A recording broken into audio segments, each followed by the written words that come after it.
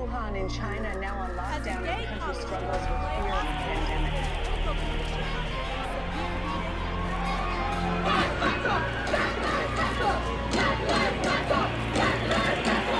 The biggest gathering London has seen in weeks, and one of the most passionate. Stop and breathe.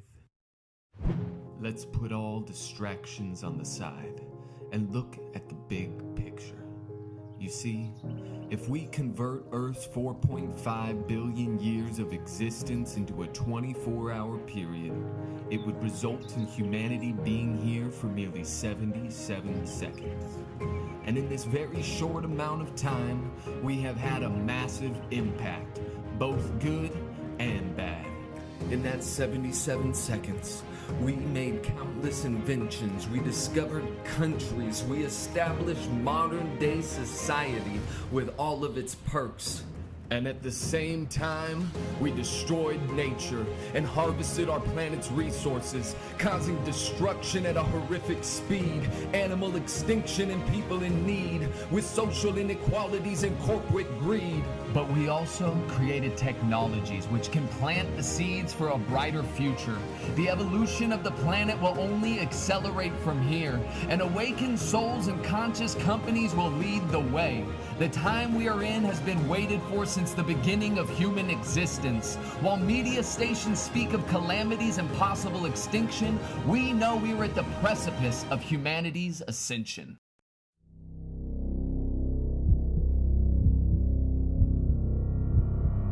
Hello Earthstock, hello Harmonizers, welcome to our Harmonizing water stage. I hope you enjoyed that opening video, and I want to just give you a little bit breakdown of what to expect today with our stage and all the magic that's going to be unfolding today as we bring forth all these different amazing individuals who are passionate and driven towards helping protect, heal, and uplift our waters, which is life. We are composed of mainly water, and right now the waters around our planet are mostly not alive, not structured, and not being treated in the right way. So today on this stage, we're wanting to really bring forth some powerful information in regards to healing our waters, respecting our waters, and what we can do to take action to heal the waters of our planet, which is also healing the waters within. And we're going to be also bringing some amazing performers onto the stage. We have a headliner performance tonight with Liquid Bloom, one of my favorite artists, and so many amazing things in store for you. So my name again is Tsunami Diamond. I am the co-founder of Harmonizing Humanity, which you can find us at harmonizinghumanity.org. And also, in a moment, we're going to be having a message from Angie Rainbow G, our co-producer, and she is going to be joining us today also with some of the eco rainbow goddesses, and they're going to be sharing some of their wisdom, and we're just going to have a fun time. So I hope you enjoy our stage and all that we have in store for you today. Thank you, Tsunami Diamond. What an honor it is to work with you. Thank you, Angie Rainbow G, for being here. It's been such a magical adventure being here in Costa Rica with you. Angie Rainbow G. Magical adventures. Magical. Pura vida. Pura vida, Costa Rica. Angie is known also as the permaculture yogi. She specializes in aerial yoga, Ayurvedic cooking, herbalism, and Thai bodywork. Her mission is to empower women to live in freedom and regenerate the planet. She inspires people to live their best lives and teaches courses on self-love and permaculture. She helps people break free from the confines of restrictive habits to transform pain and trauma into liberation and freedom. She is the founder of Eco Rainbow Goddesses. Yay! Thank you, Glow, for that exciting introduction. And now it's my turn. I get to introduce Eco Glow, who has been an amazing co-creatrix here at the Eco Rainbow Goddesses organization. She's also a new earth weaver of the worlds and networker. Glow inspires natural living and rewilding in nature.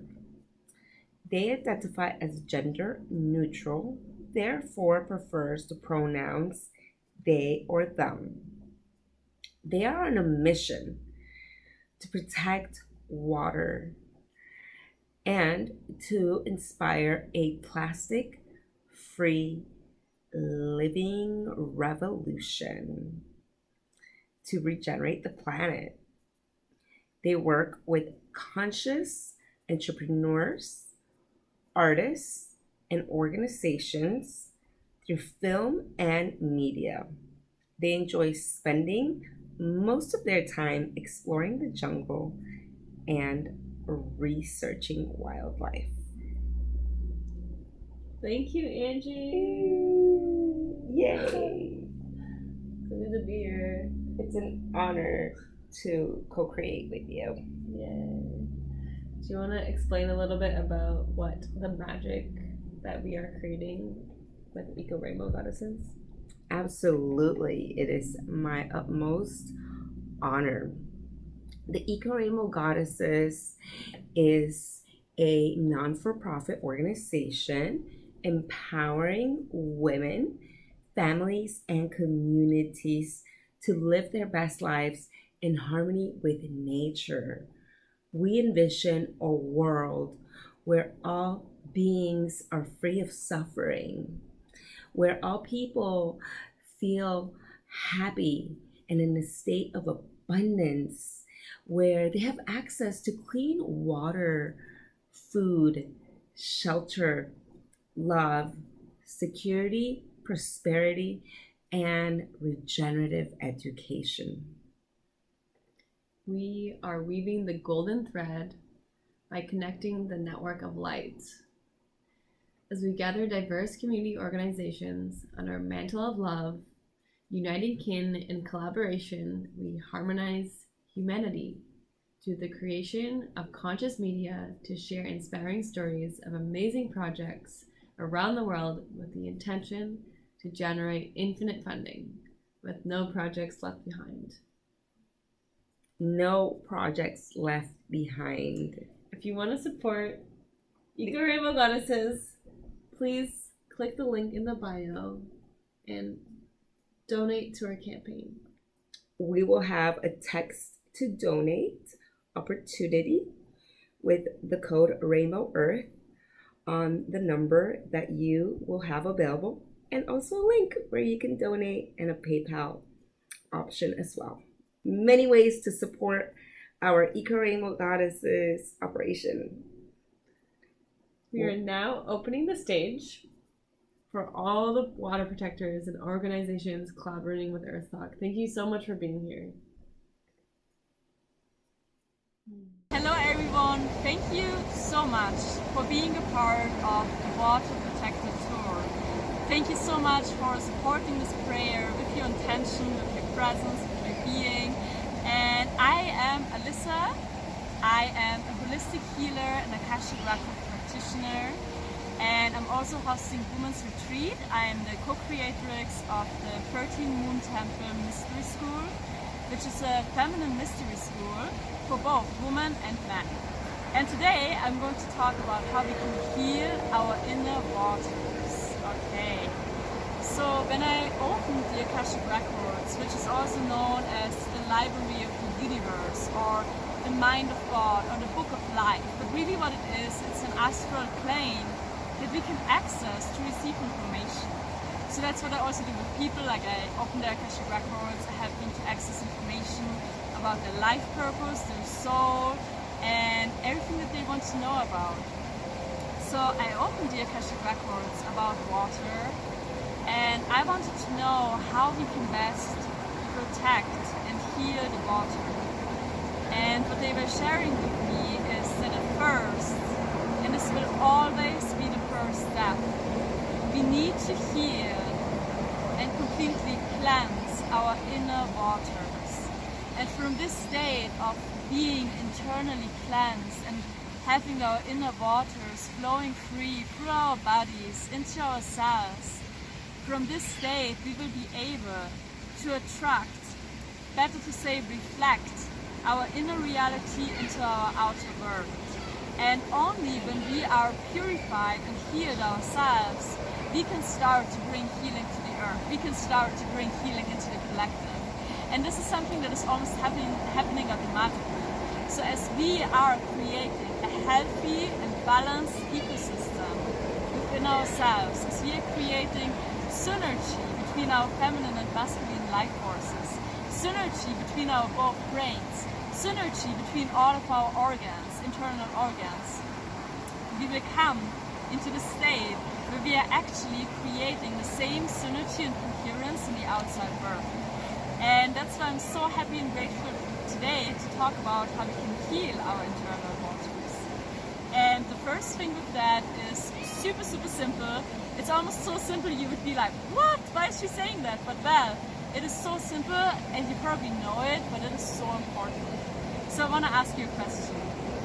Did you know that most of the sicknesses that we are experiencing today are based and rooted in dehydration? So think about that and take this information in. So ask yourself, how can you personally drink more water? How can you drink 2 liters a day? Do you maybe want to put a bottle next to the place where you work? Do you maybe want to bring a little glass next to your bed so that you can always get enough liquid in? And I'm not talking about any liquid. I'm talking about the clearest, freshest, most pristine and crystalline water that you can possibly get. Why is this important? Well, because water has its own cellular structure, its own molecular structure. And our cells have their own cellular, their own molecular structure as well.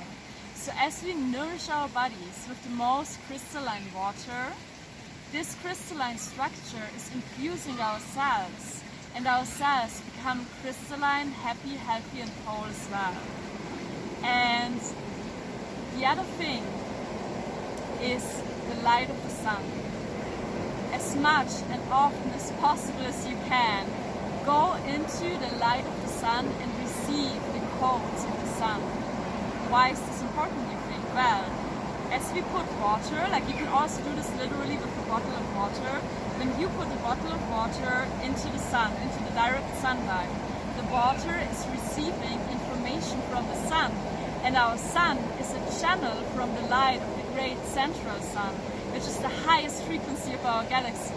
So this frequency streams into the sun, and the sun is sending this to us, sending this into our waters. So when we put the water into the light of the sun, it is changing. It's a chemical, molecular structure. And as we drink this water, we can heal ourselves. We can heal our internal waters. We can cleanse and purify our systems. So as we are taking in the light of the sun and we are walking in nature, one tip is also when you move in the sun, your body can actually take in more of the light and can process it in a better way. So as we are moving in the sun is coming through our skin and neutralizing our entire system. So water and sunlight are like the main ingredients of life. Guys, we're talking about fire and water. Fire and water and the eternal balance of life. Whenever we bring fire and water within our own system into perfect balance and coherence, that is where we can step really into our highest potential, into the highest version of ourselves. That is where we can start to be on service and bring our gifts into the world, because we are coming from a state of alignment and coherence. Okay, the next thing that is going to be important if we want to heal our internal waters is nutrition. So yeah, it is sad, but most of the nutrition that we get in supermarkets, it's poisoned. And when I say poisoned, I don't say that lightly. I talk about literal poison that is that is harming your cells, that is harming your body, that is making your DNA weak, that is weakening your immune system and all of that stuff.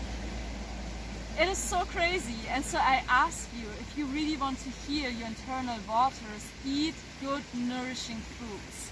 Get the highest quality of foods that you can get. Eat raw, fresh, organic fruits that are coming straight from nature.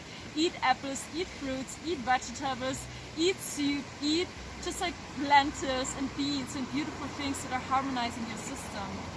Because in that way, you're not only healing your own body, but you're also healing the earth. By stopping this crazy food pollution that is going on right now today. And so saying no to that will make you feel immediately lighter. You will feel immediately more vibrant and more happy in your system and in all of your experience. The same thing is for putting things on our skin. And think about the creams that you use daily. Actually, a lot of creams carry plastic inside, carry toxins inside that we can even speak with our words because the names are so complicated. So whenever you see something like that, just let it away, because everything that we put on our skin, within 3 minutes, it is in our blood. And the blood is one of the most sacred things that we have as a human body. Through the blood, it comes into all of our systems, so better say no to anything that you don't really know what is inside. Okay? And then we have the brain waves and our thoughts. So as you probably know, water, as I already said, has a molecular structure. And our thoughts, our brain waves, send out a structure as well. And the structure of our thoughts is immediately influencing the water. And through that we can destroy water or we can heal water. So I invite you to stay conscious with all of your thoughts that you have in the day. Seeing that every little thought that you have is changing the molecular structure of your cells, of your internal waters. So by sending out the most highest and purest and beautiful thoughts, you are going to be healed internally and you will be able to manifest these thoughts in a more easy way. I invite you now, if you have, to take a bowl of water, if you can do that, and if not, that's totally fine as well. And I invite you to speak to the water, and then we're going to drink it. And as we speak, we're going to open up a collective prayer that is rippling out into all of the different waters of the earth. Okay, so get your water, or if you don't have water here right now, you can just imagine that you speak to the water of your cells. So that's another thing, like we should speak to our cells. Oh, you are healthy, you have a good immunity, you're strong, you're vibrant, you're resilient, and your cells will believe that. Your cells will form whatever you're saying. There's this like beautiful experimentation where you have one plant and another plant, or actually like one water and another water, and then you put plants inside, and to the one plant you speak, "Oh my God, you're so beautiful, I love you, you're the most amazing plant that I ever experienced, you're so amazing." And the plant is growing fast. To the other plant you speak, "Oh, you are worthless, I don't like you, da da da da da." And the plant is growing slow. Same thing, when you speak to water, "Oh, I love you." The molecular structure is forming into a whole beautiful crystal. If you speak, "I hate you," it is looking like a weird kind of like thing. So now, we're going to work with the alchemy of water. So just close your eyes, take your water if you have some, and bring it to your heart. If you wish, you can now repeat after me and we do this collective prayer together. I am calling upon the waters of life. I'm calling upon the great oceans. I'm calling upon the rivers, the waterfalls, and every body of water on earth, as well as my own internal water and the water of my entire human family, the blood of life. And we are now singing to this water. And as I start to sing and to tone, please feel free to tone what intuitively feels right for you in the moment.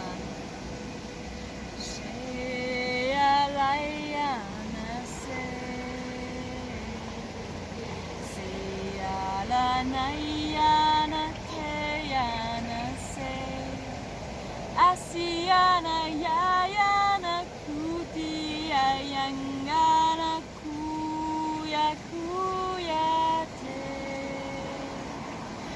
Asiana yayana kutia yangana kuna kuna way. And now take yourself time to speak to this water. Your internal waters, the waters of life, the water that you hold in your hands. Speak any words of love that you want to direct right now.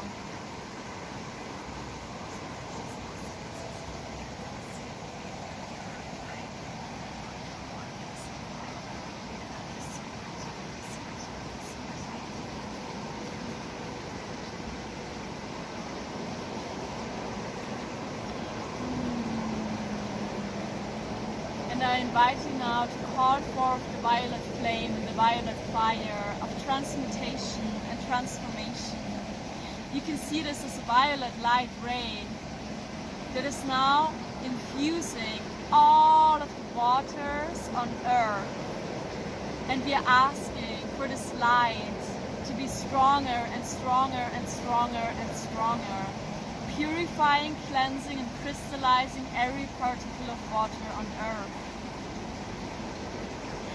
Flowing now through all of our cells, every of our organs, purifying every of our organs now, and bringing it back into divine perfection, into its original structure, as it was planned, as it was designed to be, wholesome and complete. And we are seeing this light now flooding the earth, flooding each of our cells. And in the most prosperous ways, sharing and multiplying itself over all that is now.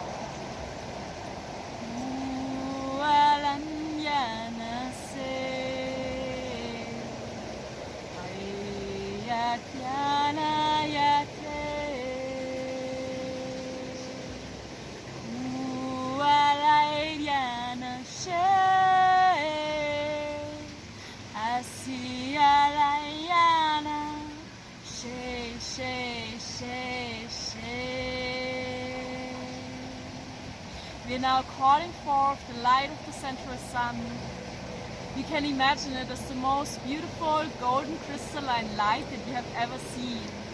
And we're doing the same. We're flooding our own body, every part of our cells, every little electron of our being, every molecule of our existence with this golden light of the central sun. And we are asking the central sun to now also bless and transform and alchemize all of the waters of earth in this now moment. And we're just staying in this visualization how more and more light of the central sun is getting pushed into the water and transforming the water back into its divine original perfection.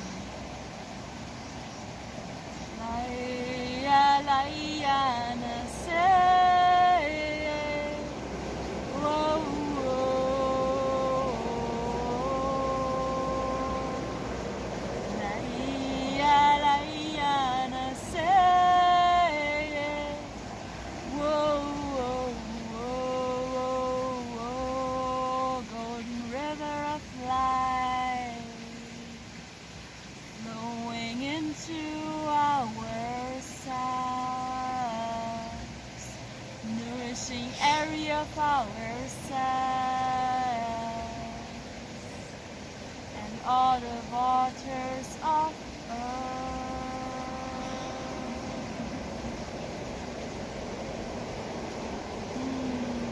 You can now again just send gratitude to all of these beautiful, precious, crystalline waters And if you have your water in front of you, please feel free to drink so. Wow, so good. Yum, yum. This was such an honor to share with you. Thank you so much again for tuning in. I hope that you enjoy the rest of your experience and the rest of your life, obviously. Please remember to always send gratitude to the water, send the highest vibration to your internal waters as well as the external waters. I also want to share that I have a training coming up. It's called Empowered Healer Training. You can find it on Facebook if you type Empowered Healer Training. This is for people who are ready to step up and be in service to the collective of our human family. It is going to be a really deep, profound and transformational healing training that will enable you to then work with clients and people who you want to help with efficiently and to really bring healing into this world, because it is so needed now. Now is the time. We have all that we need to fulfill the prophecy. And feel free to reach out to me if you need any support. I'm sharing Akashic Record readings, which means I can open your Akashic records and receive information about whatever it is that you most want to know. This is basically always an up-leveling into the next step of your personal evolution.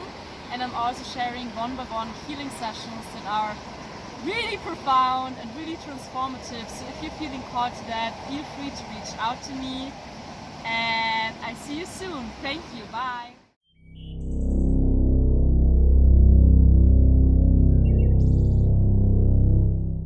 We are making a documentary series about reducing waste and protecting the earth.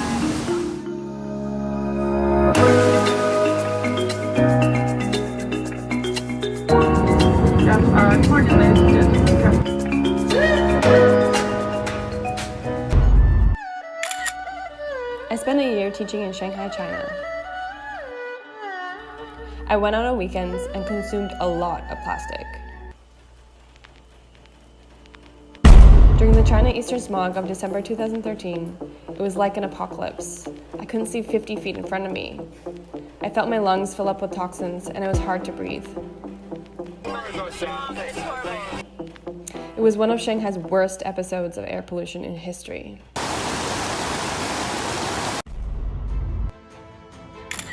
I spent 6 months in the Amazon rainforest doing conservation research.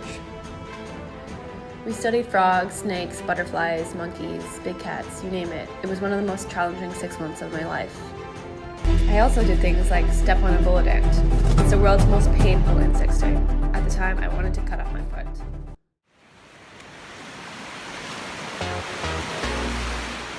I spent almost 2 years in Mexico.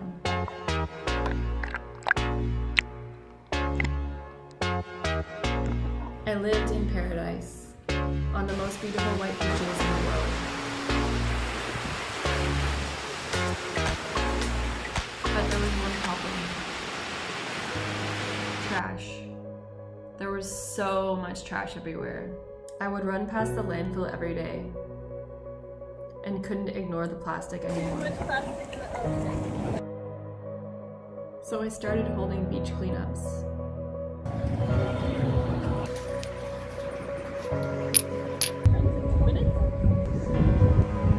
This is about less than a day's worth of trash for This was me in the Isla Mujeres landfill with 2 months worth of trash. Every person, because every person makes about 4.6 pounds of trash per day. Alright, no more. I started waking up to the problem with consuming plastic. Water is life. Water is life.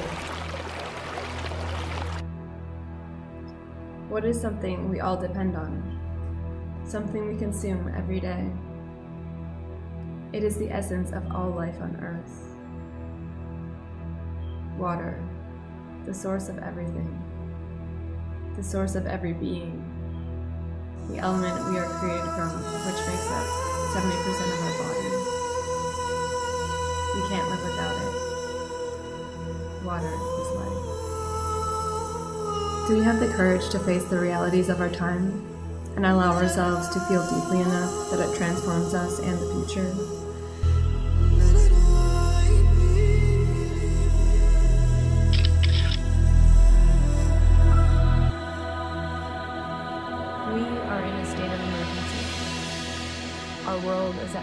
due to our own consumption. My name is Chloe, and I'm on a mission to reduce plastic consumption. Estamos aquí in San Felipe. We are here in the San Felipe Basurero, the landfill de San Felipe, and as you can see, there's a ton of waste. There's so much garbage.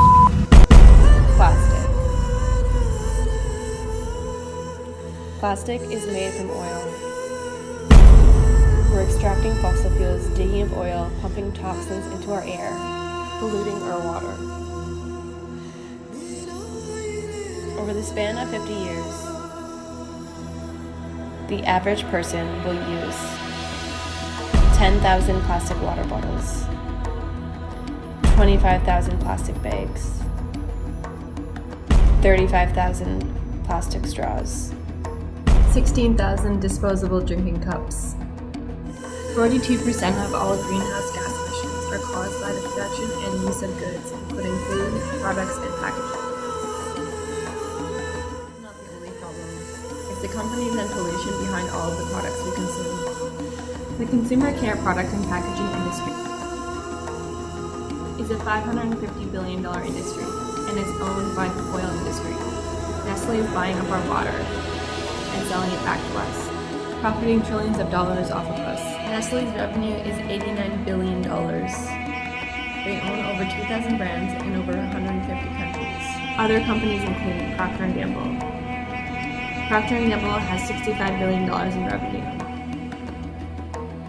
They own 65 individual brands. Unilever has $70.5 billion in revenue, with over 1,000 brands worldwide. Here are the 10 brands that control most of everything that we buy. Water is life. Water is life. Many with Shoni. The water's in you. Are the waters in me. So keep our waters flowing free. Keep our waters flowing free. Keep our waters flowing free. Join us on our Eco Tour and documentary series. Water is life! We are one. Water is life. And because we love water and water is life, we are asking you today to please stop buying bottled water. Bring your own reusable bottle and become a water protector, a water guardian. This is our message for our water protectors right now in Mount Shasta. So we ask you to support our campaign and join us. And join us for the Earthstock event for water protection on August 16th online. You will have the access link below, and join the family of Harmonizing Humanity.org and Earthstock. And donate today.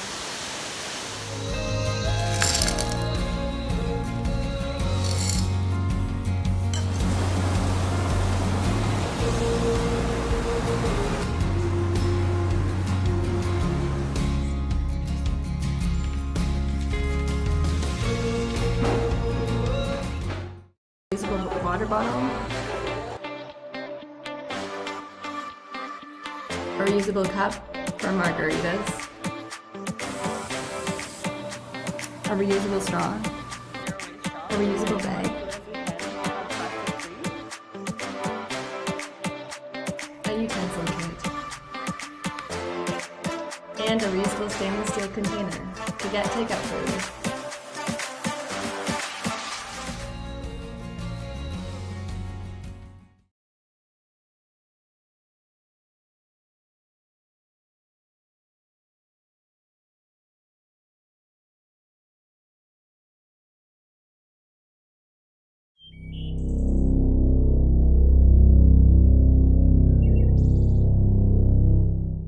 Hello Earthstock, welcome back, and welcome back Harmonizers. I hope you enjoyed those first two videos and that last Water is Life video, which was so powerful. Up next, I am so proud to welcome one of my partners and one of our charity partner organizations, Humanitry, and Yanji, as well as a special ceremony, a humanitary ceremony that is put together by the Eco Rainbow Goddesses and Angie Rainbow G. And we are so excited to be partnering up with Humanitary in this powerful movement that allows people to really get grounded with Gaia and Mother Earth, as well as plant trees. So I hope you enjoy this next segment with Yanji and Humanitary.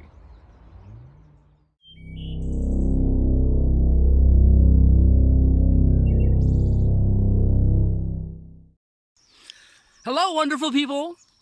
This is Yanji, spokesperson for the Humanitary movement. And there are actually many of us. And as a matter of fact, you can become one too. So I just want to kind of get into the idea of connecting right now with the Mother Earth and the ancestors, and just basically thanking all the ancestors and all the people of the world that have ever worked for making a wonderful transformation here with our humanity, you know, rising up as one human family in full diversity. And I want to also thank the organizers of this wonderful event, you know, for putting all this together.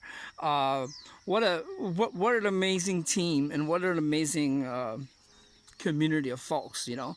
So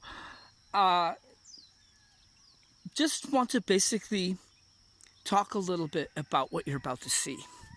You're about to see an Eco Rainbow Goddess, and guess what? There's many of them too, getting planted in the earth like a tree. And so this is really, really amazing that we can, you know, have this footage for you that we got, and so we're just wanting to just make sure that you understand that everybody can do this, and you can do this in your own way. You don't have to do it in the way that you're about to see.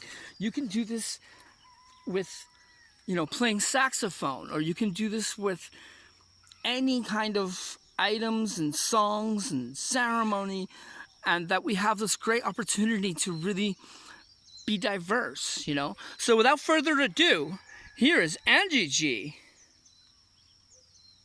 Today, I have the great honor to get planted into the earth for the Humanitary Harmonizing Challenge. And we are getting my feet connected to the earth.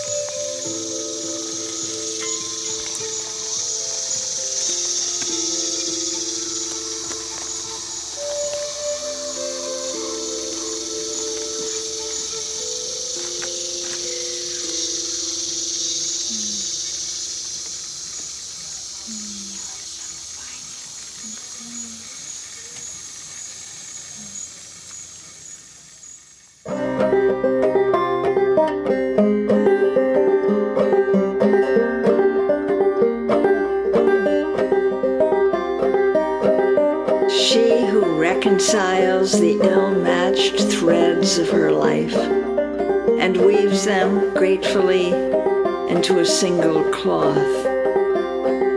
It's she who drives the loudmouths from the hall and clears it for a different celebration, where the one guest is you.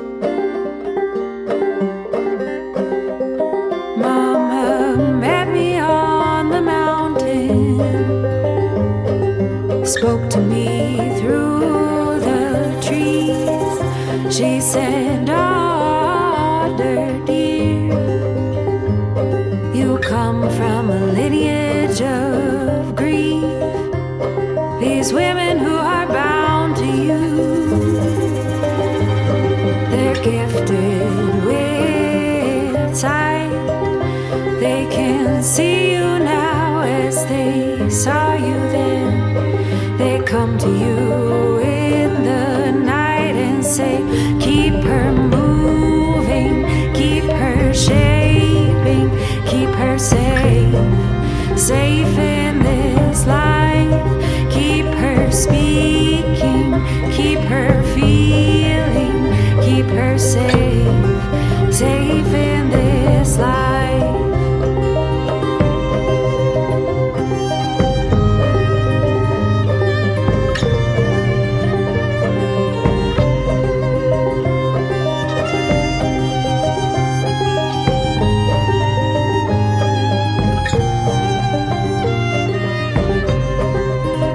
You are still alive, my dear.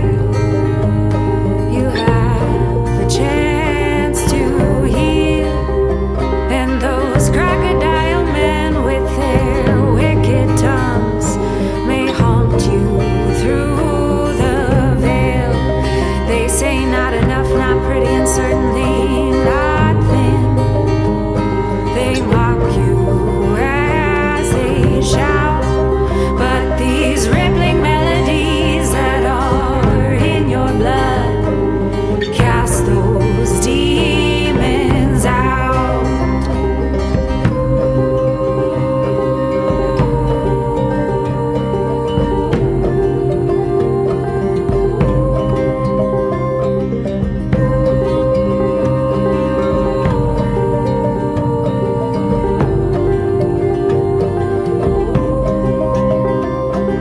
Catching gill-match threads, we reconcile the weaver and the wool. With barefoot love climbing up with vines, we heal the wicked throne. We are soft, we are supple and singing from seed to bloom. She is the result of the love of thousands. So we keep her moving, keep her shaping, keep her safe, safe in this life. Keep her speaking, keep her feeling, keep her safe, safe in this life. Keep her moving, keep her shaping, keep her safe, safe in this life. Keep her speaking, keep her feeling, keep her safe, safe in this life. Keep her moving, keep her dancing, keep her safe, safe in this life. Keep her mending, keep her tending, keep her safe, safe in this life.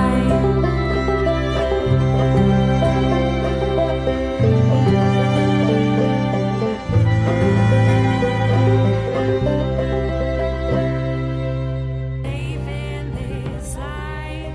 Keep her speaking. And this is Angie Rainbow G, and we are the Eco Rainbow Goddesses.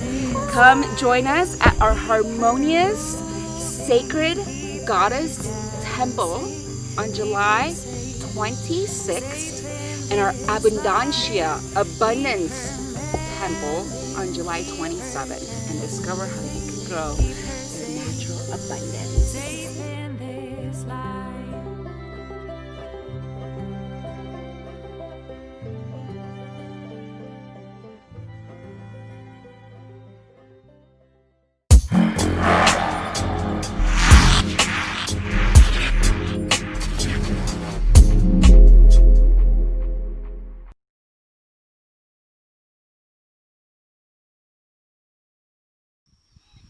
And I'm back.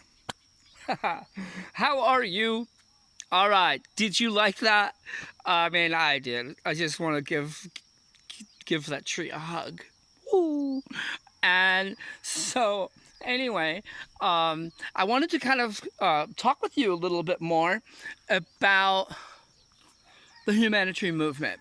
And so, there are a lot of therapeutic aspects into what we're doing. And there are a lot of ways that the message is on point for our collective humanity and for ourselves. And also that our humanitarian movement is also creating an organization called the Humanitarian Foundation. And we have formed it, and we have a website and Instagram and Facebook, everything, Humanitarian Foundation, woohoo! And so, so one of the things that we are doing as a foundation is we are launching the Humanitarian Challenge. And, you know, yes, we all love to be challenged. And in this case, the challenge is quite sweet. So we challenge you to have a positive impact in this world. And we challenge you to harmonize with the earth. And we challenge you to become a humanitary and to plant other humanitaries. There it is. We have launched officially the Humanitarian Challenge into this world. Hashtag Humanitarian Challenge. And so there's something else that I would like to share, which is basically that we understand that people, not everybody is going to find a place to plant a tree right away. And people in their homes, and people in just different places and everything. And so we've added something to the challenge that I think is really, that we think is really awesome. So we have developed a meditation and a visualization, and I would like to lead you through that right now. So if we could just take a deep breath, close our eyes, and, you know, tap into your heart space and tap into something that you want to let go in this world, and something that you'd like to grow in this world. And from that heart space, now use your mind's eye and your spirit being to imagine that you're in this place, that you're digging a hole, probably in a garden, and the earth, the soil is nice and black and rich. And as you're digging this hole, you dig the hole about knee deep and fairly wide, and you step into the hole. Now want you to imagine which direction you're facing. And there are some friends around you that are moving the soil back in. They move the soil back in and they start packing it down with their feet. And it becomes firmer and firmer, almost like a post. And now you can sway in any direction. And so now there are other people that are coming up to you, and they have brought all kinds of beautiful items. They brought flower petals. They've brought crystals and rocks and pieces of wood and artwork, and they're creating an altar around you, a healing mandala around you. And as you're swaying and all this beauty appears, someone comes up with a beautiful watering can that has flowers on it, and they water you in. And as you're feeling the water come in, you are being touched and blessed by the waters of the world, the sacred waters, the waters of Mother Earth. And in that moment where you're sinking into the hole with the water, I want you to breathe. I want you to feel. And feel the Mother Earth.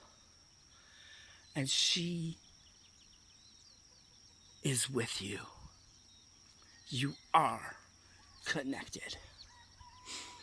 And you have an opportunity to let go what you want to let go. And you have an opportunity to grow what you want to grow. And you just stand there swaying. You look down and you actually are part tree now. And you're tapping into all the trees in the world. And you're tapping into an interdimensional, intergalactic tree. A big tree. A rainbow tree. That is made up of galaxies. And you're connected to the whole cosmos in this moment of being planted in the earth. And as you feel this more and more, you stay there as long as you want.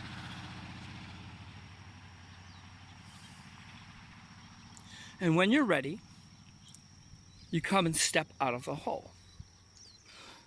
The soil is loose enough to pull out your legs, but wait. As you're pulling out your legs, one by one, the first one, the earth is actually holding on to it. It is holding the leg, and you're pulling it out, and it slides out with a little bit of resistance, and the other one too. And you come out and dance, and you're free, and you're reborn into this wonderful being that you've always been anyway. And you look back at the earth, and you plant a tree. And that tree is dedicated to inner peace and more love in the world. Welcome to the humanity movement. You are now officially a humanitarian. No, I'm only kidding. You are a part tree and a walking tree. And so, yes. And now that you've imagined it, it might be easier to go do it. We ask everyone to join our challenge. The idea is that basically, hashtag humanitarian challenge, that you will be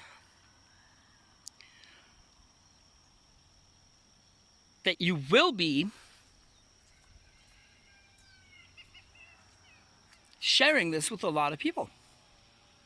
And that when people, listen to the meditation, or if you share it with them, that maybe they can be sitting in front of a tree,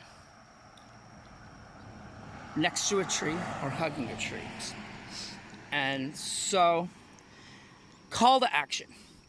What is the call to action? Please. We would love you to be part of our movement and of our challenge and growing this with celebrities and presidents of countries and corporate leaders, and bringing it into schools and having all kinds of awesome things happening all over the world. And you are welcome. This is our movement. This is not exclusive. This is us. This is ours. And so, what a wonderful day. And we just want to say that you are the most important person in the world. That we might go out and plant other influential people, but we're all influential people. We're all celebrities.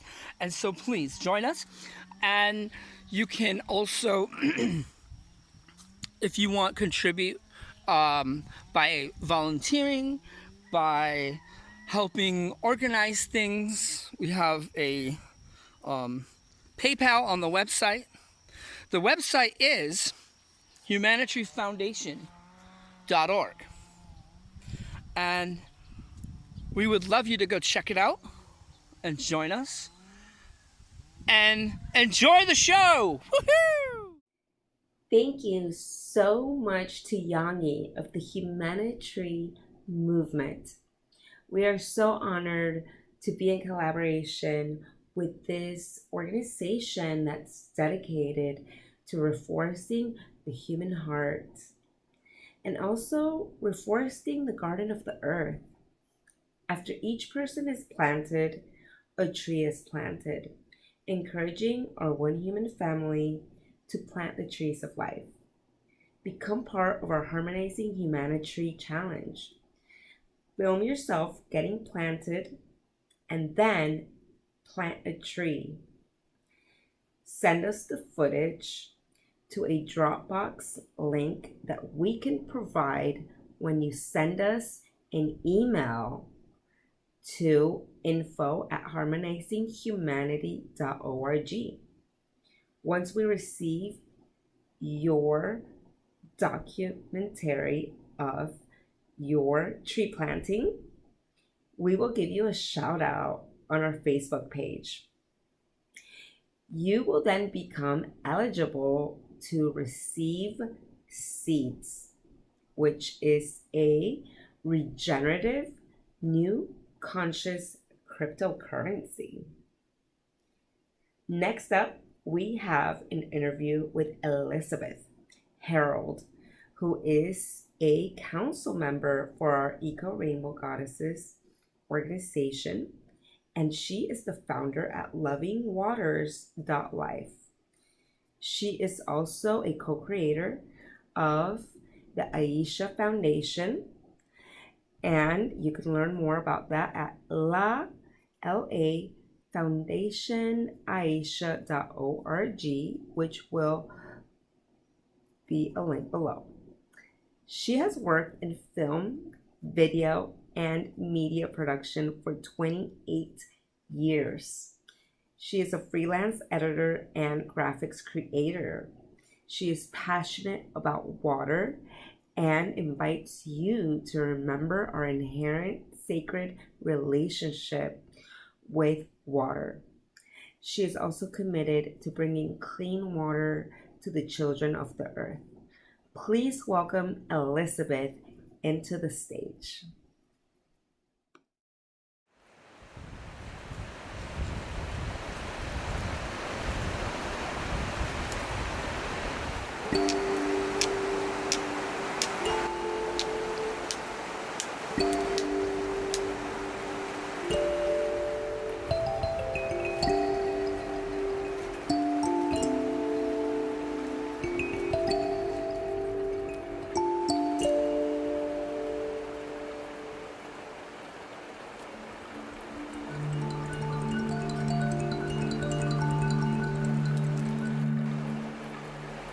The universe, the world stretching into all eternity.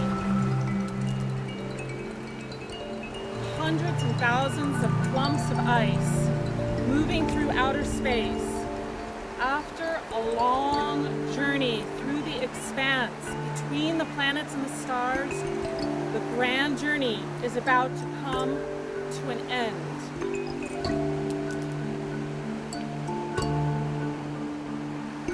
Earth, emerald green, shining brightly as the ice approaches Earth. It enters the atmosphere and breaks up and gradually becomes smaller, spreading out and finally falling towards ground.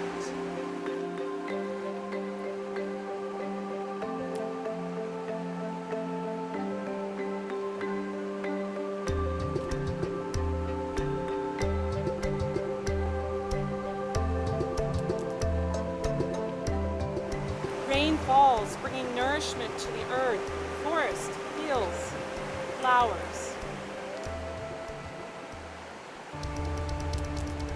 The water sinks into the ground only to emerge ages later as spring water. River splashing, sparkling, flowing. At first a muddy stream, the water eventually becomes a river, flowing through the waterways, carrying life within.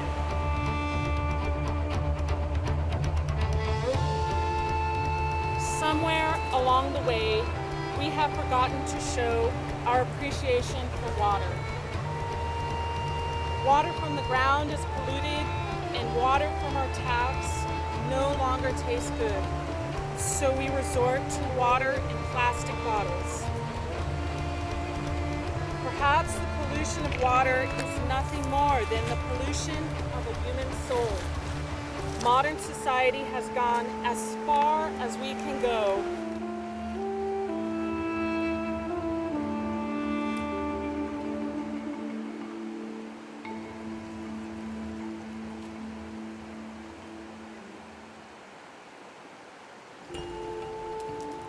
Ice crystals, shining diamonds, a new hope, the beginning of a new adventure.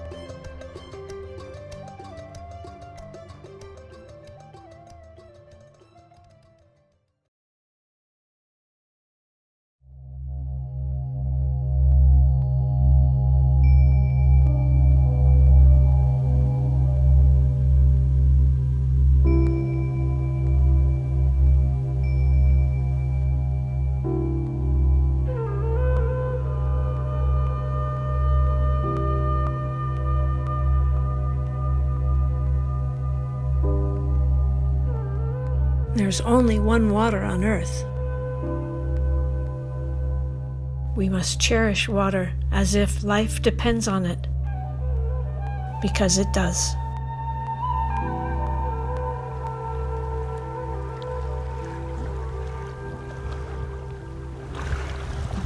What is water? A miracle occurs when two hydrogen atoms form covalent and hydrogen bonds with a single oxygen atom to create H2O, the life-giving water molecule.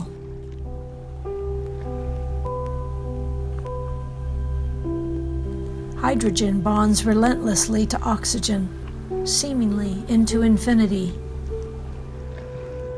Yet water does not exist in singularity. Not stable as an individual molecule, the macroscopic properties of water only emerge when H2O bonds with itself to form the liquid crystalline compound we know as water. There is still so much that we have yet to understand about the nature of water. Web of life. What does the term really mean? All of life on Earth is the infinite creative expression of water. Truly, the one common bond uniting every living being and every living system. This is the web of life. What is our relationship to water? A whale can be sounding the South Pacific, and it registers all the way to the California coastline. Life is water. Water emerging as life. We're blessed by the water. We're blessed with consciousness. When our water wakes up, we're blessed with everything. I pledge to put water first in my life, knowing that 99% of the numbers of molecules in my body are water. I pledge to protect, restore, and sustain the integrity of my local watershed, understanding that it is deeply connected to all water on the planet. I pledge to nourish my own inner waters by joining with others to continue educating myself in ways to ensure the purity and vitality of water for future generations. It's so essential that our children get this information, because To me, this is what will heal the world, is remembering this core relationship with our living, intelligent source, water.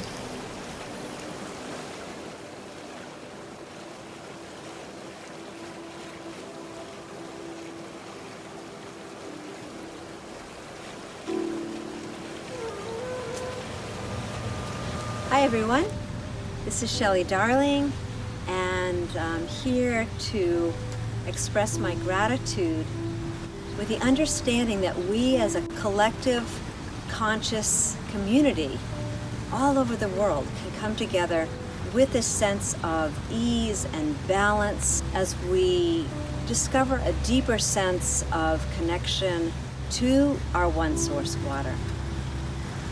We invite you in and come to the Facebook page, come to the event page, learn more about it, as well as come and join us on lovingwaters.life. So we'll see you there.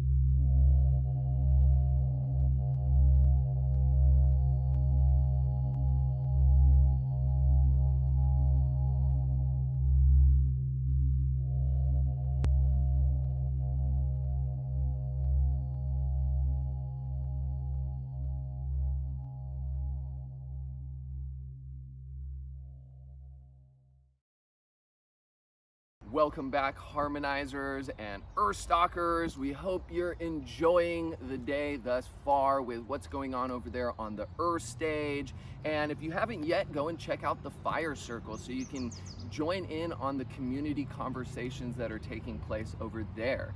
And thank you so much, Elizabeth Harold, for your powerful message that you just brought to our stage.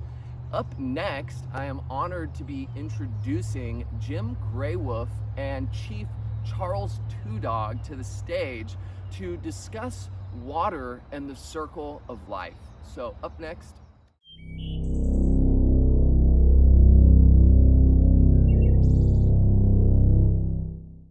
Hello friends, and welcome. Welcome to our little time here with you. We are very proud and honored to be here with you to talk to the people of the Water Protector Tour. I am Jim Graywolf Petruzzi, coming to you from Pennsylvania. And with me is my friend and my chief, Chief Charles Two Dog, coming to you from the offices of the United Lenape tribe in Kentucky. We wanted to talk a little bit today about water. You can hear in the background, we started this with the sounds of water. We did that intentionally. Water is such a critical element. Today we are going to talk about the circle of life, and Chief is going to fill us in a minute on that. Let me drown out our water there. Let me bring in Chief to say a little bit about what we're going to do today, and then we'll dig into this. It's kind of interesting for us not doing it with an audience, but we know this will get out there to you, and you can always find us online. Hey, dude, Chief Charles, you there? Oh, Joe. Oh, yeah, I'm here, my brother. As far as the circle of life goes, the circle of life is this. If the water goes bad, you can't drink it. It splits. So the circle of life is broken. any part and all of our earth mother and everything that is the fish that are in the water that live there, the wingets, the standing ones, the plant peoples when the rain peoples come. Life is essential. Water is essential in this circle of life. All things needed, from the smallest to the biggest, the two-legged, the four-legged, the winged. We all have our part of that water as well, and even in our bodies. So water is essential for all life. And as that so goes the circle of life, and so goes all life on the earth mother. So water is a highly, highly essential for life in itself. So that is why we're doing what we're doing for the water, for all things, not just say the people, but the wingets, the fish that live in the waters, that have to be there. All things. So everything is sacred, and water is sacred. So even as it rains and the thunder beings you hear, and then you see the rain people, then that is to nurture everything. So as that is that great circle of life, and we need to continue to keep the circle of life connected like this. Yeah. Yeah, I could not agree let it more. break. Yes. And that circle has been broken, which many prophecies talk about. What we're trying to do now is heal the sacred hoop, heal that circle, so we can all live better, live healthier. Those of us who are around now and those of us who will be generations from now. You know, you can tell by looking at Charles and I that we've been around a few years. When we were younger, water was clean. You could take a hike, you could take water out of a stream and you could drink it and you would be fine. We can't do that anymore because water is not healthy for us. And yet water is in everything, as Charles said. It's part of us. It's the earth mother's blood. It's her stream of life.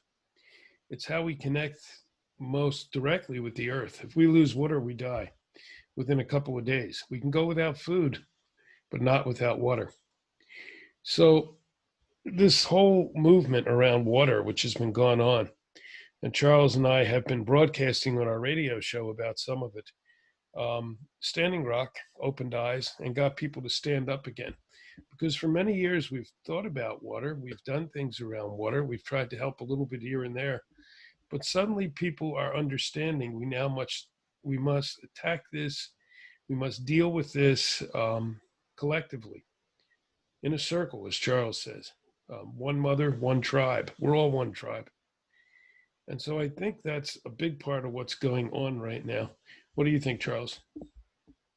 Well, one of the things that I would like to say to all my relatives all over our Earth Mother is this. Culturally, we may be just a tad different, okay? But as the human being, we all love our children, we all eat together, we all talk together, we all laugh together. As the human being, we're not that different. We love our wives, our husbands, our children. Okay. Now, Heaka Sapa, we know as Black Elk, said the circle of the great hoop is broken. It will take 7 generations to bring it back. We were that 7th generation.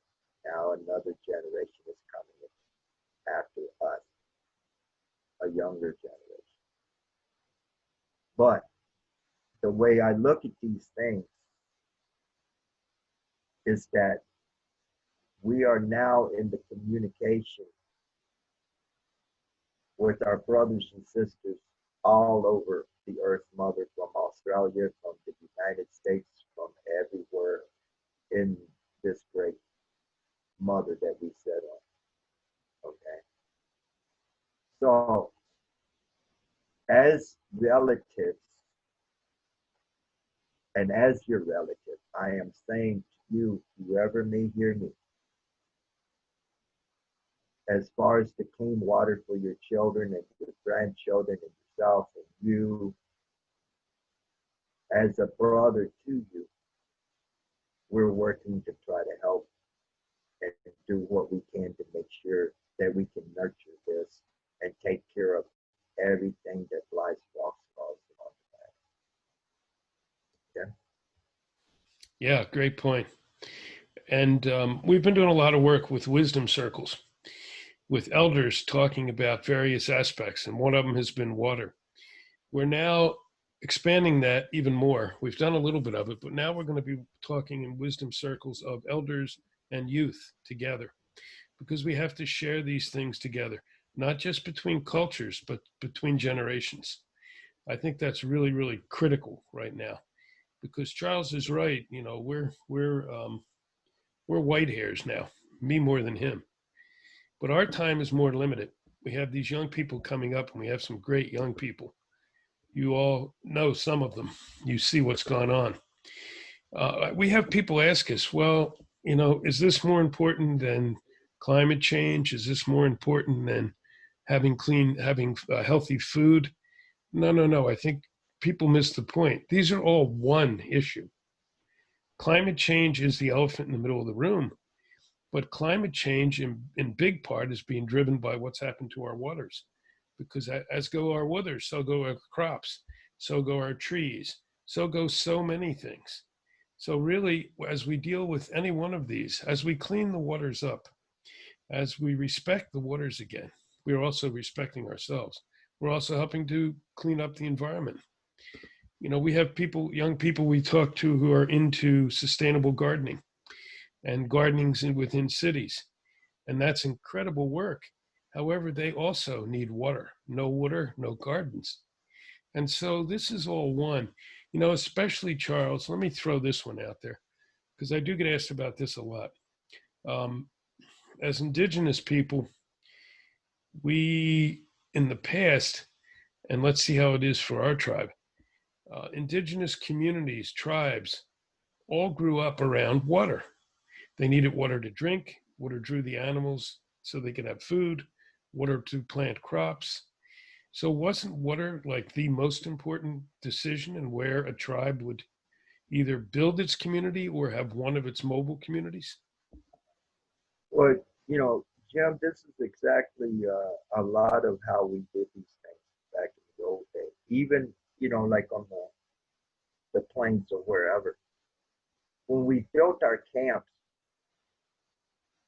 it was always around water.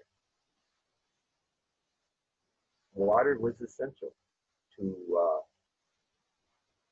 cooking or whatever. All right. So water is essential for life, and we know this. So if we set our camp, we would set it next to a river or something of that manner. Okay. So yeah, it's highly essential. So yeah, when we set our camps, it was always near water. So yeah, you're exactly. Yeah. Okay. So for generations, water has been incredibly important. Now it becomes equally as important. We need water for our crops, as we say. We need water to drink. And yet water is also now becoming difficult to deal with. We're watching flooding. We're watching coastal waters rise. All of these things we have to address in order to come in a good way. There is one movement, and Charles and I have been honored to be part of it, and the tribe has actually signed off in support of it, called the World Water Law. And I invite you all to go online and Google and find the World Water Law and sign up. Sign up and support. Join up and do something. Look for our friends Jan Golding and Shelley Osteroff. This is an incredible document. This is for everybody to support that water must support all. Water must be healthy, water must be respected, must be considered like a being. And then how do we implement that? Because that needs to come from the people. The day of relying on governments to do things for us is long over. This now needs to be about the people. So what we do around water needs to be about the people. Don't you agree, Charles? Well, this is the thing. You see the government and what they're doing right now, and brother, it's not about what we need to do. Is say it's not about just the people, but it's about everything upon the earth, mother now, right now. All right, and as far as the people, we need to stand one mind, one heart, one spirit, and work for the benefit of the whole. Now, when it comes to climate change or anything that our nation did sign the emergency proclamation on climate change, okay? But if you look at climate change in itself, especially what happened just about a day ago when one of the pieces of the Arctic just broke off with as big as Manhattan or Maine, I think it was, or something of that manner. Here's the part. Water is also a part of this climate change. Every part of this is part of that. It's that whole circle. Every bit of it is connected. So within this connection, we work for everything. So water is a major part of your life, major part of life in itself. So we protect that as well. So as the climate change or anything of that manner, water is part of that. Good. Yeah, absolutely. And when we do it as a people, as a collective people, we do it without ego. We do it with fairness. We do it with all those things that has to come into the rest of what we're doing is in life now too. And we can do that. I know we can. Charles and I have been doing this work for decades, but now we see so many people standing up that we know this can happen. When Standing Rock was here, that of course was all around water and fossil fuels. And when I was at Standing Rock, it's just coming back to me. And if I can remember some of the lines, there was a song written by Daphne Singing Tree at Standing Rock that we met, and she taught us the song, and it's Water is Life. Mini Wakone, water is life. Sweet water is everyone's right. Water is life. Mini Wakone, water is life. Fight for her with all of your might. Mini Wakone, water is life. Clean water is everyone's right. And I think that's where we can leave it. We're going to continue fighting.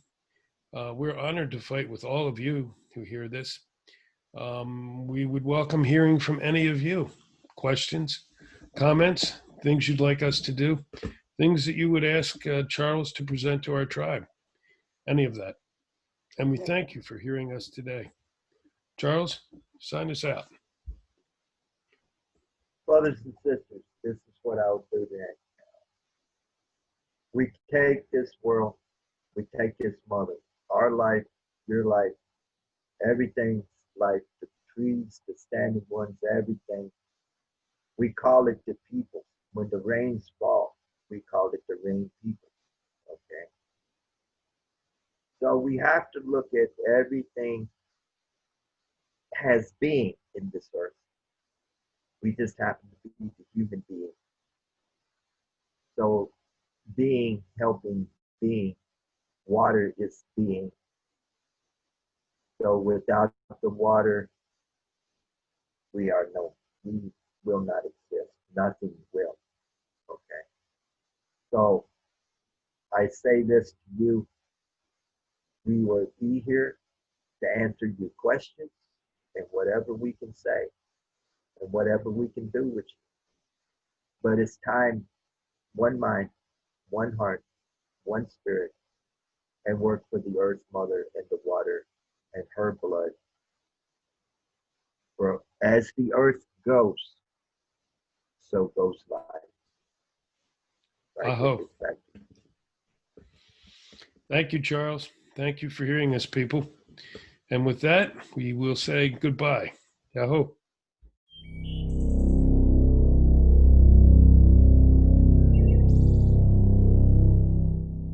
Thanks to Jim Gray Wolf with Indigenous Water for sharing the wisdom of the ancestors, reminding us to connect to the sacred Mother Earth.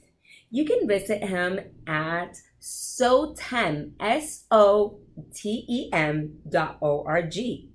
Next up, we want to welcome Dana Tomasino, who will guide us in the water coherence journey.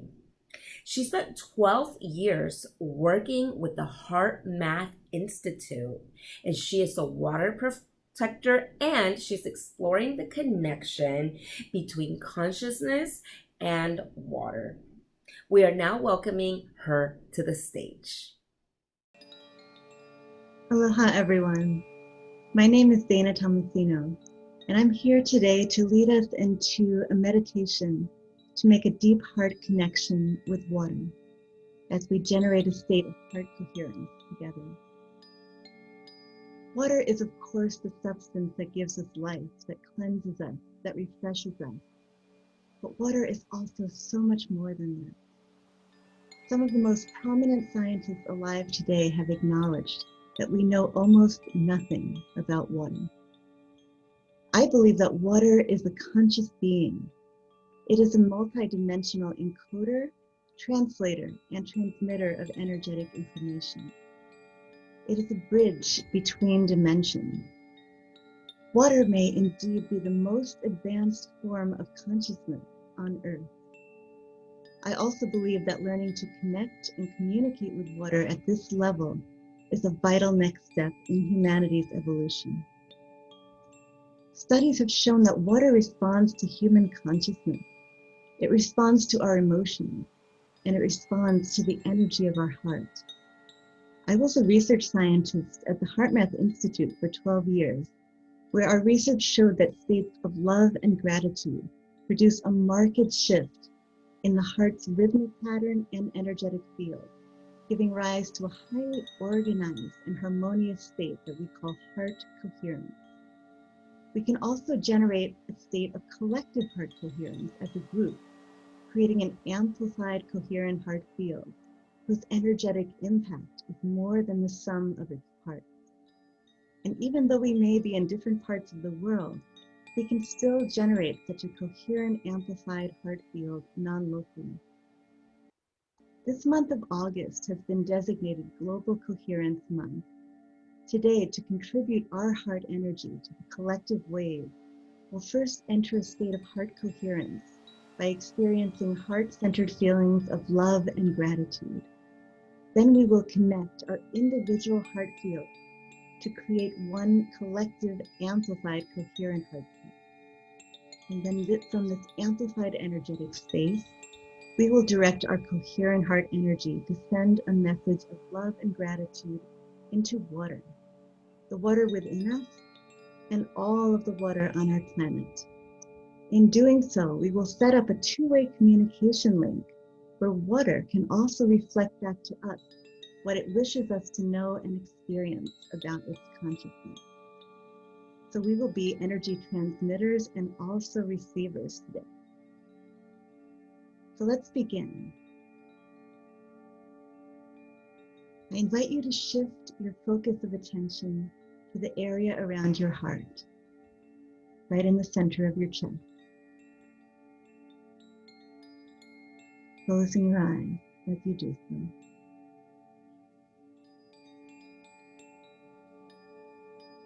If you wish, you may place a hand on your heart to help anchor your attention there.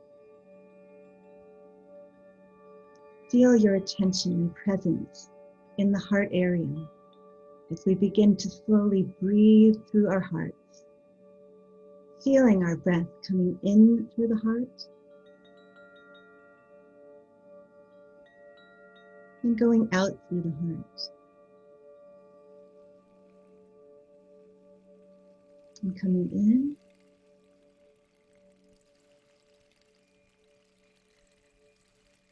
And going out. Maintaining that slow, even, easy breathing rhythm. Let's imagine that we're all breathing together as one.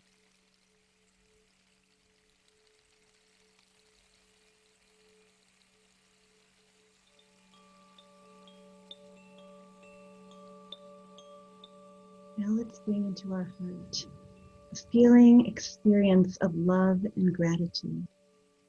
You might recall a person, a pet, a place in nature, or a life experience that easily evokes these feelings. Really feel these feelings of love and gratitude in your heart center and allow them to gradually deepen and expand.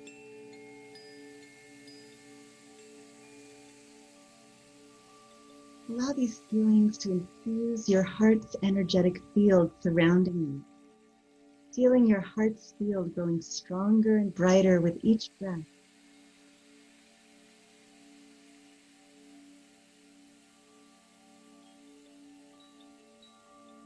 And now let's radiate these feelings of love and gratitude to one another here in this circle. As we do so, let's envision our heart fields interconnecting and merging to create one amplified, coherent heart field.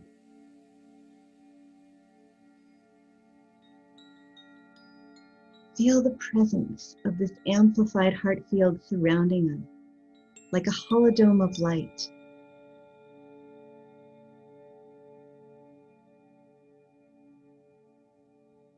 And now, from this space, we are ready to make a connection with water.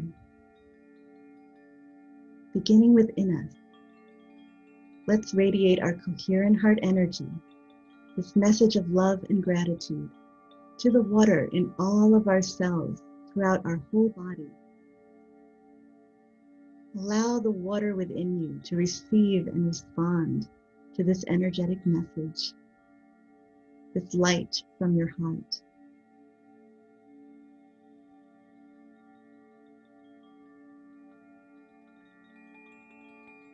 How does the water within you respond?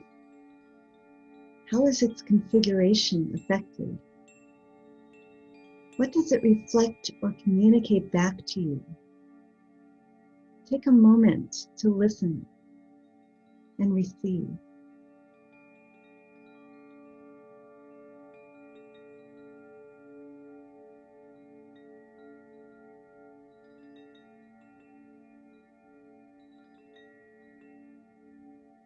Let's now connect the water within us to the waters of the earth. First connecting to the fresh waters, the rivers and streams.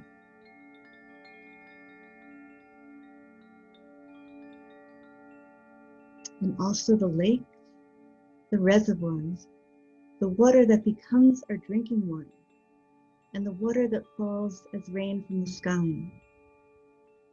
Connecting our internal water with these waters in our environment.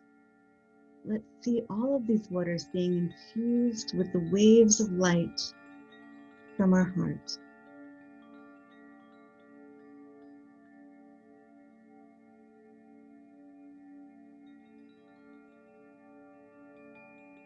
Imagine these waters lighting up as they absorb and reflect back this radiant message of love and gratitude.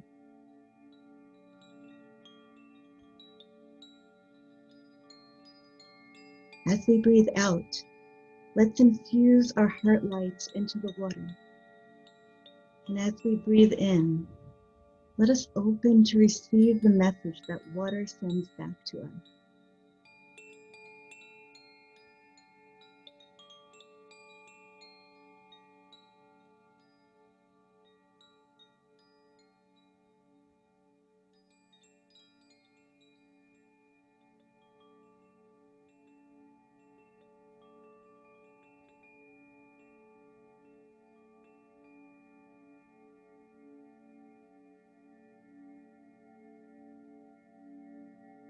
Now, let us turn our attention to the ocean.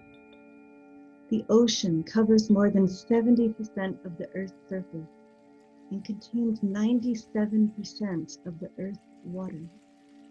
We swim in the ocean. We love to be near it. But do we really know it? What if the ocean was a vast information communication network, relaying complex patterns of energetic information throughout the Earth? If water encodes, amplifies, and remembers information, what might we learn from the ocean once we come to understand how to decode its message? Can you imagine that the cetaceans, the dolphins and whales, may be tapping into this network and even contributing to it with their sonics, the specific patterns of sound waves they produce? Let's tap into this network now, together, and transmit into the ocean our message of love and gratitude from our hearts.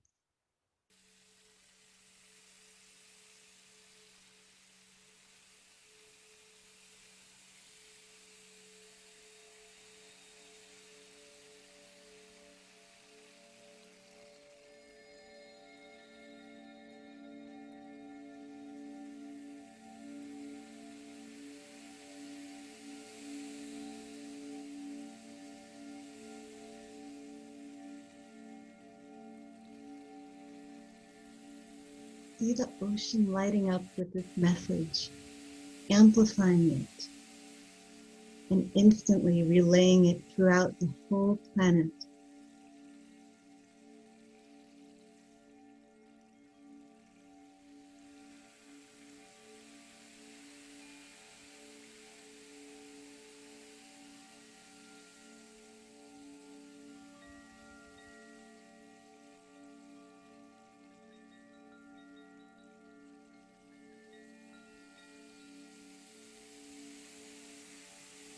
Let's ask that the ocean remember and continue to reflect and transmit this coherent heart light to the world and throughout the whole water network. On the out-breath, feel our message being amplified and reflected many times over, reaching every water molecule on Earth and beyond. On the in-breath, draw in the energy and information you receive from the ocean.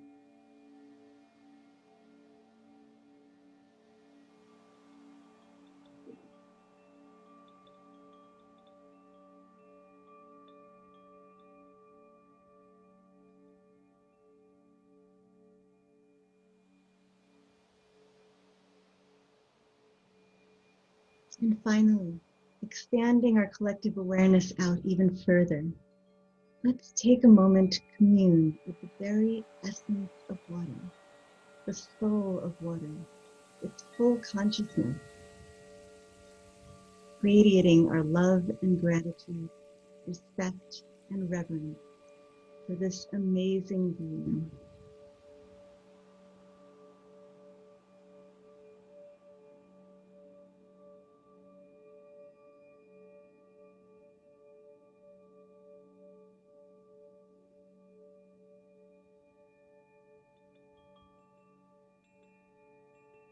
Making a deep heart connection with the essence of water, creating a relationship with it, and in our hearts asking water to continue to inform us, to help us come to understand and experience its true nature.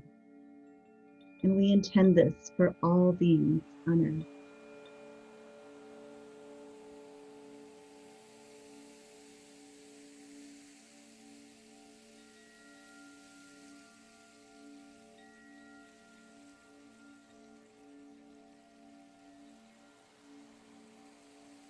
Maintaining this connection we have created, let's slowly begin to bring our energy back. First into our collective heart field, and gradually back into our individual heart field. Reconnecting with our body in the time and place where we are now. While we now disengage from the collective amplified field we have created, we can remember that once a field like this has been created, it exists in a domain apart from space and time and can always be tapped into for energy and support. Now gently open your eyes. Thank you for participating in this heart coherence meditation to connect with water. I hope you will continue to form a dynamic relationship with water in your life and continue to invite water to connect and communicate with you. My name is Dana Tomasino. I'm forming a study group to more deeply explore the energetic and multidimensional nature of water. If you're interested in participating, you can connect with me on my Heart Magic page on Facebook. I look forward to connecting with you further, and thank you once again for joining me in this meditation. I wish you a magical day and a magical connection with water. Much aloha.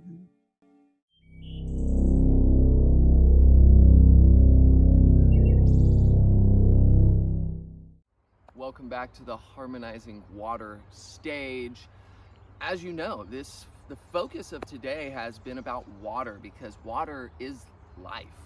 And one big thing we're wanting to raise awareness for with this stage of ours and this event in general, which is helping support the Water Protector Tour, is we're raising awareness for a in-person gathering at the end of September to join together at Mount Shasta to do somewhat like a standing rock to help protect the headwaters of California, which have been getting depleted by some of these major water corporations. So the date is going to be September 26th. Stay tuned for more information that's going to be released, where you can find out through the Water Protector Tour and Earthstock and harmonizinghumanity.org, where we're going to be sharing more information on the details of this event. But we hope you can join us so we can come together and protect our waters.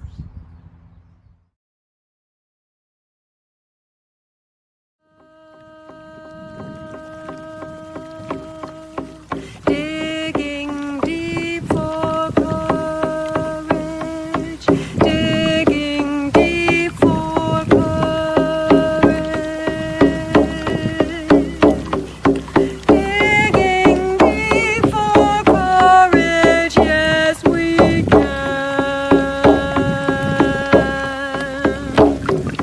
yes we can dig deep for courage.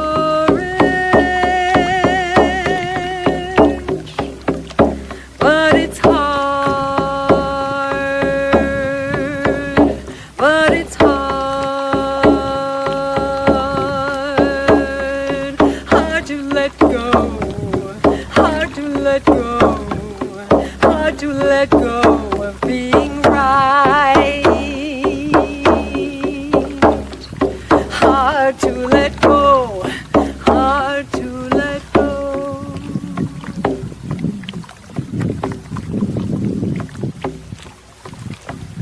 Or maybe it's easy, or maybe it's easy.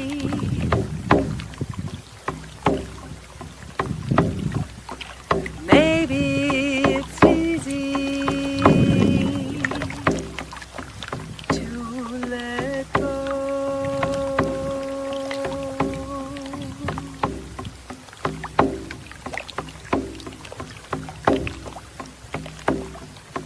Easy,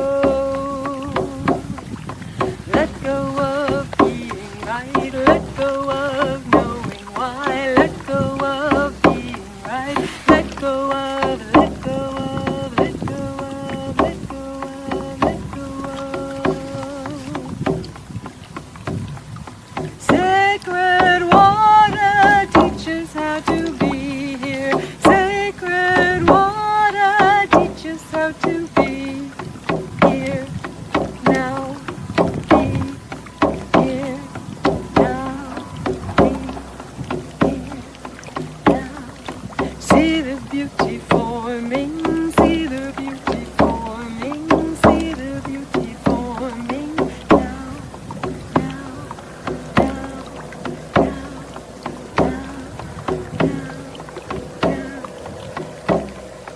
digging deep, digging deep, digging deep for courage, digging deep, digging deep, digging deep for courage, digging deep, digging deep, digging deep for courage.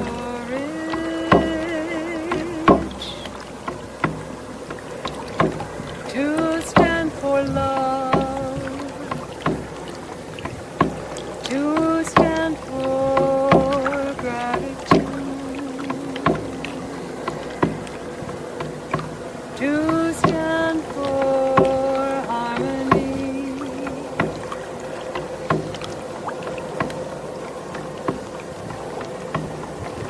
digging deep for courage, digging deep for courage, digging deep for courage.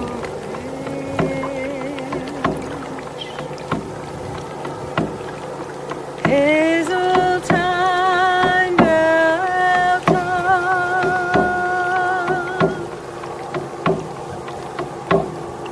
show us how to dig deep for courage.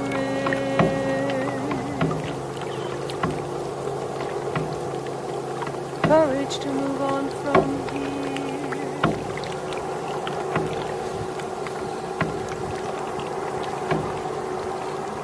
Courage to move on.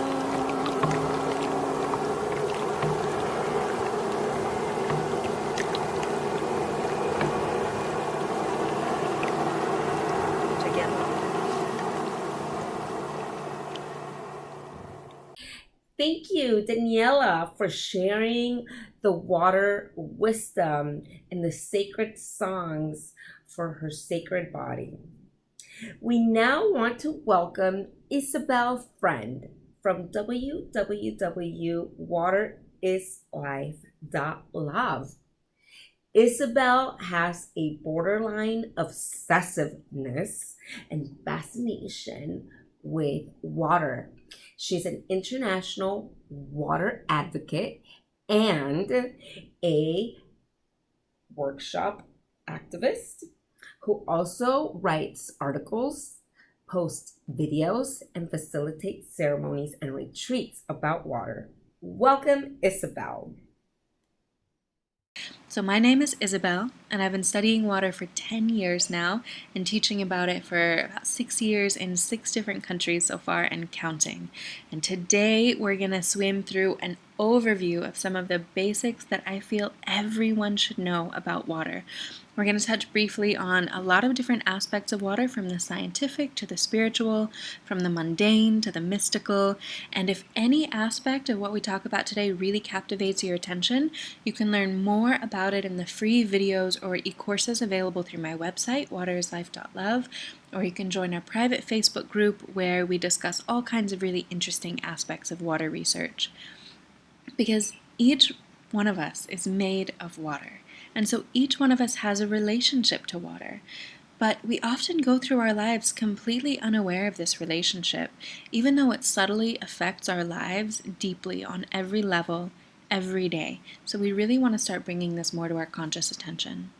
So without further ado, I want to start by telling you a story. Now drop a comment if you've heard it before. So in the beginning, there was nothing. And then God moved over the face of the water. And God said, "Let there be a firmament in the midst of the waters, and let it divide the waters above from the waters below." Does that sound familiar? Well, this is the opening line of Genesis in the Bible. It's what the Christians thought was most important to say first in their creation story. First there was nothing, no light, no sound. Before consciousness had even conceived of these things, there was only God and water. And from the way that God moved in water, everything else was born. Now again, that's a Christian creation myth, but all over the world, ancient people agree. And there are similar creation stories from the Egyptians, the Polynesians, the African and Native American tribes, Greeks, and countless others.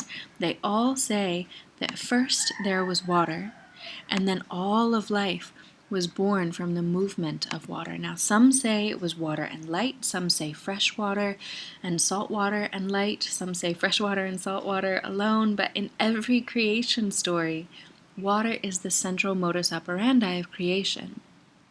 And even the modern Western creation myth of evolution says that life began in oceans, right? In primordial soup as single cells in the Mother Earth's bloodstream, and then gradually we adapted to be able to carry the water within us as our own body, within our own bodies as blood so that we could walk on land. But even the scientific version is the exact same story, really. Adaptation and evolution. Water creates life. Life comes from water. So let's learn from these stories, right? If water moves to create life, then how does it move? How does it move within nature? How does it move within our bodies? And how can we work with that understanding of this movement for healthier bodies and a healthier planet? So we know that for life to exist, there has to be water. Every seed, every embryo starts its life in water, without exception. And it's the first indicator of life that we look for on other planets. Now, as with all life forms, it takes a masculine and a feminine principle uniting to create it. So, of course, water is H2O, dihydrogen oxide, right? So oxygen is the feminine, negatively charged element so abundant in the atmosphere of our Mother Earth. And hydrogen is the masculine, positively charged aspect of the pairing created in the hydrogen core of our Father Sun. And because our bodies are almost entirely water, we are the merging, we are the love-making of masculine and feminine. Water is the love, it's the electromagnetic bond. And because hydrogen and oxygen desire to be together, all life is possible. So take a moment to feel yourself as the sacred merging of masculine and feminine. Feel the blood coursing in your veins. Feel your cerebral spinal fluid in your spinal column. Feel the saliva in your mouth. Go ahead and feel yourself as this liquid life force. Now, water seems really familiar, right? It's really commonplace and really simple, and we all know about water, right? Simple as dust. Well, in truth, it's actually a total mystery. So there are over 63 anomalies about water that science doesn't yet understand. And for centuries, scientists attempting to answer these questions have been ridiculed and even attacked. And in some very old books, authors' attempts to describe their observations of water have been censored or omitted in later editions because if the truth about water were known, our economy would destabilize. Because inherent in water is a powerful supercomputer capable of free energy generation, infinite information storage, and even levitation. But we're going to get to that later. I hope that's enticed you to stay to the end. Let's just start with our basic understanding of water. So how about these water anomalies, right? Like the fact that water is the only substance on Earth found in all three phases, solid, liquid, and gas. And it's an enigma. Not to mention the strange behavior of its viscosity and its potential pressure, which science still can't explain. Like, how does a delicate little dandelion force its way through solid concrete? Because the water inside of it can reach up to 400 atmospheres of pressure. So every property of water sustains life in some incredible ways, and water is capable of incredible feats of surface tension. Like, in fact, a few molecules of structured water can actually be bonded together with the tensile strength of steel. Now, scientists at the U.S. Department of Energy Oak Ridge National Laboratory, or ORNL, have actually discovered that water molecules under extreme physical pressure or special geological conditions can arrange themselves into ultra-small hexagonal shapes around a ring, and they enter into what's called a quantum tunneling state. Now, in this state, water molecules can pass through solid walls. There's a researcher named Alexander Kolesnikov. He's shown that water can not only bilocate, it can even sextilocate, meaning that the same water molecule can occupy at least 6 or more different locations in space at once. The same water molecule. So, water is wacky. It really behaves unlike anything else on Earth. There is no other liquid even remotely similar. And if even one of these strange properties were different, life on this planet would not be possible. So, for example, if water didn't become strangely less dense as it freezes, unlike everything else that becomes more dense as it freezes, then it wouldn't float to the surface. And all of life in lakes and streams would die every winter. But instead, ice forms at the top, which insulates the fluid water that's underneath and sustains all of the life in rivers and lakes. Or, for example, if water didn't have such incredible internal pressure, again, life wouldn't be able to burst through rocks and concrete. Even the most delicate little plants, everything that water does, she does to sustain life. She literally defies our known understandings of physics in order to do so. So again, water plays by her own rules. And why wouldn't she? Water is the one and only conduit of life. So anything inanimate would, of course, be easier to explain, but water, on the other hand, baffles scientists again and again. But in beginning to understand its odd behavior, we're starting to realize that we've really been approaching it wrong all along. So scientists have been looking at, sorry, you'll have to pardon the roosters in the background. They crow all day long, so sorry about that. But anyways, scientists are beginning to realize that we've actually been approaching water all wrong all along. So we've really been looking at water molecules singularly, but that's like trying to study one human being to understand humanity as a whole. So, like humanity, water is a community of individuals that interlock and interweave in molecular structures that give them these unique social behaviors. Now, the way that water molecules come together is everything. So, you can think of it like relationships in a community, right? If the molecules are unstructured, if they're disconnected, it's what we call bulk water, where random bonds are forming and breaking apart billions of times per second. There's no cohesion. There's no time for them to communicate and transfer information. And we all know that for any good relationship, there's got to be good communication, right? So the molecules really need to stay in connection, like you can see here in this video on the screen. So each one of these clusters of water molecules that are bonded together, that are structured, each one has 440,000 panels on it. Let me say that again. Every structure of water molecules has 440,000 panels. And each one of these panels is responsible for sensing, storing, and communicating information about its environment.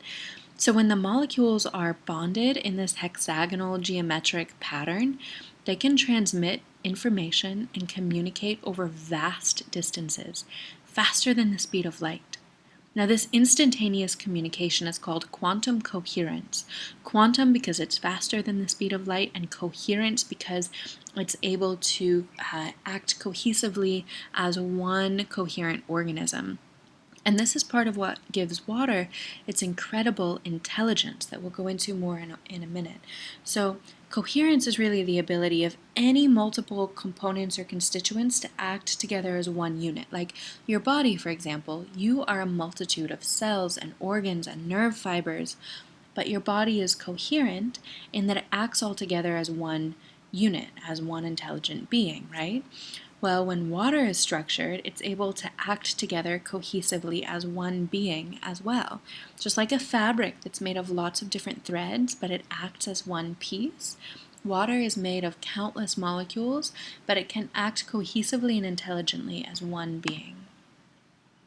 So, and the same is true with carbon atoms, for example. If you have structured carbon atoms in your left hand and unstructured carbon atoms in your right hand, you're holding coal and a diamond. They look completely different, even though both are just carbon. The difference is in the structure. The structure differentiates chaos from order. So molecular structure in an organized and repeating pattern is the definition of a crystal, be it a quartz, a diamond, an amethyst, etc. Its molecular constituents are in a repeating matrix. They are in a formation, so they can store information. So let's look at another crystalline structure, silicon dioxide, or SiO2, because its structure is kind of similar to H2O. It forms hexagonal bonds just like water. And when it does, you get a quartz crystal. And what are some of the properties of a crystal? Well, it can absorb, store, emit, amplify, and transduce piezoelectric energies. So does crystalline water, whose molecules are able to bond together in the same way. So here you can see the random, chaotic, unstructured hydrogen bonds of bulk water. But obviously, when water bonds together, its lattice matrices are more flexible than silicon dioxide, than quartz, because they're not glued together by the protons the way you see in quartz, which is why it stays liquid. But just like we saw with SiO2, H2O is also capable of absorbing, storing, emitting, amplifying, and transducing piezoelectric energies. So let's revisit carbon again. So just based on its structure, carbon is capable of being so many different substances. This is the difference between structured and unstructured water as well. Now, the distinctions between the ways that it can be structured are not exactly as clear, because it may appear as transparent liquid no matter what, but it behaves very differently, almost to the point of being entirely different substances. In fact, Dr. Gerald Pollack has named a fourth phase of water beyond solid, liquid, and gas. He calls it exclusionary zone, or EZ water. There's also another phase called EXW, or electrically expanded water, and there are more. But today we'll mostly be discussing H3O2 and EXW crystalline waters, because that's the kind of water you're made of and the best kind to drink. So these waters are in a formation. Again, that allows them to be able to store information. And if you think that molecular structure doesn't make any difference to plain old ordinary water, I invite you to propose to your girlfriend with a lump of coal instead of diamond and tell her, oh, well, baby, it's still just carbon. Let me tell you, structure makes all the difference. So what structures water? Well, for water to form this crystalline lattice of hexagonal hydrogen bonds, movement is a crucial factor. Now, remember we talked about the movement of water in creation myths? Well, spiral motion is what creates this living crystalline water. It's one of the factors that creates it. So when all of the molecules flow freely together in a spiral, as it happens in nature, all of the molecules are able to bond together. So spiral vortex movement. On the northern hemisphere, it's mostly counterclockwise. On the southern hemisphere, it's mostly clockwise, like a toroid. So everywhere in nature, water moves in spirals, and cyclones, and water down a drain, the way that a plant grows in the spiral Fibonacci pattern, in the natural spiral of rivers, which actually have vortex fluid dynamics within the stream, these horizontal vortexes that keep the water cool, that keep the river clean, it prevents sediment buildup. In spring water, where water is actually drawn to the surface from the aquifer by the pull of lunar gravity in a vortexing spiral that structures the water and gives it an ionic charge on the way up. So this is the main way that water is structured in nature. It can also become structured by radiant energy, like sunlight and near-infrared, except be a little bit careful with this one, because temperature is also a crucial factor, and heat can loosen the hydrogen bonds, whereas being cool keeps them stable. Magnetism also plays a big role. Pressure can do so, as well as the presence of hydrophilic or water-loving surfaces, like those that are found throughout the inner landscape of your own body. Also, epitaxy and transference can also structure water. So there are a lot of different factors in the ways that nature structures water, and we can mirror all of these factors in the ways that we create more structured water in our bodies, and the ways that we structure our drinking water as well. So again, the same principles of nature apply within your body. Now, science has actually contradicted the long-held belief that the heart pumps blood. So as a muscle, it's actually not strong enough to pump blood through the body. Instead, it acts as a vortex that moves blood into the veins, and then the veins have these spiral striations on the inside of them. And it's that spiral motion that gives the blood enough momentum to make it through the entire body. Now, interestingly, the German word for spinal column is spiral column, and the German word for vertebrae is vortices, because your cerebral spinal fluid also moves in a spiral up and down your spine from root to crown and back. And the next time you pee, maybe look down at your urethra and notice that even your urine comes out in a spiral.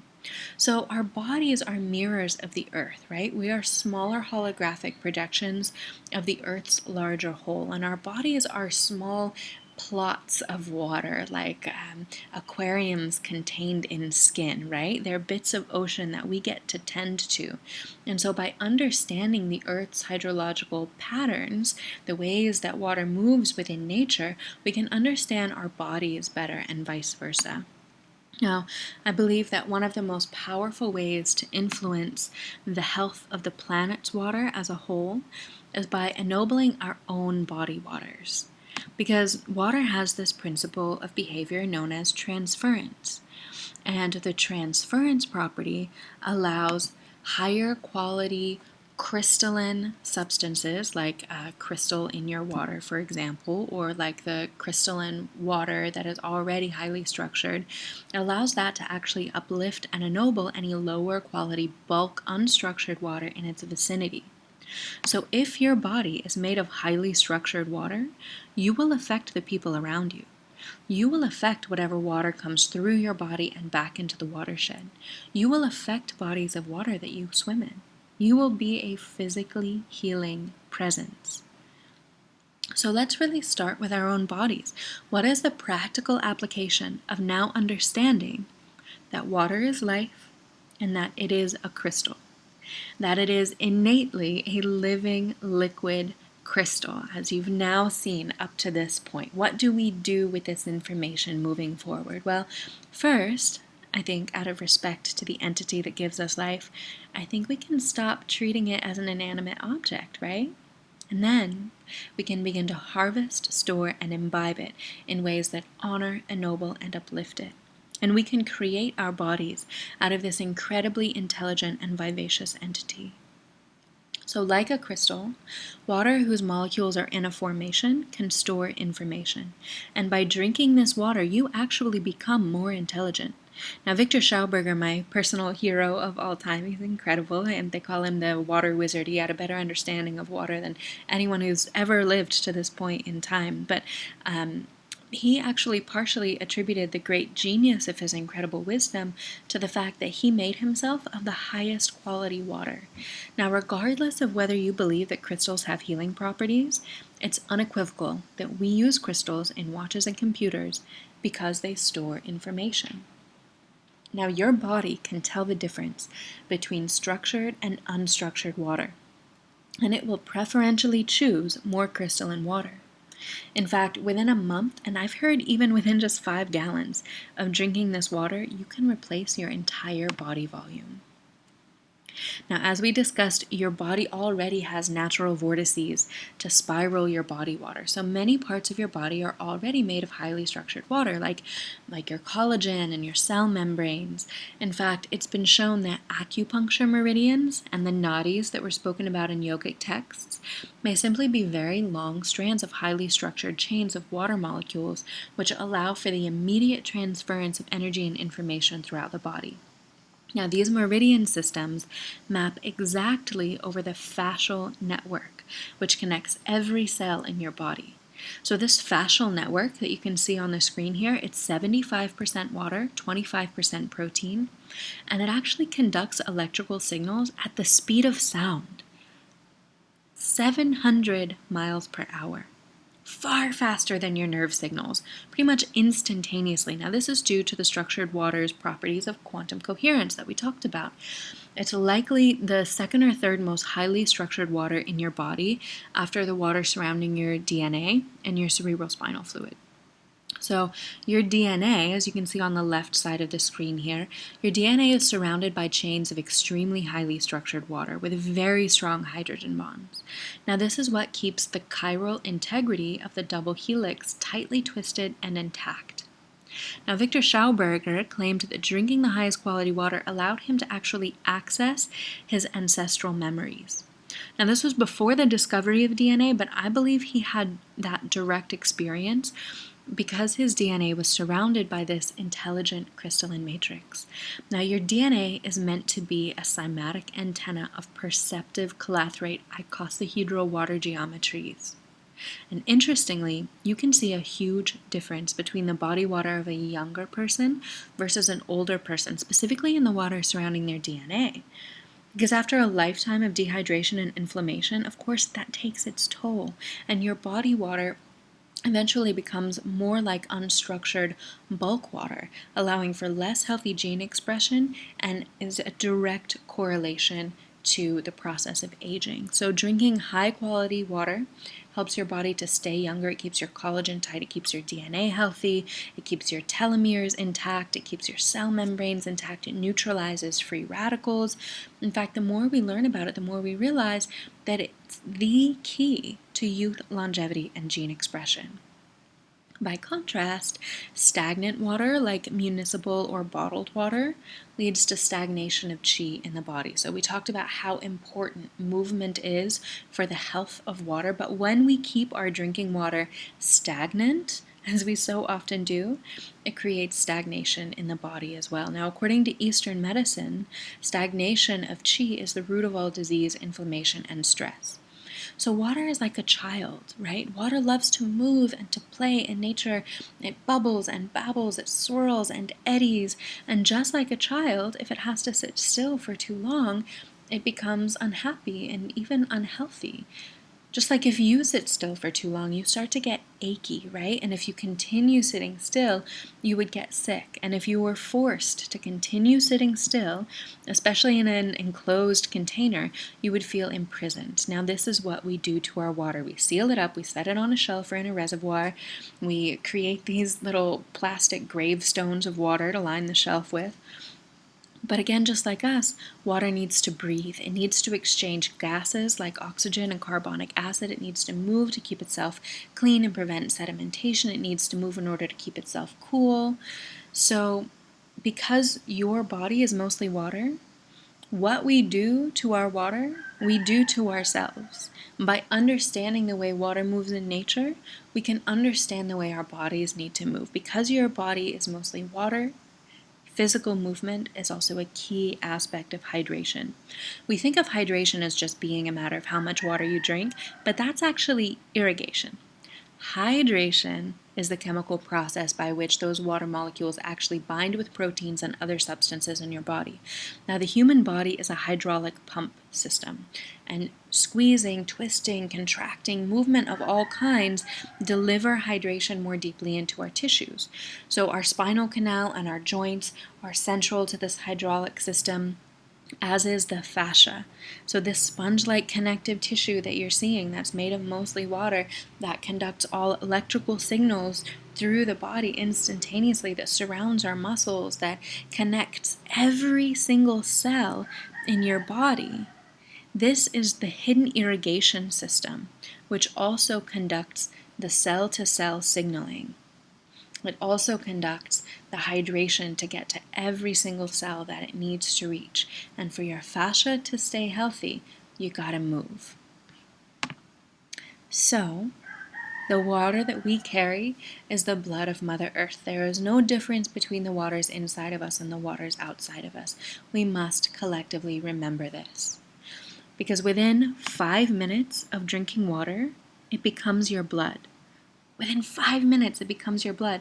So naturally, water comes from the ground, and your blood is bestowed to you by the Mother Earth. But in our current paradigm, we have all of these surrogate stand-ins between ourselves and the source.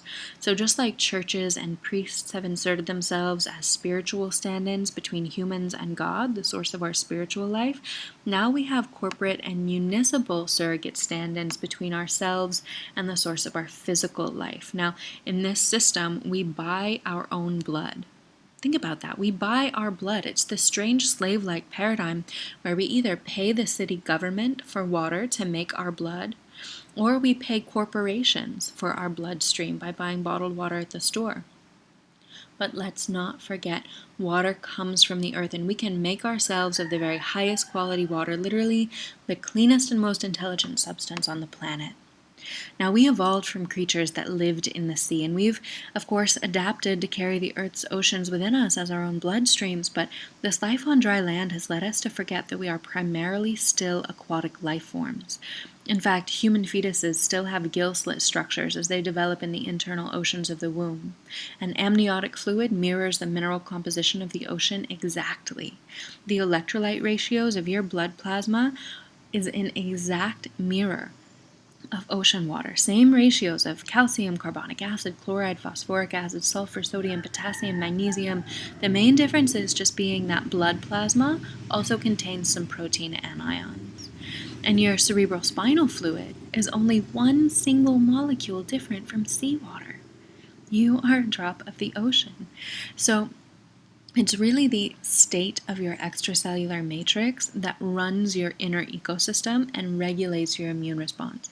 In fact, Nobel laureate Dr. Alexis Carrel demonstrated that cells can live almost indefinitely when kept in an optimal environment, and his research showed that the cell is immortal.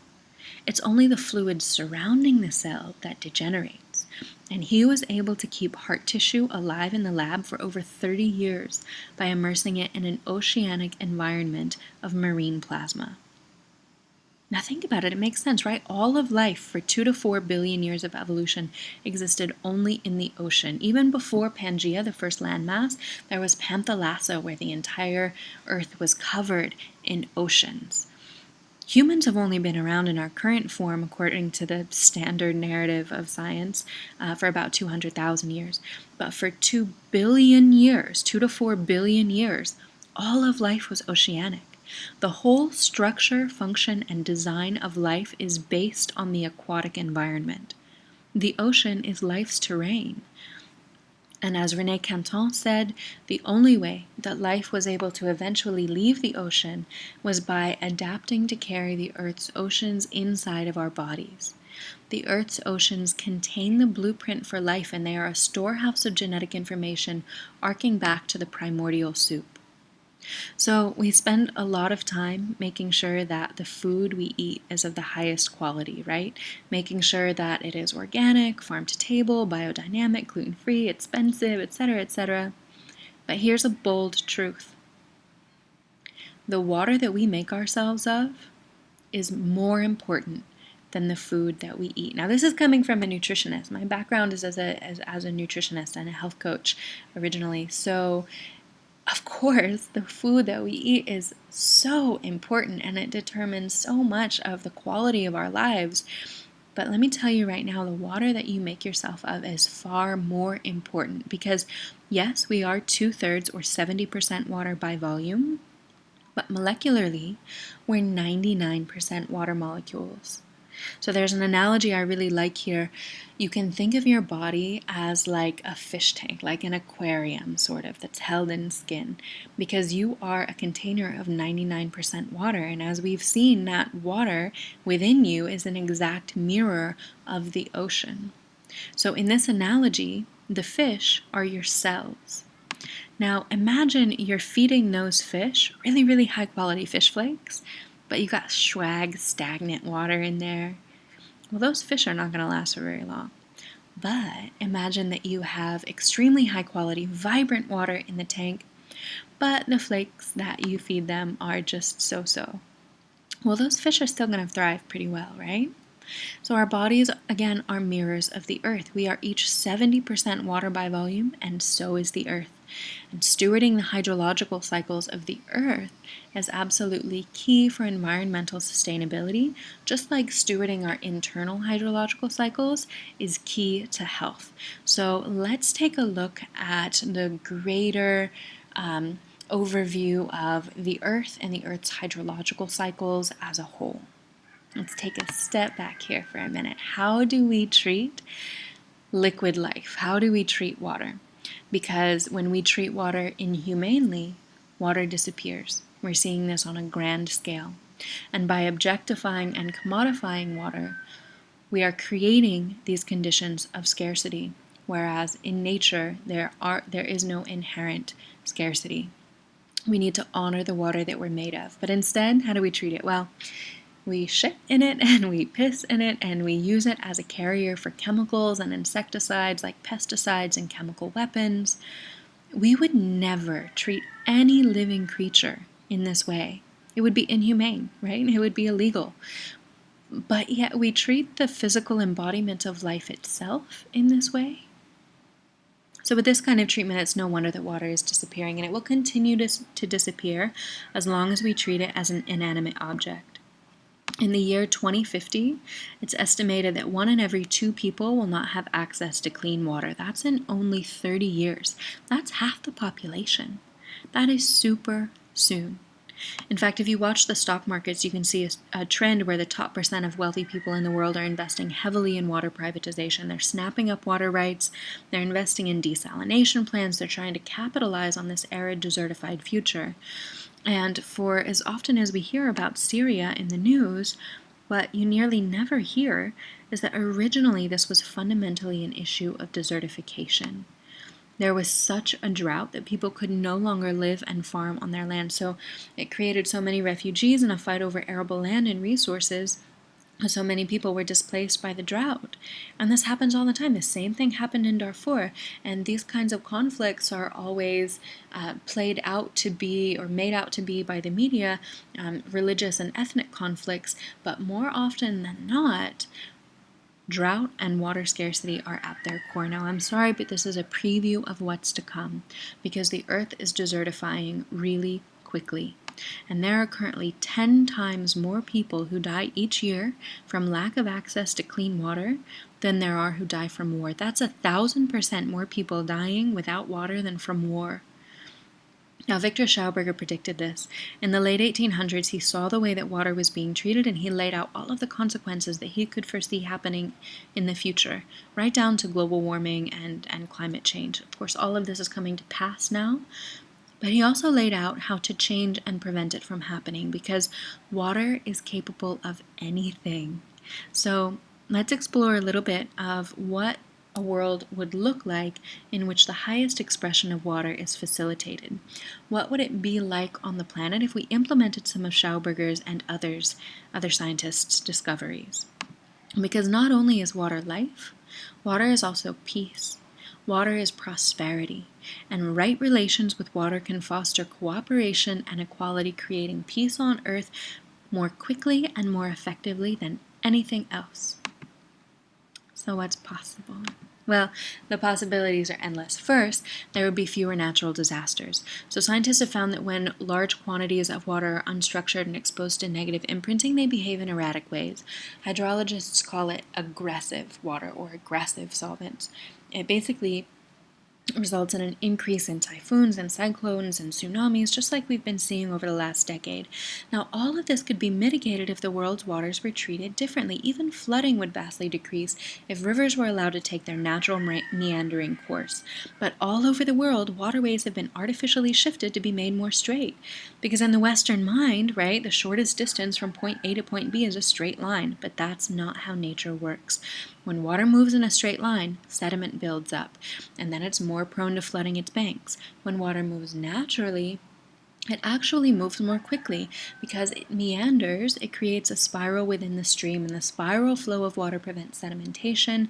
There's more room for vegetation on the banks, which prevents flooding, etc., etc. The next possibility, and again, there are just infinite possibilities, I'm just going to touch on a few here, is that agriculture would be completely transformed.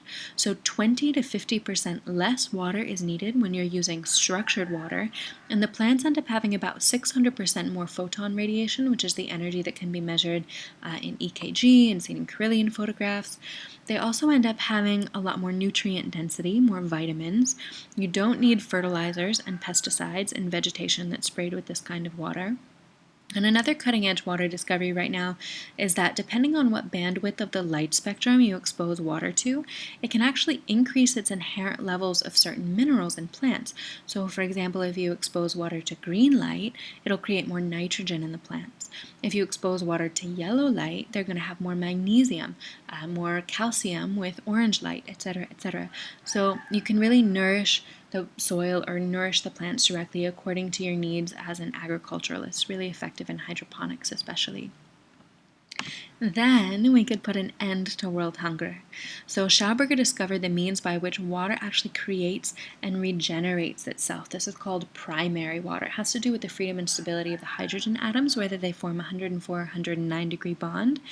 Now, hydrogen literally means, in Latin, hydro means water, of course, and gen means creative or creating. So hydrogen literally means creation of water, and hydrogen creates water under the right circumstances.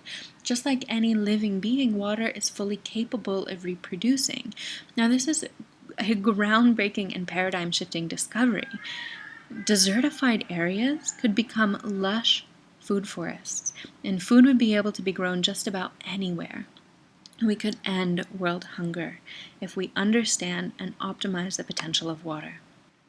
Now, another thing is that if the pipes used to transfer water were switched to those with spiral striations on the inside of them, we could passively harvest energy from them. Now, you can actually get pipes like this. It's not just a pipe dream, pardon the terrible pun, but if you are a homeowner and you want to switch all of the pipes in your house to those that could create high-quality water, you can go to alivewater.com and you can actually add them to your shower head or replace the pipes underneath your house. Now, I have a discount code for you that you can find in the resources section. It's a free download on my website, so you can get a good deal on them. But anyways, in general, if we were to shift this on the larger scale infrastructure in general, there would be no need for electricity to power or pump water because the water flowing through a spiral enclosure experiences less resistance as the velocity is increased. It's a mathematical constant. And so at some points it can even get down to less than zero resistance, which means it's generating energy. So not only would you not need to use electricity to pump water through city infrastructures, but you could actually passively harvest energy and electricity from the plumbing itself. A city's plumbing infrastructure could power its entire electrical grid, and the water wouldn't need to be treated because no bacteria can grow in that kind of water when it's spiraling. So Gerald Pollack has actually discovered that structured water, or what he calls exclusionary zone water, has a negative charge, while bulk water has a positive charge. So this is just one of the ways in which water can create free energy. If you were to put a diode into each of those layers, you've created a battery. Free energy generation right there, but it's not the only way that water can generate free energy. So again, when water is in a vortex, like we talked about, it can reach such high velocities that it has less than zero resistance, meaning it's actually generating energy. So, of course, this is one of the reasons why water carriers, or water wisdom carriers, have been so persecuted in the past, because it really doesn't serve the status quo to have free energy available to all people through an easily accessible and self-regenerating resource. But water is the foundation of all life and abundance on this planet. It is the capital of capital. One of Schauberger's most incredible discoveries is that nature actually has two fundamental movements. One which it uses when decomposing and biodegrading, when things die and decay, and that's the more masculine force of energy. It radiates outward, it's explosive. Now, incidentally, this is the energy principle that all of human technology is currently based on. It employs this outwardly radiating, explosive, warming energy. Now, it's effective, but it wastes a lot of energy. It's very destructive. So, considering that this is what all of human technology is based on right now, is it any wonder that our technology is destructive to the planet? Versus the energy that nature uses when she wants to create, enliven, grow, nourish, then she creates an implosive spiral, and rather than explosive radiating outward in a linear way, instead the energy radiates inward upon itself. Like a vortex spiraling inward, it generates more energy, it's cooling. So this is how nature never gets tired. It endlessly generates infinite free energy through this implosive principle. So if human beings were to take a 180-degree turn and switch the principle that our technology is based on from explosive to implosive, not only could everything run on free energy, but it would also be an alliance with nature. It would foster balance and harmony with nature instead of being destructive to it. Now, when I really started studying this and came to understand its deeper implications, it's really one of the most profound things I've ever learned in my life. So I highly recommend studying Schauberger's work and looking into that more deeply. Now, another possibility would be space and time travel. Now, stay with me here because I'm serious. I know it sounds outlandish, but space and time travel. So, vortexes are what nature uses to bring in raw energy for use in the creative process. And in the center of a vortex, there's theoretically infinite velocity. So, there's a book called Vortex, The Key to Future Science, which explores the possibility that the speed of light is only the fastest speed possible here in the third dimensional reality. But when you have a vortex with faster than the speed of light, infinite velocity at the center, it can pierce through the space-time continuum. Amazing, right? So another possibility is levitation and weightlessness. So vortexes actually create ormus elements. They uplift electrolytes and minerals into their ormus state, and because they are mono and diatomic, they're extremely light, and they work based on the Meissner principle in opposition to electromagnetic gravitational forces on the planet. In other words, they can levitate. They can rise the same way that water rises in opposition to gravity in the tallest of trees, the same way that water rises up from an aquifer to reach the surface of a spring, the same way that salmon are able to use the vortexes in a stream to swim upstream or to jump over a waterfall, seemingly flying in opposition to gravity. In fact, Victor Schauberger actually created a flying machine. Now, of course, most all of his writings and drawings were confiscated after his death, but some people have been able to reproduce some of his prototypes that were confiscated. So, really interesting work there. Another possibility is foresight and predictive capabilities. So there are already scientists in the world who are using water to predict solar flares and sunspot activity up to a week beforehand. So water knows when that's about to happen. It's, again, scientifically validated, already in use in a lot of labs. It can also predict earthquakes. And I think so far in this capacity, we're really only scratching the surface of water's predictive capabilities, its ability to communicate information across space and time. So we've talked about how it can store information, right? But I feel like that terminology makes it sound a bit like a computer, like an inanimate object. More accurately, I believe that water is a vibrantly intelligent and timeless being who's here to teach us, who has access to all wisdom in the universe through the Akashic field, through the quantum field, through the ethers. Now, when Victor Schauberger went to a river to contemplate, he said that the water gave him ideas, insights, visions, inventions. He also had a practice where he would send his consciousness downstream, flowing with the water, and when his consciousness returned to him on the waters, water had imbued it with information. Now, we see similar practices cross-culturally in so many ancient traditions. There's this practice known as hydromancy, which is divination through water. And there are a lot of different ways that this was practiced throughout history. For example, Nostradamus received all of his predictions for the future by staring into a bowl of water. Or the Kogi of Colombia, they use a practice of hydromancy where they drop beads into a gourd full of water and they read the bubbles that come up from it.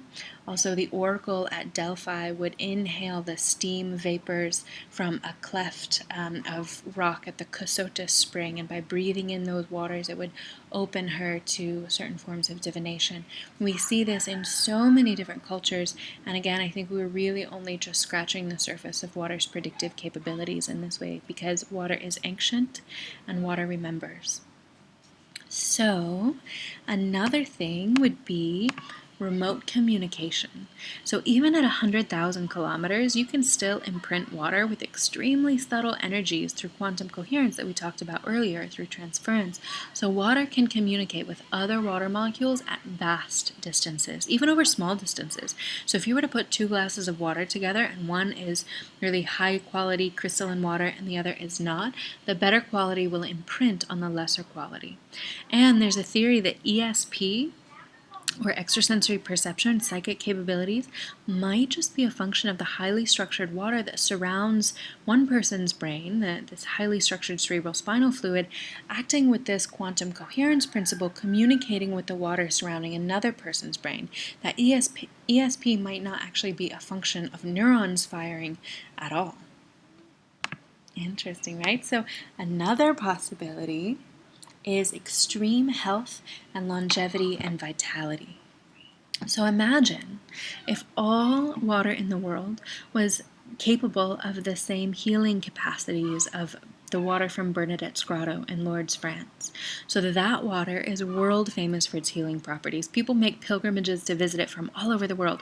There have been 66 scientifically documented and proven cases of miracle healings from that water, and of course thousands upon thousands of anecdotal, unproven stories that have been collected over the centuries.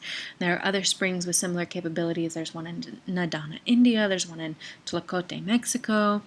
And really, all water has this potential. The more we look into it, the more we see that it's likely not only a function of its structure, but also its hydrogen capacity and various other factors. But again, science is only scratching the surface of this. The point is that all water has this potential, and healing could be a daily occurrence. Now, mental and emotional health. This is what I'm really passionate about because water corresponds exactly to your psyche, and your mind rests in a pool of water and is nourished by that either living or not so living substance, that either crystalline, structured, or not so crystalline water. And when I began to first drink fresh living water, not only did my communication become clearer, but my emotions became more easeful and stress had a way of just sliding off my back. My thinking was clearer and less cluttered. It really transformed my way of being in the world on subtle but profound ways. Now, according to Jungian symbolism, which is the study of the patterns within the collective consciousness, water equates to your emotions and to your mental state. Now, the research linking hydration and mental health is staggering.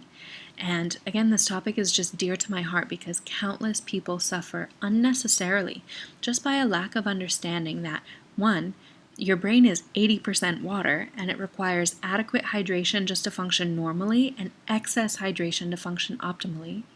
And two, the vast majority of the population is chronically dehydrated. And three, chemistry only makes up 20% of brain function. The other 80% is electrical activity conducted by the water of your cerebrospinal fluid. But the pharmaceutical industry only addresses that 20% neurochemical factor.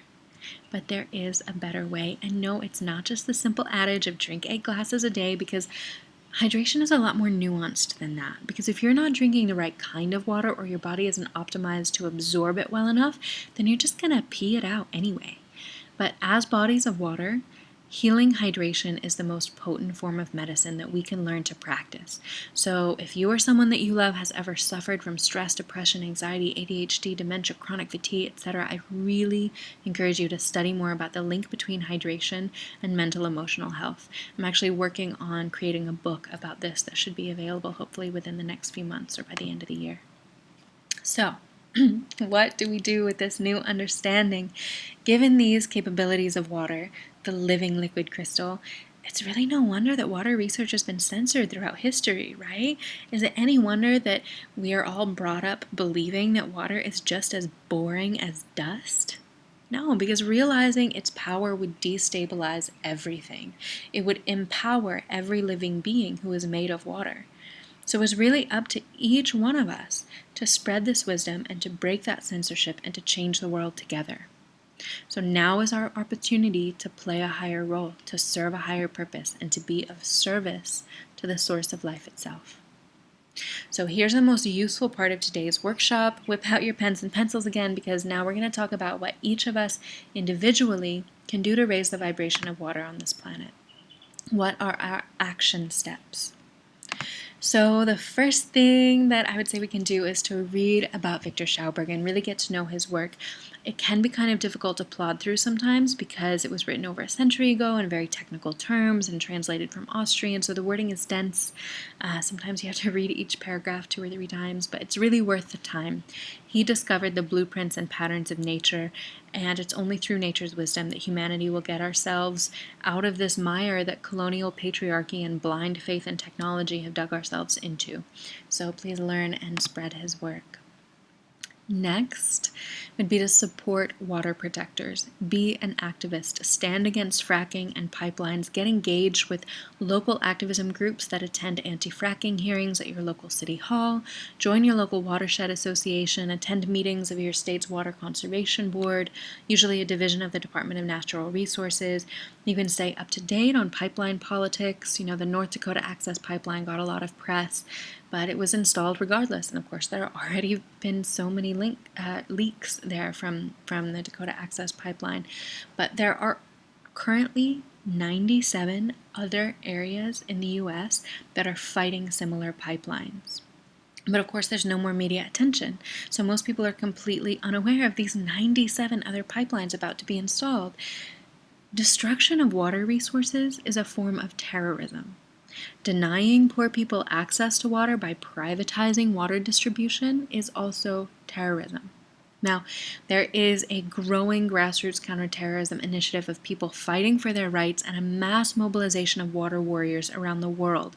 I have a video and a blog on my site with specific things you can do as an activist and guardian to really make a difference, because it matters now more than ever. Right now, we are at the crux of a legal question that will set the precedent in history. We are at the crux in this moment historically. Is water a legally protected human right or not? Is it just a commodity to be bought and sold by those who can afford it? Now, there are some very powerful forces at the helm of the privatization movement that want to have the laws permanently changed to state that water is not a human right, that it is only a human need, which means that if you can afford to buy water, you have the right to live. If you cannot afford to buy water, you have the right to die. And this is already the case so many places in the world. Currently, 1 out of every 3 human beings on the planet has no access to clean drinking water as a direct result of water privatization. Because we don't need gold or oil to survive, but we each need water. And by the capitalist laws of supply and demand, that makes blue gold infinitely more valuable than black gold.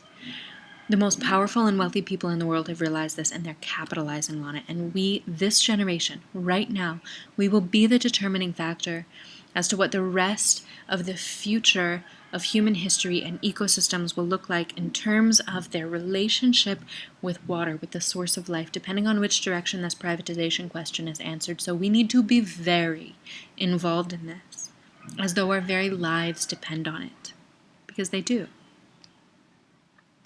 Next, I recommend that we each get involved in protecting Indigenous people and uncontacted tribes, because water theft happens all over the world to Indigenous people on a daily basis, and they don't get the press that they deserve.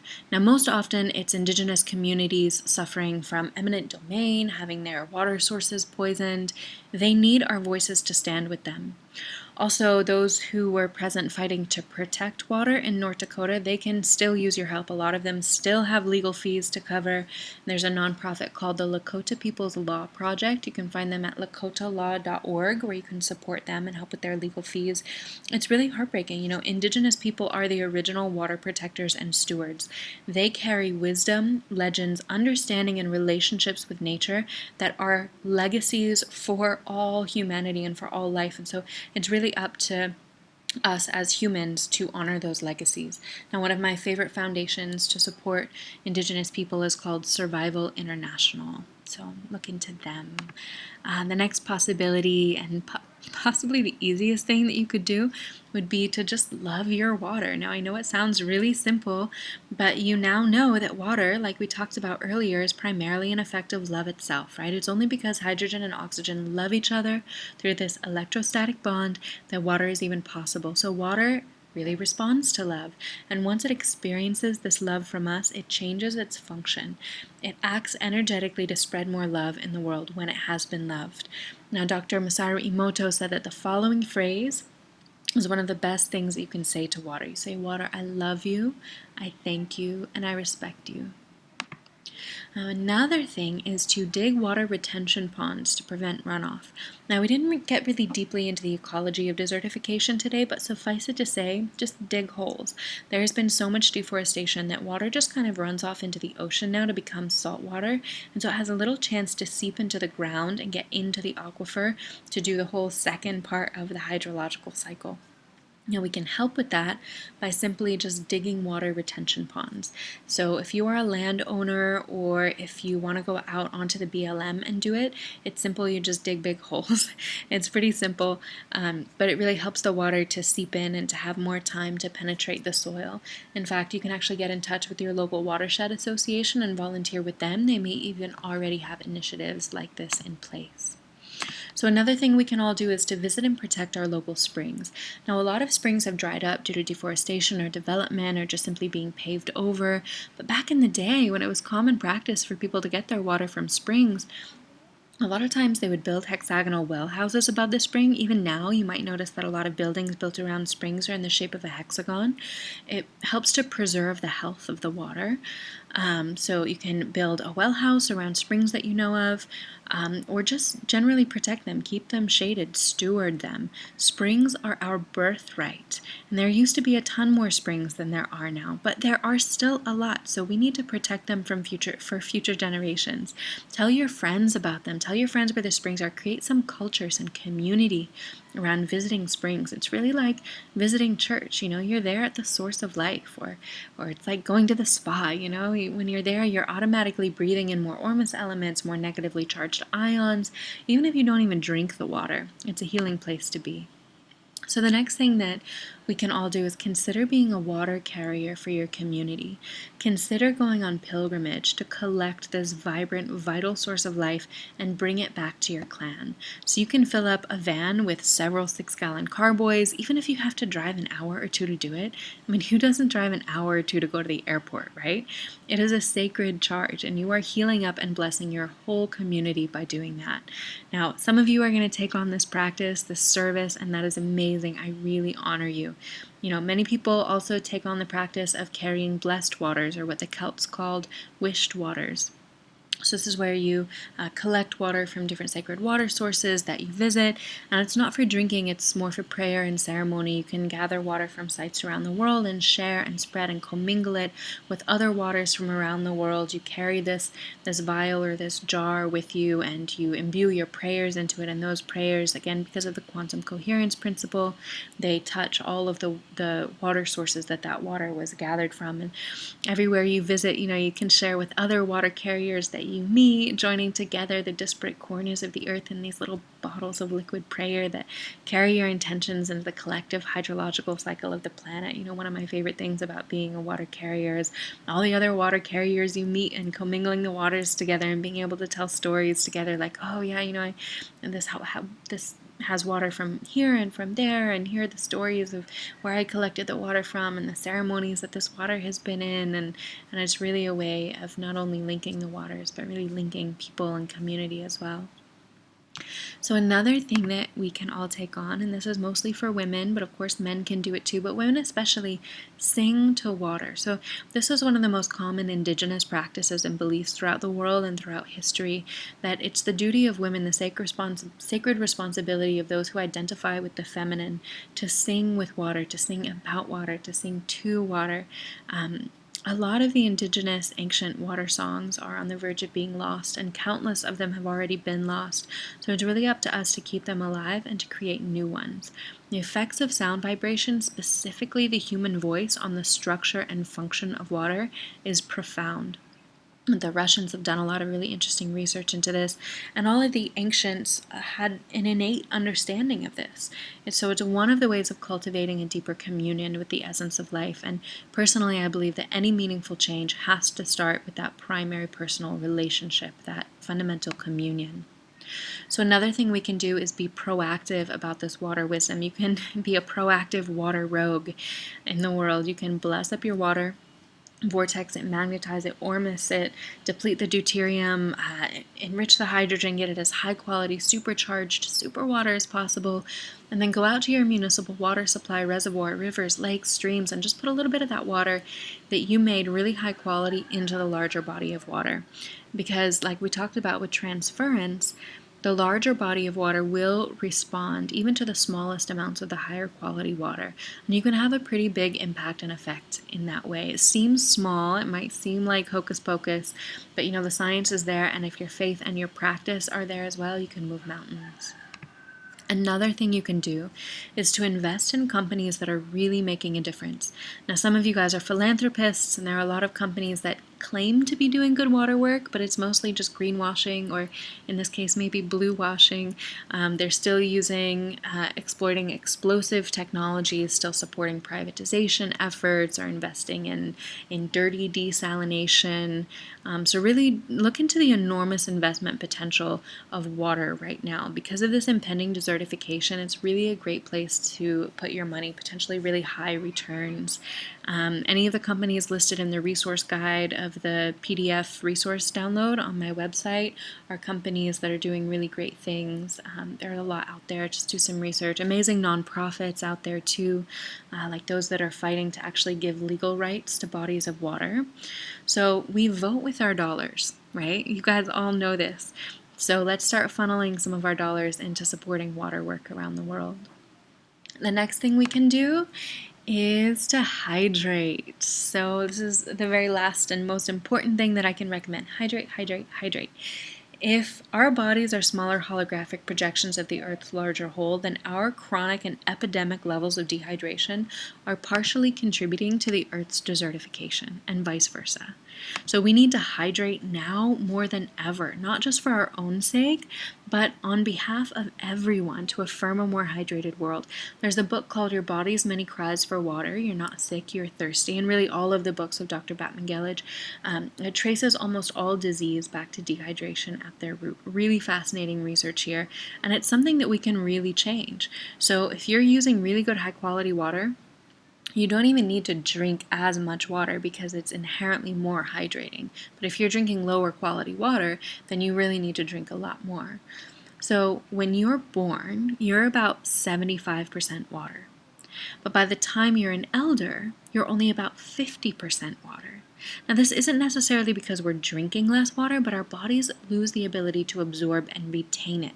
Now, you might not realize it because maybe you don't feel thirsty, but the body possesses many disguised thirst signals, and a lot of the signs of severe long-term dehydration are mistakenly seen as symptoms of disease.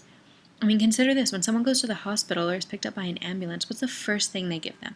An IV drip, right? Well, what's that? It's just saline. Well, what's saline? It's just salt and water. Literally just mineralized water. The first thing that they do is to hydrate the person. It is your most primal need. And when we ignore that need, it manifests as a symptom, as a host of symptoms of diseases. Nearly all diseases can be traced back to the effects of dehydration or the destructuring of the body's 99% water molecules. But instead of hydrating these aquatic bodies, Western medicine treats thirst with medication. Let me say that again. We're busy treating thirst with medication. This is the failing of modern medicine. So the early symptoms of dehydration can include fatigue, anxiety, irritability, depression, cravings, cramps, headaches, mood swings, brain fog, trouble concentrating, sweaty, smelly body odor, stubborn weight gain, skin issues, and so much more. Advanced, more mature symptoms of dehydration can include heartburn, joint pain, back pain, migraines, fibromyalgia, constipation, colitis or ulcers, asthma and allergies, high cholesterol and angina, autoimmune disorders, and so much more. So it's really time to take our hydration into our own hands and reclaim the empowerment that comes with recognizing that we are each bodies of water. So for a quick, super simple, free Quench Your Thirst guide, you can head over to my website. It's just a simple overview of a few key hydration hacks that I recommend that will get you started, some basics. And then if you want to dive a little deeper and learn the differences between distilled, bottled tap water, reverse osmosis, alkaline, spring water, etc., and how each one affects your body and your mind very differently. I have a brand new e-course for you. It's just 10 to 20 minutes a day. It only costs as much as 1 bottle of water per day for 7 days, only $33. If you've been hit hard by the corona crisis, reach out to me personally. I've got a discount code for you. I recognize we're in wonky times right now, but for most people, it just costs as much as a bottle of water a day for 7 days, and you can empower your hydration strategies for the rest of your life. Now, we all have varied levels of access to water, and we're all just doing the best we can with what we have, with where we're at, but we do need a strategy. We need to be making baby steps in a good direction because we're post-Fukushima, we're post-nuclear fallout, we're mid-fracking. We all need a strategy. We need to develop our water sovereignty. We live in a time that we can no longer just trust that good quality, clean water will be provided for us, or even that it will be easy to find. But it's so empowering to secure good water for yourself and your family. So not all water is equal. We're going to explore how the different kinds of water affect us differently in mind and in body. We're going to find out where to find the highest quality water anywhere in the world for free. We'll learn tips, techniques, and tools and strategies to uplift and revive any kind of water. Even if you don't have access to the highest quality water in the moment, you'll learn how to uplift and revive whatever water you do have access to. You'll learn how to biohack your lifestyle to optimize hydration, because your lifestyle habits have just as much effect on your hydration as how much water you drink.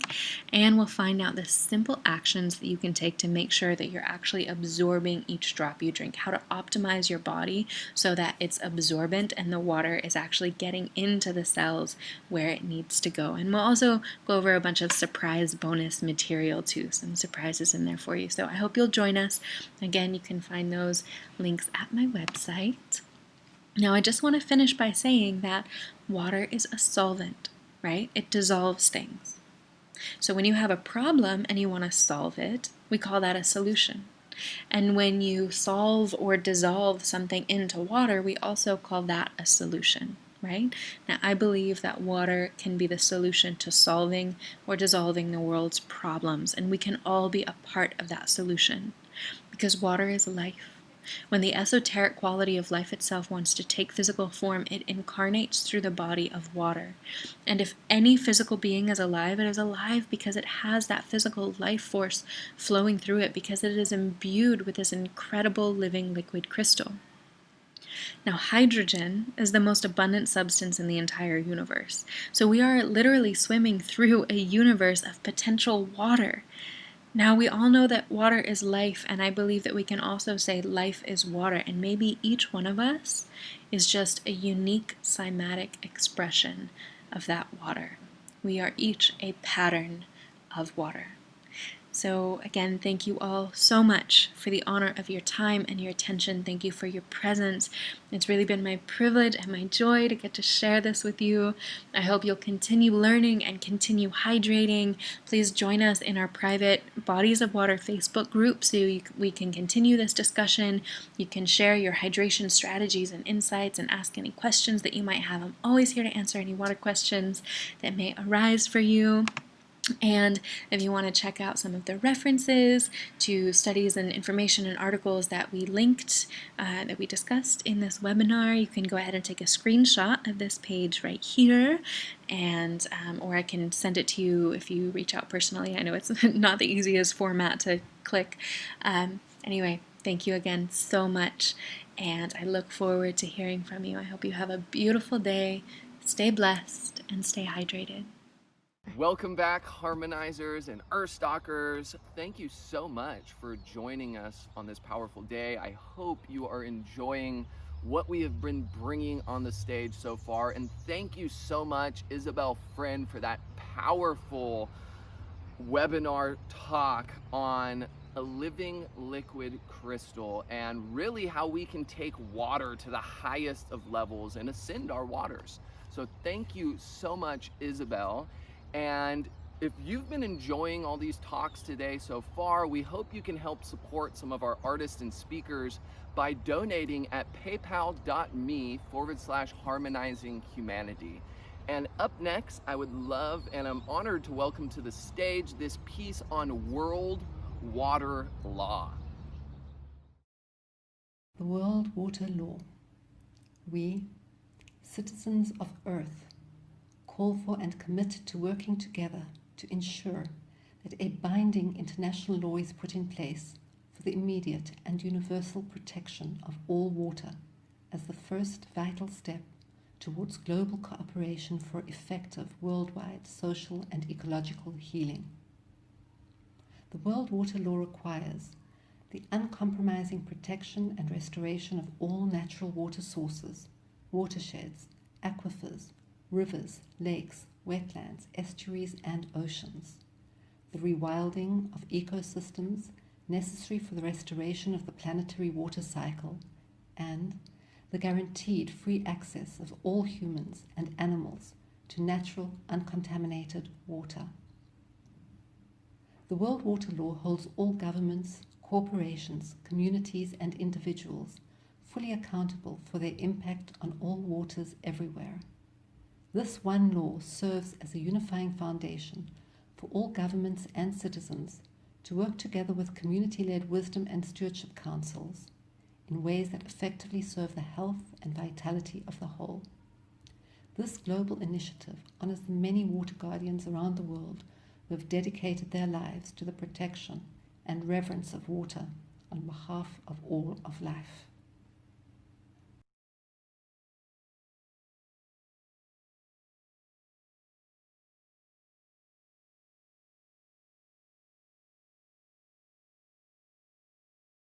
World Water Law and World Water Year 2021.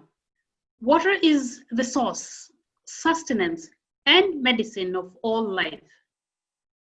Nature generously offers this essential gift of life to all living things, all living beings, without privilege or prejudice. However, modern society and the systems that govern our lives have come to normalize and legitimize the ownership, the commodification, and the devastating destruction of nature. The waters on which all life depends are being severely tampered with and exploited by humans, causing immense suffering and disease, and threatening the continuation of life as we know it.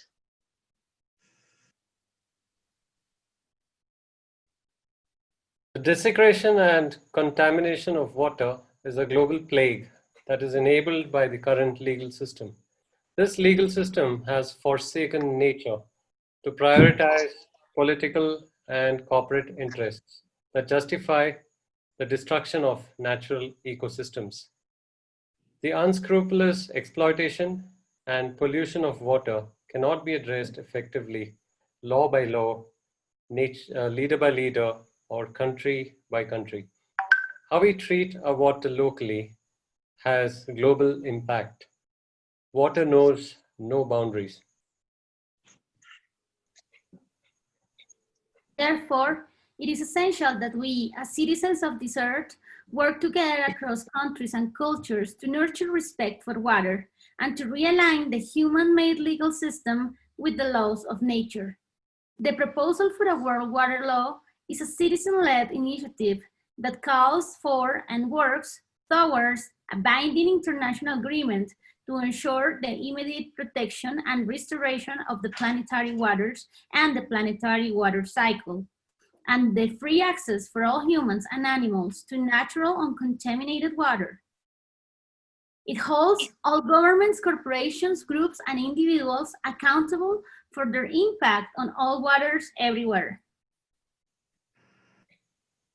The World Water Law movement invites citizens from around the world to unite for life and to dedicate 2021 to the global implementation of the World Water Law.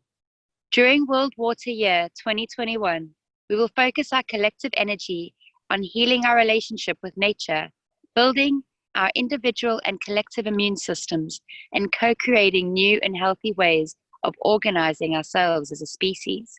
The World Water Law is the first global initiative of Codes for a Healthy Earth, For more information, please visit www.codes.earth/water law.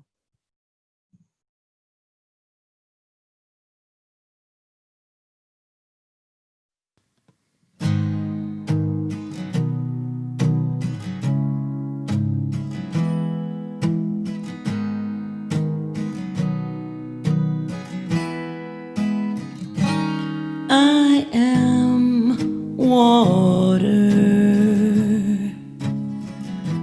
You are water. We are water. We are one.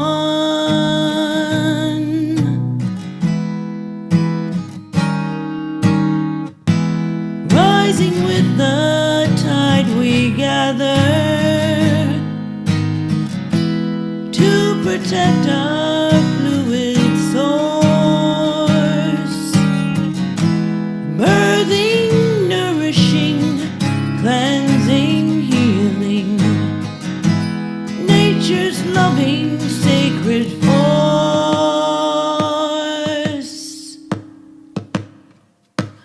I am water. You are water. We are water. We are one.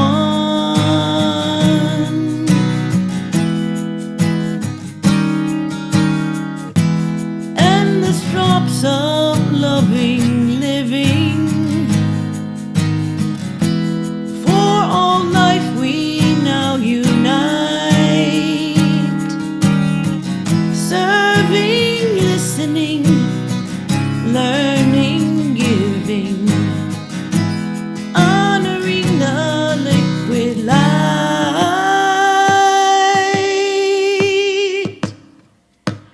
I am water.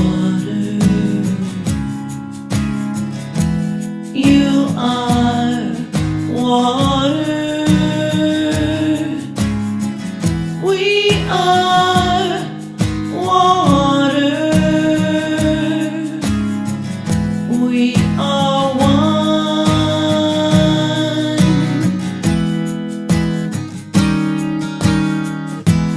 Let us heal our loving source,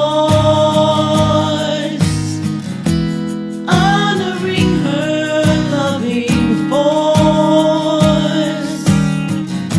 We rise together with the tide. Water's law now must preside. I am water. You are water. We are water. We are one.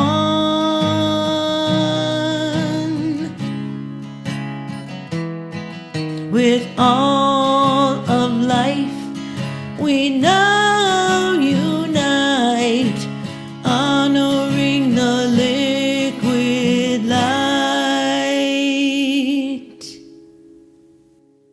We are water.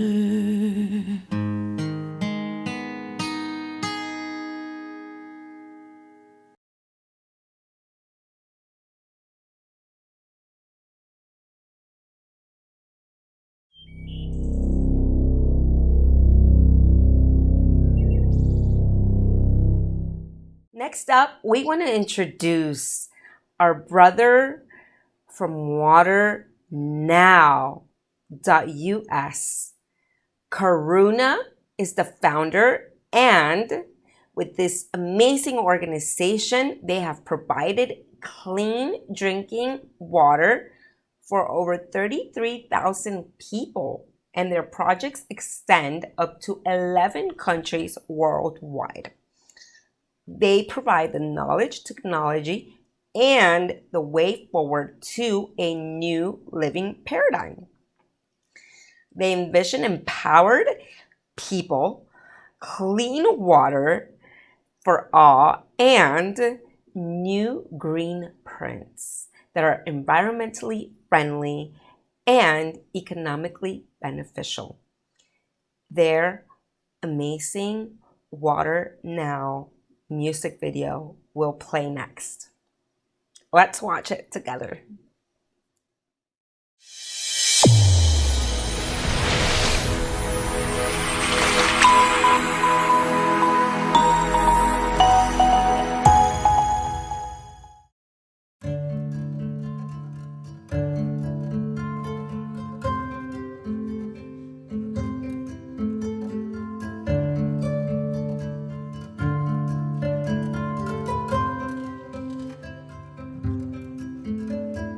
Grateful within our hearts as we sit here singing praise. Grateful within our hearts as we sit here singing praise. In this humble sacred way, looking forward to the new day as the dawn breaks away.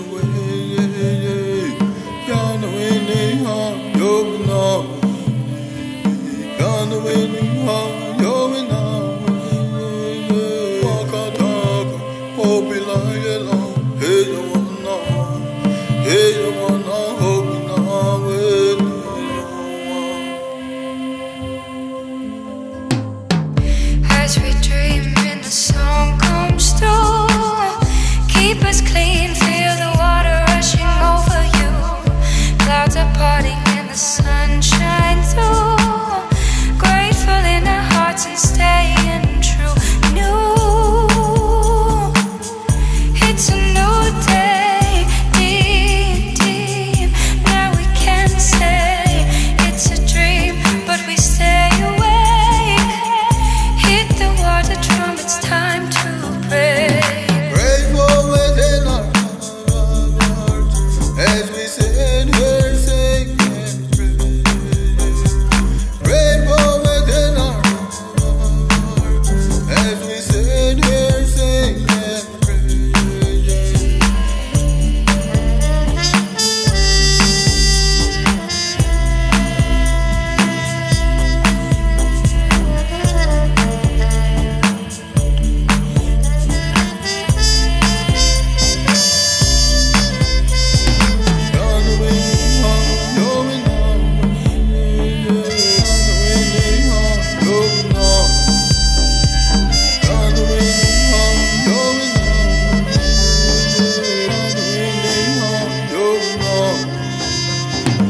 within a metaphor, doors to my origin. Dream awake, liquid state from my core, watch it pour it in. Score a soundtrack when I'm walking out back. Moonlit tune hits flashback. Bass hitting like a heartbeat. Foreshadow what I foresee. Water falling down till I come clean. Water falling down till I come clean. Ain't sleeping but I'm in a dream. More places for the spaces in between. It's all frames on the screen. Depicted with I'm ripping till the spirit intervenes. Lifted up, right what's wrong. Give while I riff, write this song. Peace and product when we spin the wheel. So melodic we beginning to feel. Grateful within our hearts as we sit here singing praise. Grateful within our hearts as we sit here singing praise. In this humble sacred way, looking forward to the new day as the dawn breaks away. Gonna win the heart, you're not. Gonna win the heart, you're not. Gonna win the heart, you're not. Gonna win the heart, you're not. Gonna win the heart, you're not. Walk out, talk, hope you lie alone. Hey, you wanna know. Hey, you wanna hope we know when you want.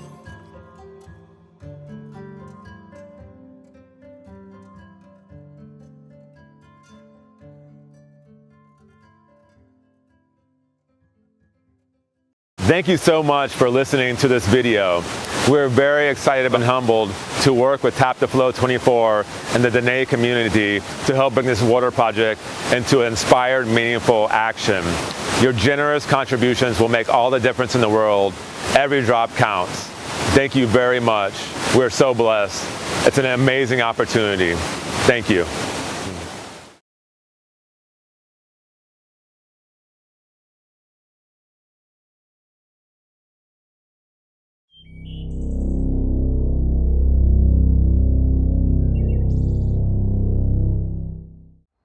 Welcome back to the Harmonizing Water stage.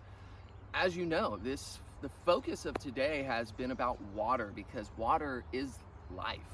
And one big thing we're wanting to raise awareness for with this stage of ours and this event in general, which is helping support the Water Protector Tour, is we're raising awareness for a in-person gathering at the end of September to join together at Mount Shasta to do somewhat like a standing rock to help protect the headwaters of California, which have been getting depleted by some of these major water corporations. So the date is going to be September 26th.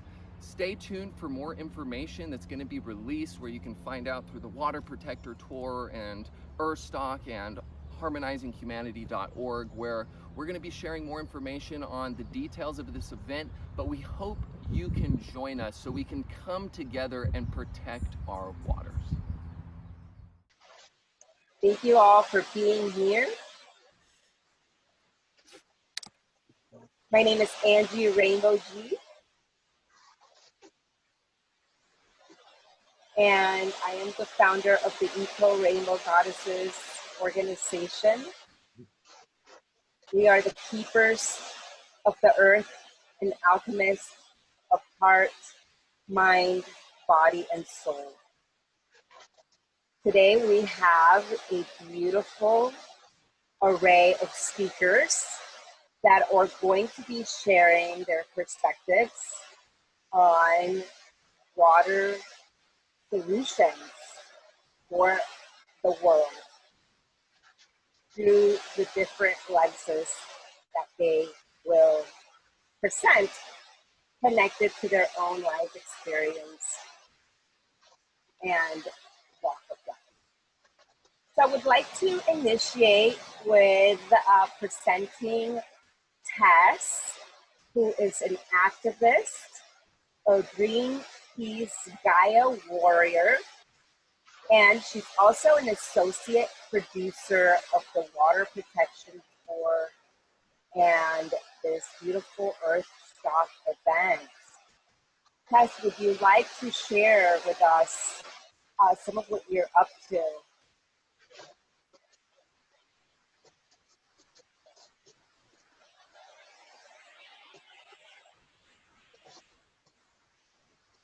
Unmute yourself, Tess. Sorry about that. Yeah, thank you so much for having me. I'm super honored to be here with you all. Yeah, basically for the last 4 years, I've been an activist for Greenpeace.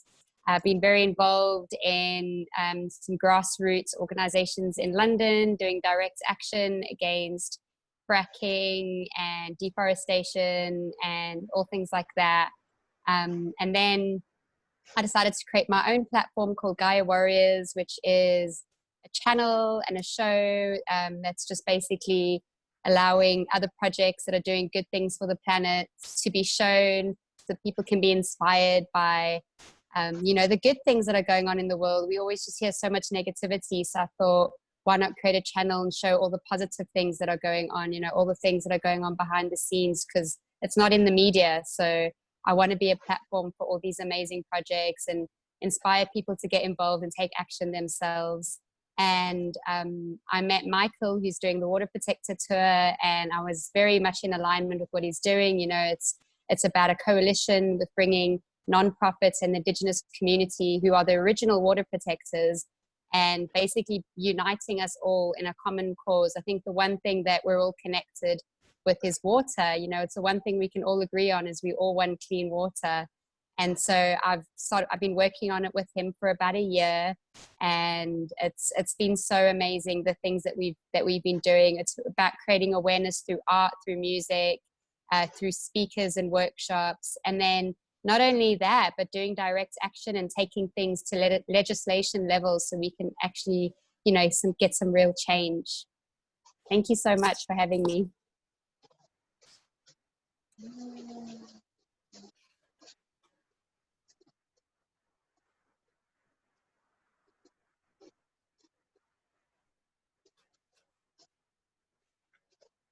Thanks.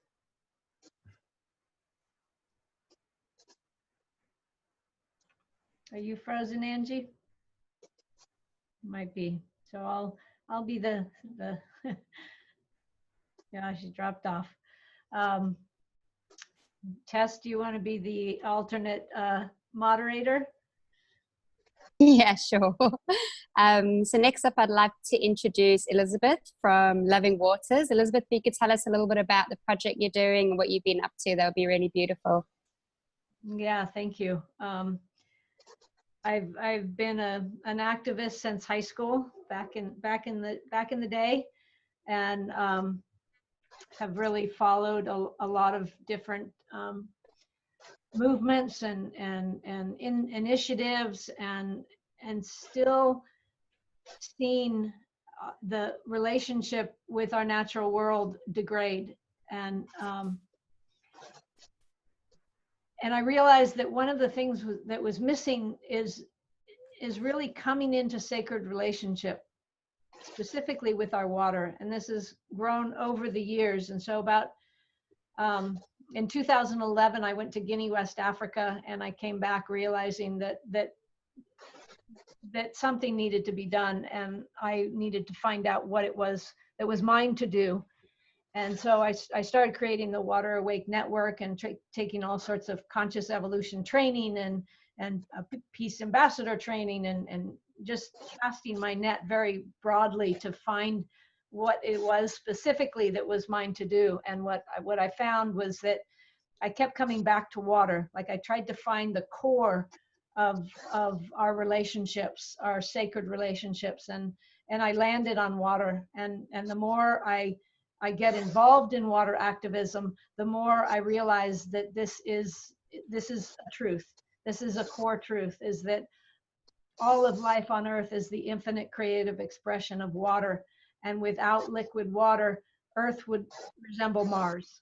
And so realizing that there's only one water on Earth, a lot of the water on the Earth is older than the sun. We are water. 99% of the number of molecules in our body are water molecules. So realizing that fundamental whole systems, transformational change from a permaculture perspective has to start with our water, our relationship with water. So with Loving Waters, about 6 years ago, I co-created a growing community of water stewards. I call us the Water Faithful, and that was Loving Waters. And our mission is very simple, and we keep it simple, which is just to remind humanity of our sacred relationship with water. And from that, all of we have a council of 7 people right now, and all of our council members all branch out and are able to reach into different areas. We have several, or 2 that are very specifically involved with Indigenous elders, and through Tribal Trust and through the White Otter Academy. And then another member is working with Tree Sisters, and another co-creator is Shelley Darling, and she's working with Good of the Whole and has created the Connection Field, which brings this teaching close to 24 hours a day online, so anybody can drop into the Connection Field at any time and receive soul care and connection and support. So that's that. And currently I'm working with La Foundation Aisha, which is a seed project to create a proof of concept for a greater organizational model I'm calling the Watershed Wisdom Institute and the Watershed Wisdom Councils, which are local, on the ground pods of like-minded souls working within the natural affinity to their watershed, and with the sole purpose, not the sole purpose, but the first initiative of the Great Planetary Water Cleanup. So I'm really very honored to be on this panel, and I look forward to hearing from everybody else and joining our genius. Thank you so much, Elizabeth, for sharing that. It's been such an honor to have you on our Eco Rainbow Goddesses Council and to have the voice of water being represented. And we look forward to continuing to co-create with you.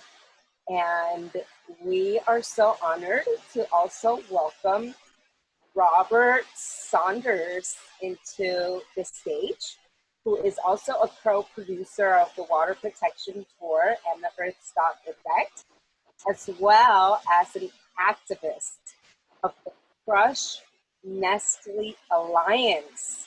And he has also been at it with crushing Monsanto. I can't wait to hear more about your work, Robert. Welcome to the stage. Yeah, thank you. You can call me Bob. You know, it's like when I first got on Zoom several months ago, it kind of asked me whatever my name was for something. And so I put Robert, and then, but it's Bob, so that's okay. Either one is fine.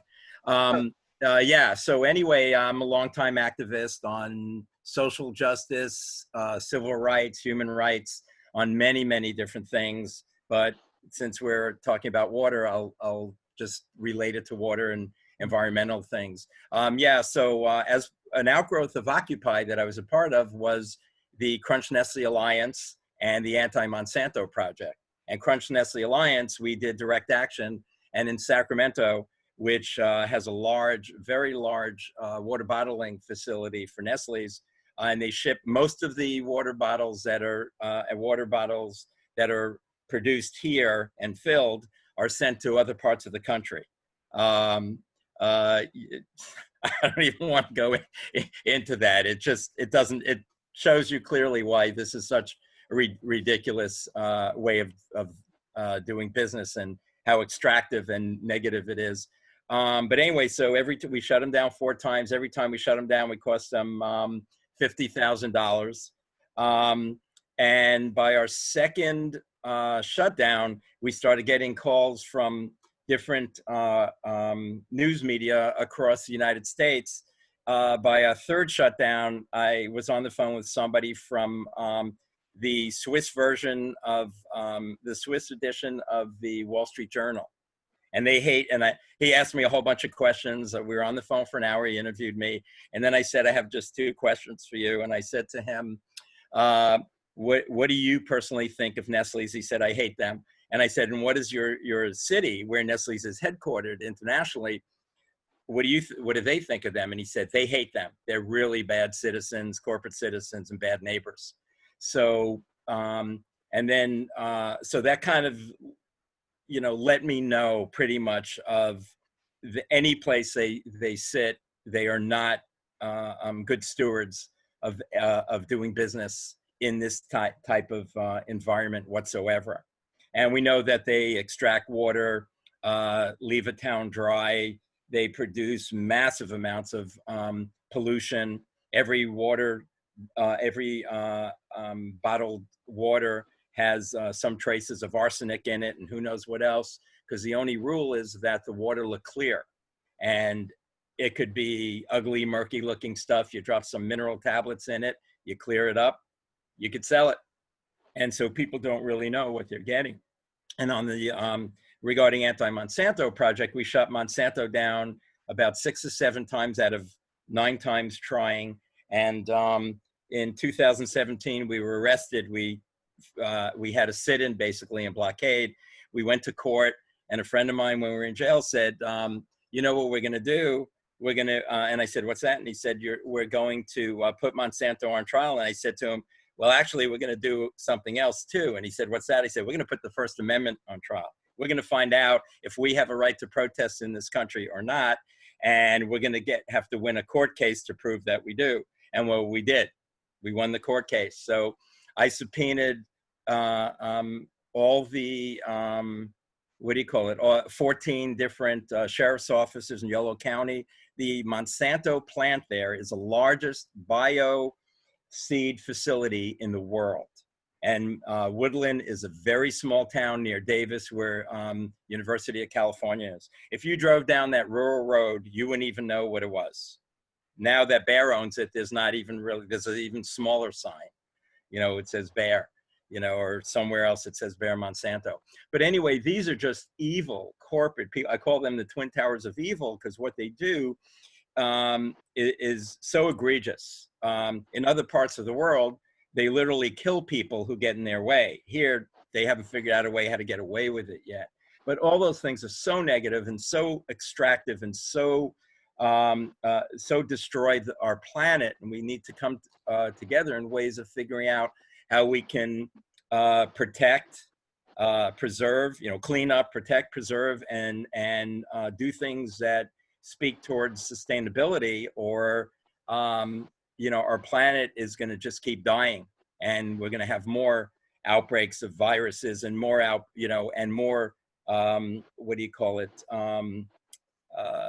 less rainfall, and rivers will fill up and flood, and just it causes such an ecological and systemic imbalance, and we're causing all of that stuff. I think the great tragedy or the end won't come in my lifetime, and probably any of ours, but it's out there. So if we don't do something to change things, nothing will change, and we will have to live with all the negative outcomes that exist. And that's why since Earth Day 1970, I've been fighting to change things.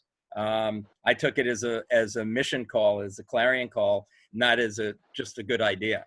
So, and that's pretty much, and I take that same attitude with everything I do. One of my mottos is I follow the motto of chop wood, carry water. And wow. I was willing to roll up my sleeves and jump in. And Michael and I met on Earth Day almost 2 years ago. And he said, oh my God, I can't believe it. I was meant to meet you and meant to come to this to meet you. I go, I don't know about that. Tell me what you're working on and what you're interested in. He goes, no, these people at the table told me I should talk to you. I go, I don't know. So anyway, we just hit it off and we were talking. And then by the time we were done, I said to him, I like your idea of the project, which was a water protected tour. And we would just started collaborating ever since. And I kind of told Michael, I think we should really call it the Sacramento River Watershed Project, because it's become, in a sense, such a comprehensive plan, and all these different water basins that flow into different areas and interconnect also allow us to work in localities and regions to deal with those problems. So the Water Protected Tour essentially is a tour that goes around, we educate, we inform, we have either rally or roundtable meetings and indoor or outdoor events, sort of like Earthstock. The Sacramento River Watershed Project essentially is more of the umbrella. And there's an NID project going on that Michael and now we've got a filmmaker involved to film a trailer to start of what's going on with NID in the 2-3 counties that they work in. That falls under the umbrella of it. It's really not a water protected tour. That's why the name is perfect to deal with the watershed, because we already saw that we needed to enlarge it. So we started thinking years down the road, when the water protected tour was really supposed to be a 1-year project. So, and I said to Michael a couple of months ago, Michael, we're going to be doing this till the end of our days. And so he laughed and said, yep. So yeah. And we fortunately met Tess, or she met us, or vice versa, last September when we were at the state capitol having a rally. And, we reach out. We've had a series of roundtable meetings. We reach out to indigenous tribes. They are a major part, and people of color are major parts of everything that we do. We don't marginalize anybody, nor do we leave anybody out. We are all part of it's one planet, and we bring everybody in. And we always ask wherever we go. if we see just a bunch of white faces there. We want this extended out there because people often forget sometimes those marginalized communities are the most affected and the first affected. And I always believe, you know, as stewards of the planet, we have a duty and obligation to all our fellow brothers and sisters. That's it. Thank you so much.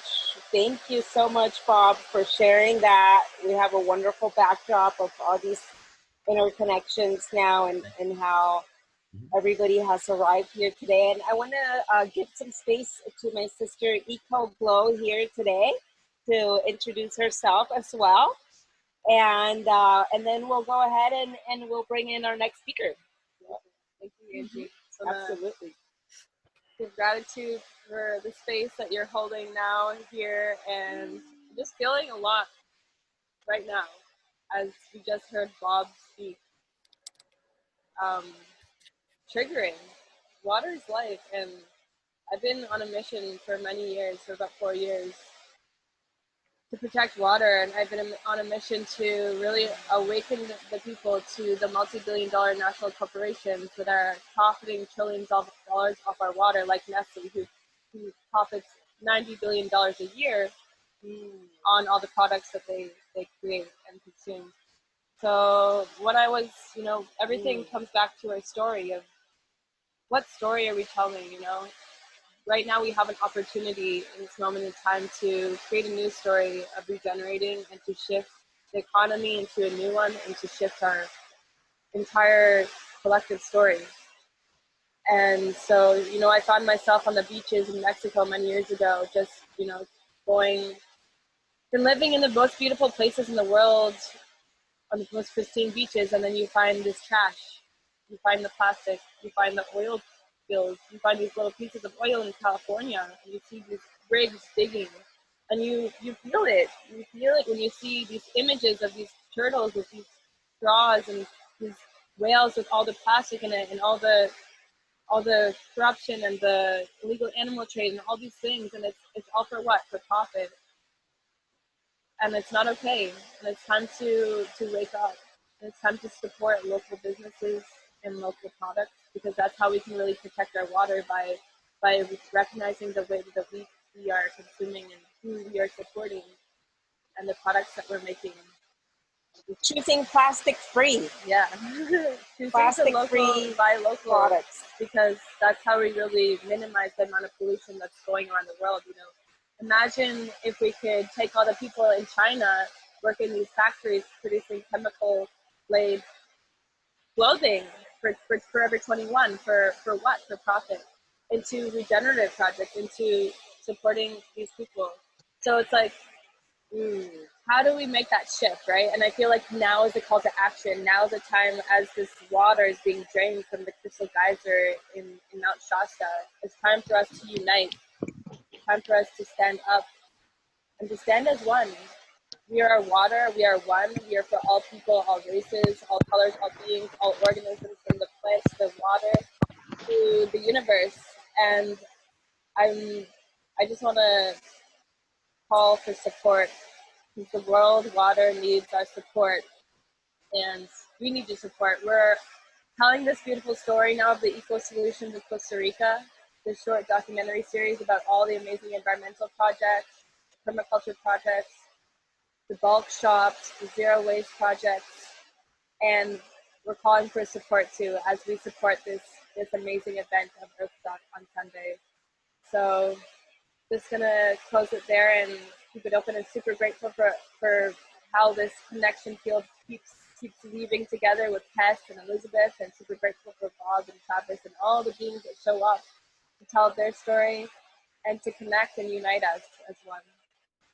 Thank you. Oh, and I want to introduce you. Oh, yes. Angie. Please. Yes, Angie is an amazing permaculture yogi goddess, and she's been holding the space for goddess temple reunions, you know, having this new realm of possibilities for empowering women to really step into their own power, into creating their own businesses, into finding ways of healing through tantric and alchemy and through yoga and through body work.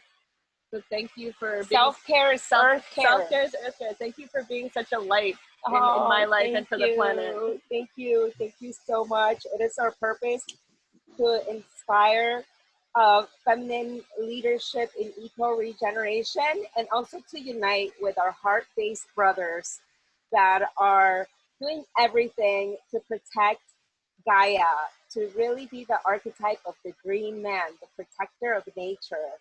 And I am so honored to introduce our next guest, who is doing just that, a protector of Pachamama. I would love to introduce Travis Fritsky, also known as Targwa. He's a social biologist and a syntropic forest gardener, a permaculture designer, and a facilitator, as well as an artist, a singer, and a songwriter. He has 15 years of experience living in tropical communities, intentional indigenous subsistence farming, and fully immersed farming and agroforestry systems. Travis has 12 years managing and designing organic farms and volunteer programs in Guatemala and Bolivia. He also has experience with the Peace Corps and the Panama Agroforestry, volunteer and assistant trainer. The University of Thesis on Sociobiology and Positive Psychology and Culture and Wellness. He's worked with immigrant families and has been a tutor and mentor for at-risk youth, and also has been a peace mediator. He has a passion for wild and weedy thrival plants and to enhance the harvest for energetic nutritional value through fermenting, sprouting, and pre-serving. I am super, super excited to bring in our next guest, Travis Fritsky. Please come onto the stage, Travis. Welcome. Hello, thank you. You can hear me clearly? We can hear you. Yes. Maybe just speak up a tiny bit. Okay, yes. Good. Here in Costa Rica, enjoying the rains, the blessed waters that join us on a daily basis. One thing I work with is the Association Community Carbon Trees, which is a beautiful nonprofit reforestation project where we find the money, the funding to pay rural communities and the workers a living wage to reforest their own lands that have been converted into cattle pasture. So that's one of the organizations I work with, and more in my free time and personal endeavors is really taking the syntropic permaculture of regenerative agroforestry, bringing it more into the mainstream and adopting it here to our local bioregion, using the native plants, the naturalized plants, as well as the exotics. We're very blessed here in Costa Rica with diversity from around the world. It's really a cornucopia beyond many people's ability to imagine. So we gather lots and lots of seed, and we're regenerating pastures, mostly cattle pastures, growing food, growing building materials, and really quality of life. This is one thing I like to bring into the equation, that the time spent planting the seeds with the hands in the earth, caring for the trees is really deeply fulfilling, deeply rewarding, and brings joy to many people, a purpose of living. And so as we bring children, as we bring other people to come and work on the lands, it's done with beautiful intention, celebration, gratitude, And every day, more and more people are waking up to both the necessity, but also the benefits and the inherent joy that's part of it. So I'm very grateful to be here and to be continuing of service and to be aligned with all of you and your beautiful missions and threads within the tapestry that we're weaving. So thank you all. Look forward to meeting you when you come to visit us here.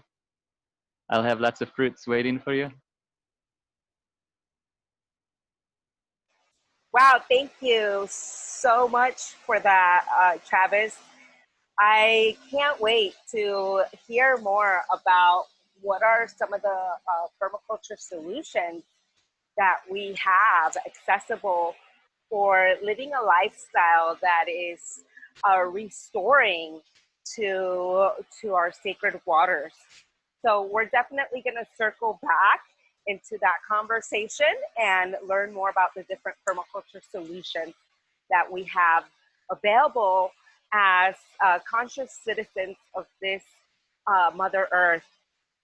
For now, I would like to learn more about, you know, what are some of the challenges that we encounter with water, and then from listening to some of these challenges, what are some of the things that are happening around the world? I know there's a lot of things happening in Mount Shasta. What are some of those things?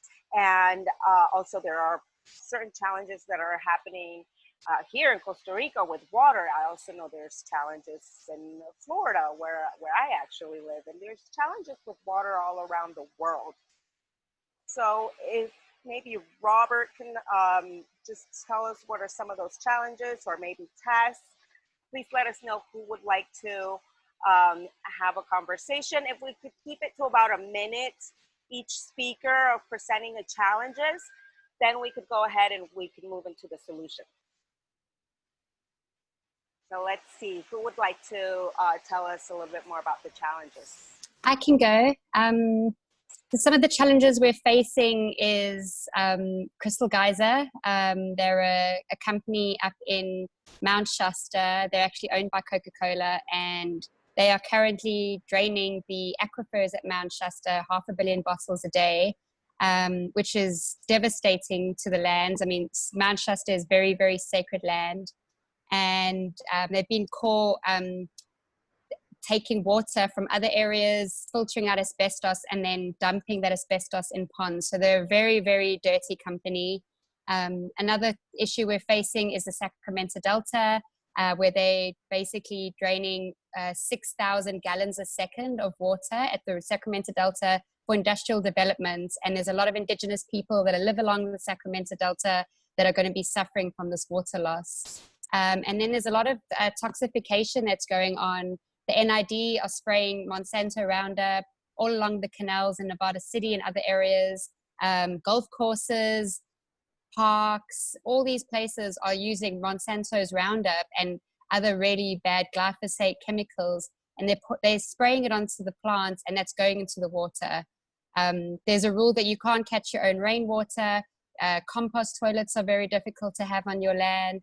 So there's all these sort of rules and legislations that are happening that are preventing us from doing things like, you know, catching our own rainwater, or, you know, compost toilets are good for the planet and not wasting water. So these are some of the things: desertification, soil depletion, geoengineering with all the chemicals that are coming from the sky. And yeah, so that's just a few of the challenges I think we're facing.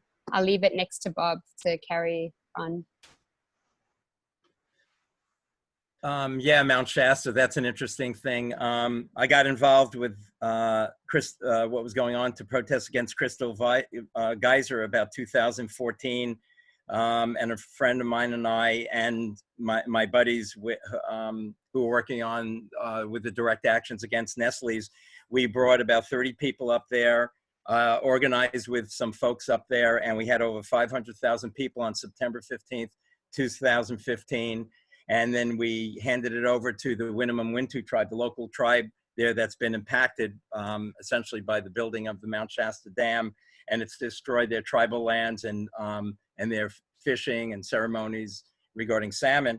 And anyway, so the people up there have been fighting for it's about 6.5 years now. And that was after McLeod, the town of McLeod, first fighting in the late 90s, early 2000s for 5 years or 5.5 years against Nestle's. So, I mean, essentially what you have is you have these global corporations coming into these rural areas and trying to take over all their resources. They cut backroom deals with board of supervisors, city council members, etc. And sometimes they'll promise to, you know, retrofit or renew or renovate some of the infrastructure. So that's the sales point that the city council and Board of Soup sell to the people. But of course, it's not an equitable trade by any means. Crystal Geyser has a plant in Weed. It extracts about 3.5 million gallons a day. They want to build one 9 miles away in Mount Shasta. They've gone after Mount Shasta. Nestle's went after McLeod. The city fathers have an issue regarding Weed and Roseburg Forestry Products Company, which is out of Oregon. And this has been going on actually for more than a century, really. And actually, I need to correct Tess on one thing. Crystal Geyser is not owned by Coca-Cola. Coca-Cola was a previous tenant of the building in Mount Shasta, the water bottling plant there, with Danone Waters out of France, which is down in yogurt, etc. Otsuka Pharmaceutical Company bought Crystal Geyser. Crystal Geyser was a California firm. Otsuka, and most of the water bottled in the Weed plant in Mount Shasta is shipped overseas to Japan. It's not just like Nestle ships it across the States, it's overseas to Japan. So essentially what you have, you know, a lot of people don't know, this is, when you pull back the curtain, this is what you're gonna find. It's really a global corporate push to control the world's water. That's just, you know, bottom line. Thank you. Thank you. Thank you for shedding some light on the events that are taking place right now. And I'm sorry to depress everybody, but you know, we need to look at these truths and we need to look at these facts and information to educate ourselves. And then we know realistically, how can we organize, form a plan, strategize, and then how do we actuate that plan? You know, because some things need to be done on local level, some regional, some statewide, and some, you know, dealing with federal, and some, of course, having to deal with the global issues. But if we can't even deal with our local regional, how are we going to basically be able to expand beyond, you know, our localities to do anything? Thank you. Thank you so much.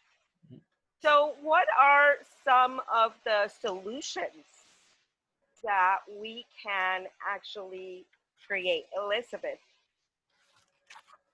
Yeah, I feel it's important to just speak a little bit more on the issues, because there's one issue that really has not been addressed yet. And that is transformation is an inside job.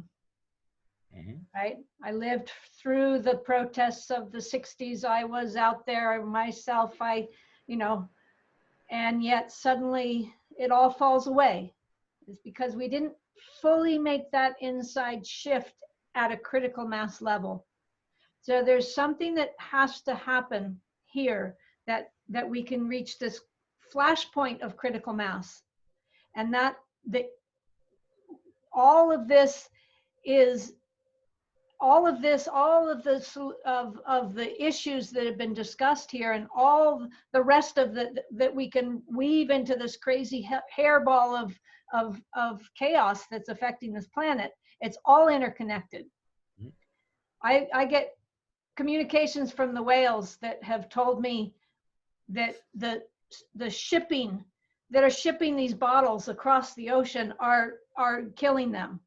So we don't even think about that, you know, that the noise of the ships are killing our whales. They can't find food, they can't find mates, they don't know where they are, and this is critical. And so, as well as getting control of the world's water, it is an excuse to sell more plastic. The shipping of water bottles around the planet are really an excuse to sell more plastic bottles. To me, it's less about the water that's in them and more about the bottles that hold the water. And that's a whole nother story, but really we have to change our attitude, and we have to change our attitude by caring for our water, not as a resource, not as one other thing that can be raped and pillaged and controlled and exploited and manipulated, but actually as the essential source of all life on Earth. And when we come to that realization and we begin to live that way, we know that no water, no Gaia. Without water, there is no Gaia. So really coming to that foundational place and beginning to be in alignment with our source water from a cellular level and in our organizational models, and putting water as our sovereign being at the center of the table. And right now there's currently something that's moving forward very quickly called a world water law. And the idea that there should be one, since there is only one water on Earth, there should be one law that every governance adheres to and is held accountable for their relationship to water.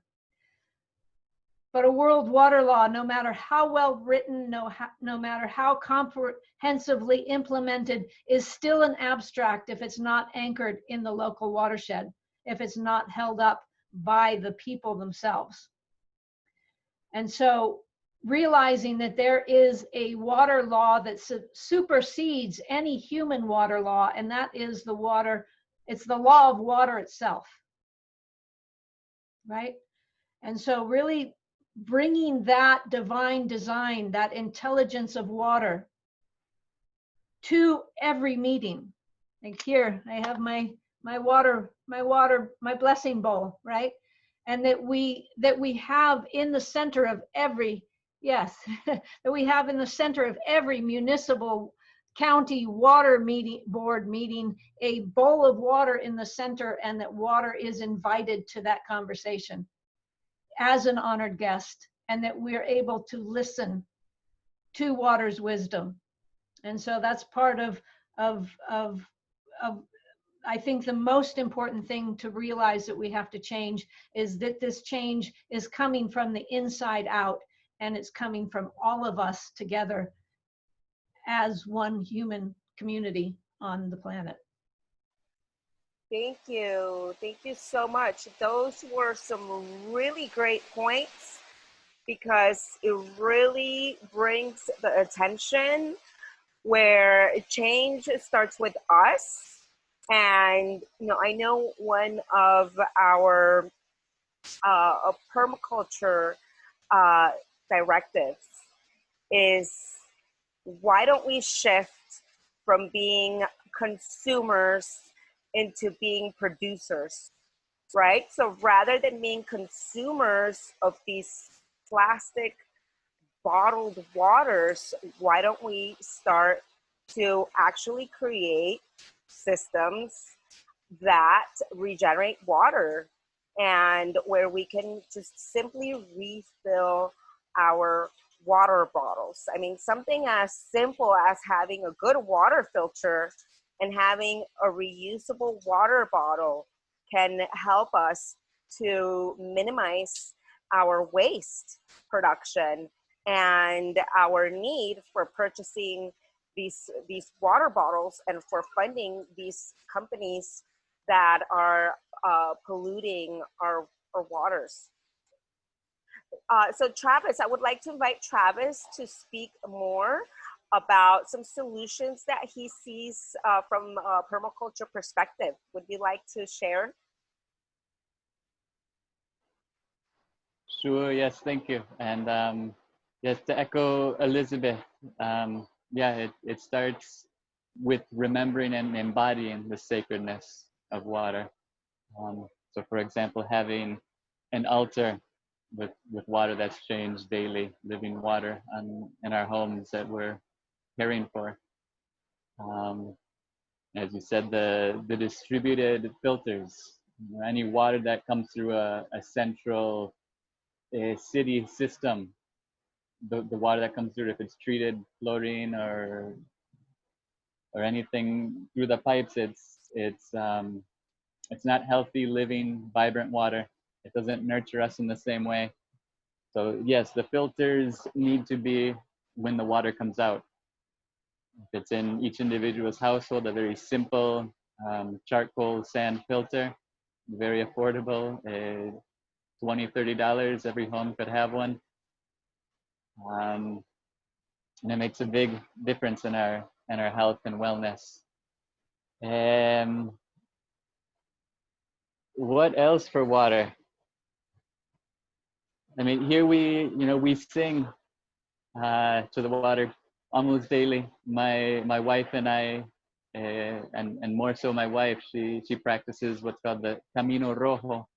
This is like the analogy to the Native American church here in Latin America, and celebrating, giving thanks to water daily. We tell stories to children, of course, about the sacredness of water, and the miracle of the water, the molecule, and how it's as a solid it floats. For example, it's less dense as a solid. That's just mind blowing. Right? So to engage in the dialogue, and to be the solution practically, it's planting trees, it's reforesting aquifers, it's applying the key line design of water management to slow the water, to spread it out, to allow it to settle into the land, back into the aquifer.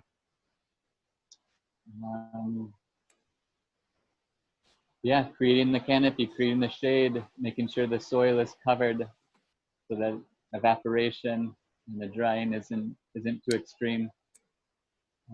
All these things, I encourage people to get out of the cities, although of course some of us need to be in cities, but I feel the quality of life and the village where humanity really thrives, where children develop, where mothers have the support they need to raise the children.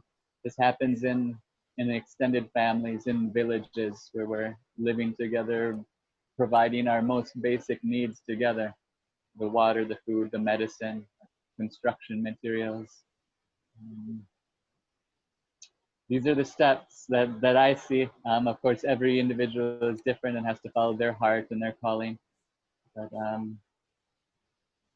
that's yeah. We'll leave it there. Let each individual decide really what's their calling, their next step, and to find mentors, to find guides, to find people who are living the example that they want to see, and make those connections and dive in, leap. Time to fly. Have faith. And I know Tess wants to say something. You said something that I just want you to elaborate a little bit, because some people might not know what this terminology means. Can you tell us more what keyline design is? Yes, con mucho gusto. The keyline design, this was really a precursor to permaculture design. It also came out of Australia and was a big influence for Bill Mollison in permaculture design. And basically it's directing the water that falls on the land, directing it out towards the ridges, as opposed to directing it into the valleys. So it's kind of the opposite of what the colonialists have done. So they've cut down the forest and tried to drain the lands and have the water run off. It's with the intention so that the water that falls on the land has to meander and has to cover as much and spend as much time on the land as possible before it rushes into the gullies and the rivers and out to sea. And of course, that practice on a large scale will reduce flooding, and also reduce the dry season, the harshness of prolonged drought, and support climate stability. Very importantly, it also recharges the groundwater. It recharges the aquifers to reduce the need for dams. I'd like to beautiful. offer some more solutions, if that's okay. Absolutely. Yes. So I think something that's sort of more practical for people that they can do in their own homes is to be aware of the products that they're using. So anything that you put on your skin is going then into the water in the shower. Anything that you wash your dishes with, anything that you spray your plants with, it's all going back to the bodies of water. So you can buy natural products, you know, that are just as effective.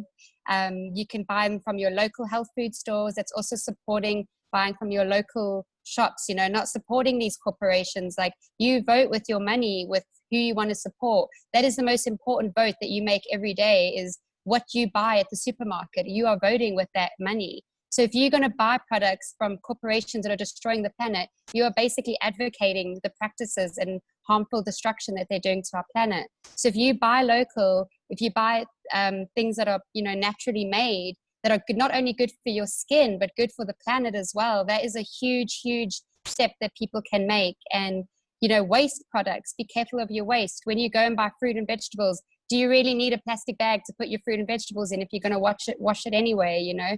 I'm always trying to minimize my waste as much as possible, trying to reuse things. I carry my own bamboo cutlery set with me, my own water bottle with me, my own ceramic coffee flask, you know, carrying things that you can reuse, so you don't have to buy these, you know, these disposable plastic products, because, you know, they say by 2050 there's going to be more plastic than fish in the ocean, and it's just sad, you know. It's really, really sad. And because of COVID, plastic has tripled, you know, the amount of plastic use has tripled. So, you know, where you can reuse, refill your bottles, use bulk items. I think that that's really helpful.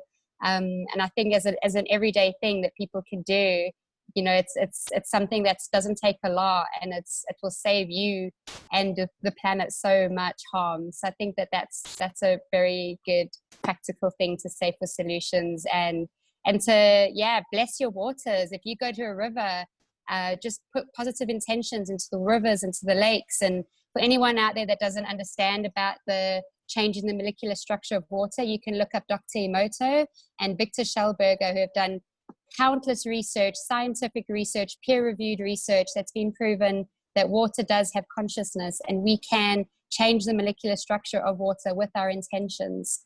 So, you know, I think spending time in nature and remembering the sacredness of all nature around you and water around you, and bring us back to our indigenous roots, I think that that's really key in creating, you know, a new sacred earth. So thank you. Thank you. Slow and small solutions, starting with our consumer patterns. Thank you, Tess. Yes, Elizabeth. So one thing to realize that our consciousness, that we can affect the consciousness of water with our intentions, positively, but also negatively. So really understanding that supporting the divine design of the intelligence of water, the supreme intelligence of water, by filling it and with that love, that quantum love. And it really takes so little. You know, the example I use is, if you flush the toilet, if you pee in the toilet, if you flush every other time, you have cut in half the amount of water you use by just flushing twice instead of every time. So it really is so simple, and that change is exponential. If it's yellow, let it mellow. I would just love to add something.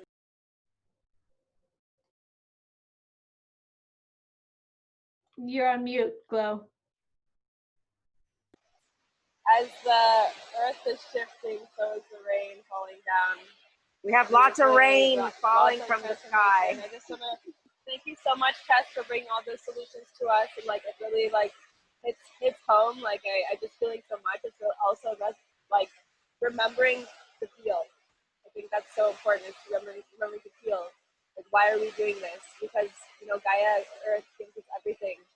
And how do we expand those solutions, like Tess said, buying local, package free, bringing your own cup, bottle, bag, straw, like say no to plastic. It's not that difficult at get a box if you go to the grocery store. They always have boxes. Everything comes packaged up. Use a box if you forget your own bag. And how do we expand that into the next level? You know, like really, like our mission is to build a network to support all small local businesses so that it's easier for people to find solutions, because the solutions are there, but they're expensive and they're hard to find. And we really need to shift that, because right now it's too expensive for us to buy organic soap. Why? Why is the profit not make sense with what we're buying? Because these products are better for us, they're better for the planet. So how do we flip that script? You know, the fossil fuel industry spends $5 trillion a year on subsidizing the products that we consume in the stores. That's why it's cheaper to buy Tide or something that's toxic, like a laundry detergent that's toxic. So how do we flip that? You know, like one of our missions is to create a game.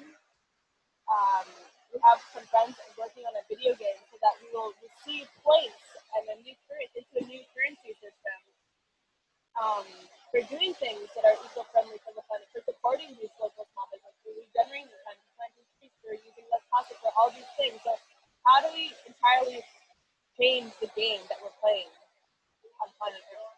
You know, we have to be able to incentivize people to make better actions, and also remember who we are in this interconnected web of life, because there's nothing separate, and we are the water, we are the people, we are everything.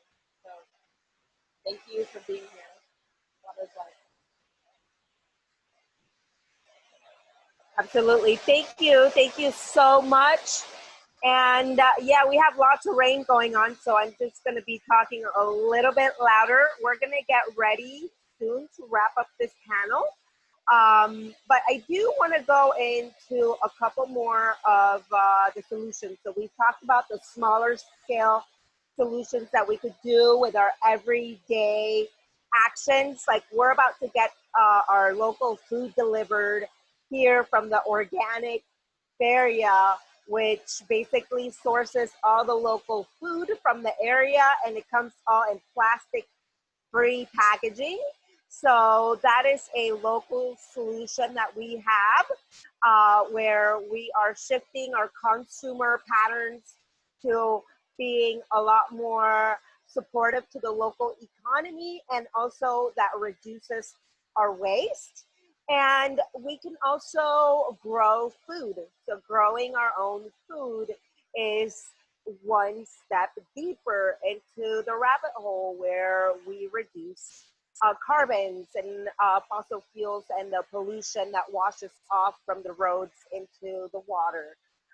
We can also take our water from the faucets and the showers and the laundries, and if we're using natural soaps, we can funnel that water into our banana trees and into our fruit trees. This is all known as the gray water systems. And we can also have compost toilets, and we can have biodigesters. For any of you that are out there that have bought some land, and you want to apply some of these solutions to your land so you could be a earth and water steward, maybe Travis can share a little bit more about these systems with us and how you can implement these design systems on your land.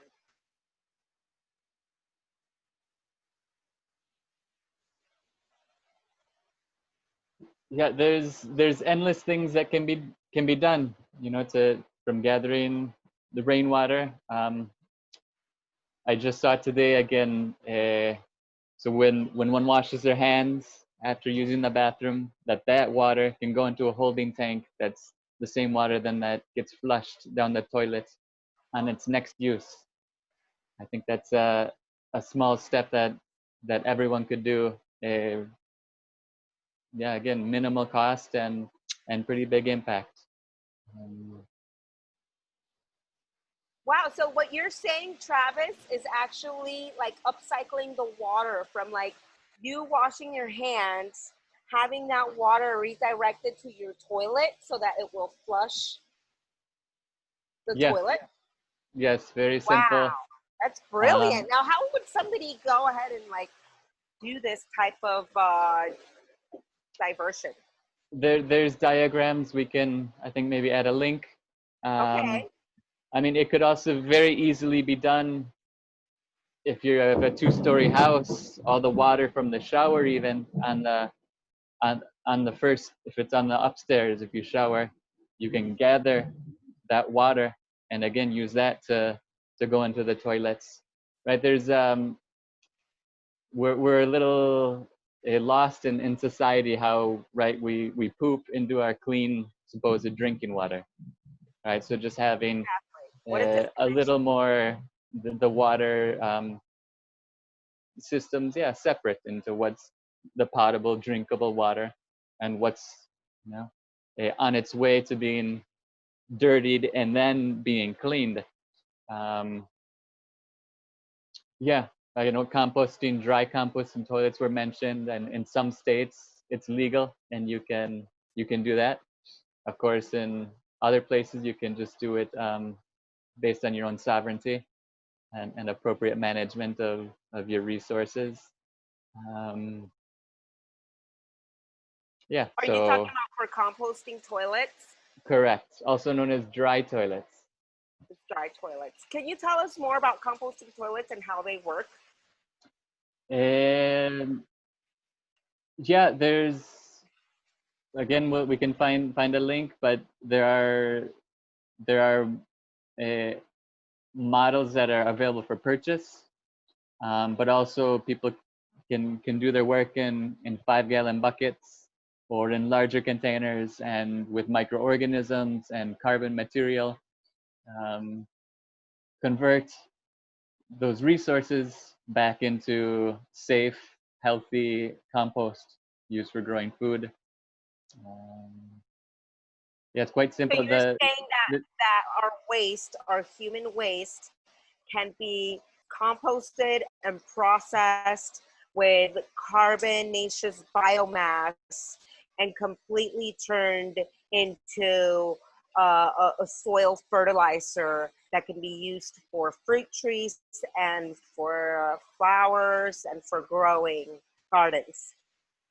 Yes, it used to be known as night soil, and most civilizations did it in some way or the other, right? Because people living in cities, they poo, and so of course most of these cities in the past had gardens and were growing you know, much more of their food in the urban setting than we are today. But it's very easy. The book called Humanure, maybe the Humanure Solution. There's lots of information. If done properly, it's very safe, safer than most of the food we buy in the supermarkets. Some people might have a little bit of a concern of how safe this is according to hygiene. But from what I've learned in permaculture is when this humanure is appropriately composted and it goes through a year-long of composting and being in the sun and going through all of the organic processes of decomposition, it's perfectly a safe and rich fertilizer. And we will definitely place more information about the Humanure book, and we'll post more information about keyline design. And I think our time is pretty much almost up. I want to just put out another call for anybody who may want to say something else. And I just wanted to say something. Sorry. Yes, please. Yes.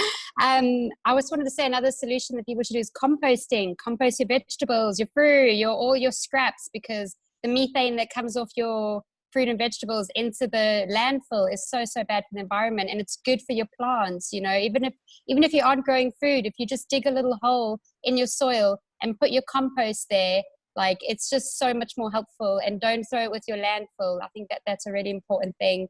And there's also going to be an action in Mount Shasta on the 26th of September. It's going to be a peaceful action of just walking through the town and showing Crystal Geyser that we're not happy with what they're doing. So if anyone is in the Northern California area or feels like traveling and meeting some like-minded individuals, spiritual activists, then 26th of September at Mount Shasta. Beautiful. Composting is such a great point. And I know that there's also biodigesters. I have a friend of mine that collects all of her food scraps, and they literally go inside of like this giant tank, and that acts kind of like a decomposition type of stomach. And with these enzymes, they decompose all of this food scrap, and that methane gas is then collected, and she uses it to cook. So we could actually turn our waste into a resource. So there's so many good solutions out there that we can begin to apply. And once again, is there anybody else that wants to say anything to close? We'll have a closing round. And Elizabeth. So one of the things that we're facing is not just how we can change our behavior to stop this consumptive behavior and this rape and pillage of our essential source water and Gaia Earth, but it's also cleaning up the mess we've made. You know, we're talking about waste. We have a lot of crap out there that needs to be cleaned up. And so that's part of the Great Planetary Water Cleanup and the Watershed Wisdom Councils is that we take charge and we speak for our world, we speak for our water, we speak for our land, we speak for those that don't have a voice, the animals, the trees, and we honor them. And you know, there was mentioned that we're coming to realize that water has consciousness, and that might be a possibility. The Western world's not taught that. And that's one of our biggest delusions of separation. And I would take it even further to suggest that in fact, we as humans have consciousness because we are water. That in fact, our consciousness is the consciousness of water, and that we are water expressing as life. So those are my closing words.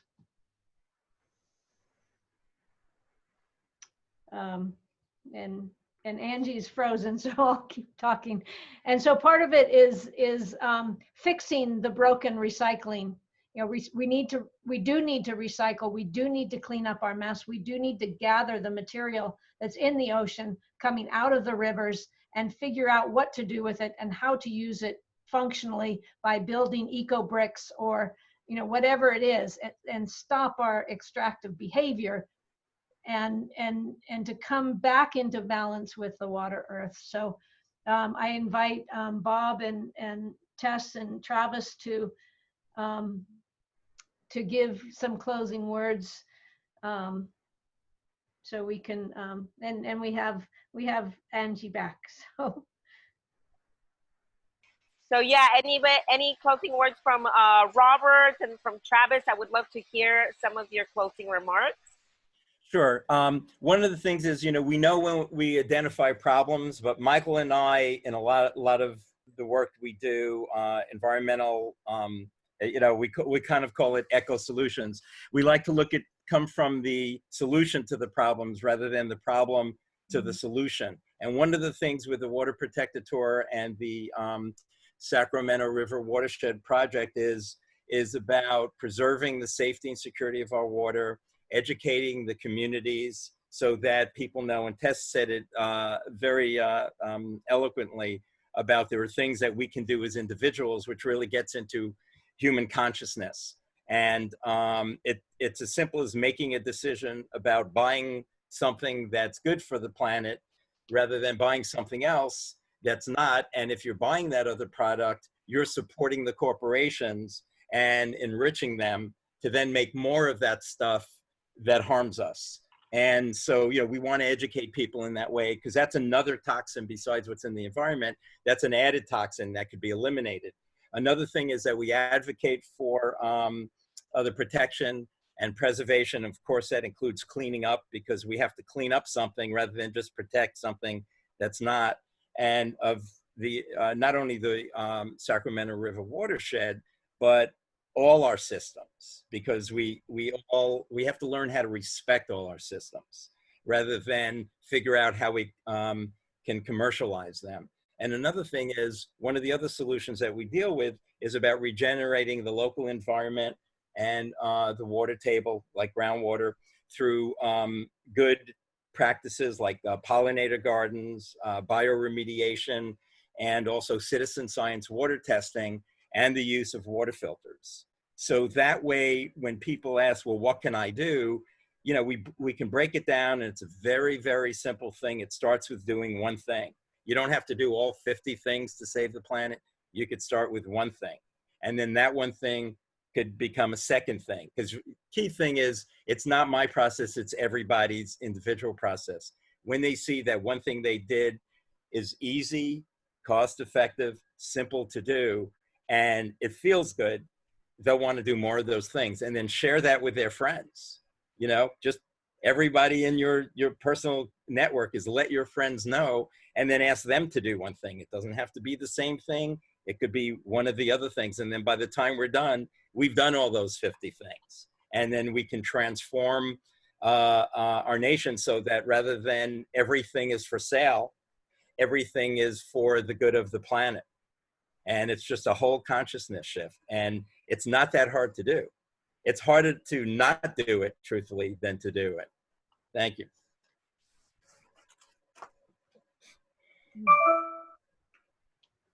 Good.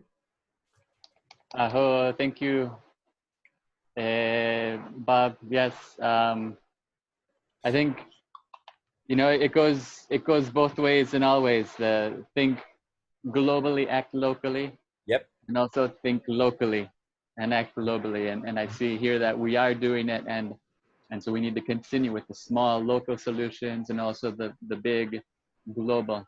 One thing that I would love to see, and we're ready for, is a disclosure of the technologies that exist that have been privatized and hidden to help humanity heal the earth, heal the waters in a amazingly fast and glorious way. So I think calling that in, requesting that, declaring it's a state of emergency where we release these technologies. Yes, so blessed be. I look forward to more conversations and the continued network of this rebirth on this planet, and as they say in the Andes, the Pachacuti, the glory of our ancestors. We're giving new birth, and it feels very good. Thank you all. Time is now. I hope we are the ones. Yep.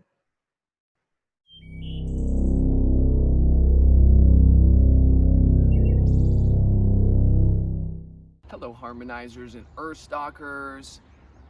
With all of this powerful information about structuring our waters, healing our waters, and all of that, and knowing that we are comprised of mainly water, I want to talk to you real quick about how we can structure the waters within. And one of my all-time favorite technologies that I use on a daily basis for this is the Vibe system by Bioharmonic Technologies, which was developed by Dr. Stephen Schwartz. So in a second, I want to play a video of some of the people's reactions of what takes place when they utilize this system. And if you're interested in getting your own Vibe system, you can use the promo code ASCENDED to receive $100 off your own Vibe system. So I hope you enjoy this video.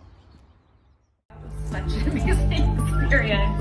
I literally just finished, and my entire body, the way that I'm thinking, the way I'm processing thoughts, I just feel like it broke through some kind of a barrier. Yeah! The fact that I'm able to feel it, just not through my back, but through my entire body. It's even raising my vibration, if that makes sense.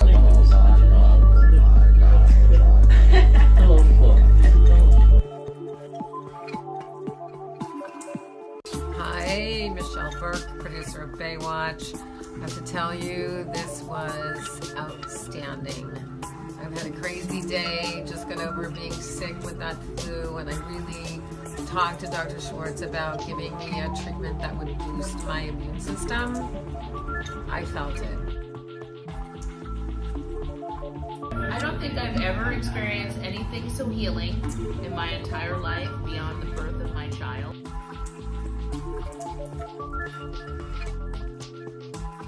What was your experience like?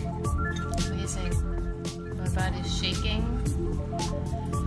I feel rejuvenated. I feel so relaxed. My cells, my everything is vibrating at the right frequency. I highly recommend it to anyone who wants to help people during their healing journey and their healing process, and for their own personal journey as well. My knees, my ankles, and my elbows first always hurt, but they don't hurt right now, which is a big accomplishment. That was the most amazing experience I've had ever in my life, actually. Music isn't just something that we feel, and it's not just entertainment. That music is actually a medicine because we are vibration. I came in here kind of depleted, and now my vibration is slowly but surely coming up. It feels amazing. I've never felt anything like this. I've never been to one of those sensory flow pools, but I can't imagine it even comes close to matching that kind of experience. Actually, would say it was the most spectacular experience ever. I don't know if you remember when I got here, I thought I'd done this before. Whatever I did before was nothing compared to this. Thank you so much.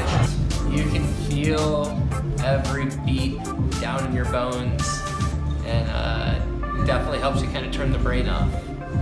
Uber level sound bed experience. I've laid on a lot of sound beds, but this was just something else really seriously. Really cool experience. Like my body feels like loose and relaxed, and my mind feels clear.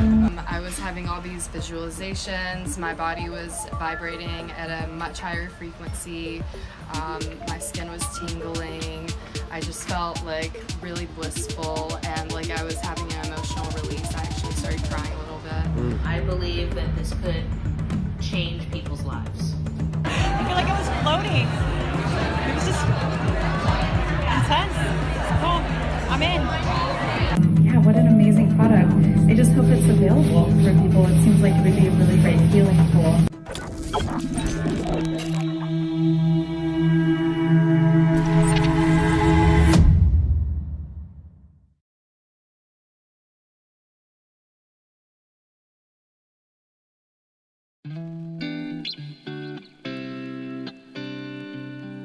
You'll find me drifting away, smooth sailing without a worry in the day. I live my life my own way. I don't let anyone tell me what to say. Every single time I go through, flowing through the day like water on the move. What you gonna do when an obstacle goes before you? I straight flow around it like it's not an issue. Even if you call me names and place blame, I won't diss you. Be like water, my friend, and you will have no issues. I'm drifting away. I'm floating through my day. I'm drifting away. I'm floating through my day. Nothing is softer or more flexible than water, yet nothing can resist it, even if it's harder. Water is the driving force of all nature. The hotter it gets, it just turns into vapor. Running water never grows stale, so keep a state of flow, even through the hail. You can float around in the times of pain, or dance like the waves in the midst of the rain. We can be like water and flow as one. Live together as a family under the sun. Let's clean our water until the job is done. Let's protect Mother Nature and all under the sun. Drifting like a river we flow and run. Drifting like water as if we were one. I'm drifting away. I'm floating through my day. I'm drifting away. I'm floating through my day. Love is like water, we can fall in it. We can fall in and drown in it, but we can't live without it. If I water you and you water me, together we can live peacefully with synchronicity, serendipities and exchanges of energy. Let's protect our clean water, which is vital to you and me. It's essential to life for you and the trees. If you like water, then you already like most of me. We're drifting away. We're floating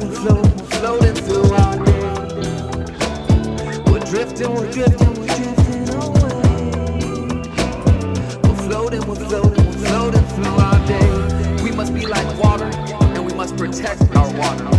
Water is essential to all life on Earth. And right now, most of our water is dead and contaminated. So please do your part and help us keep our water clean.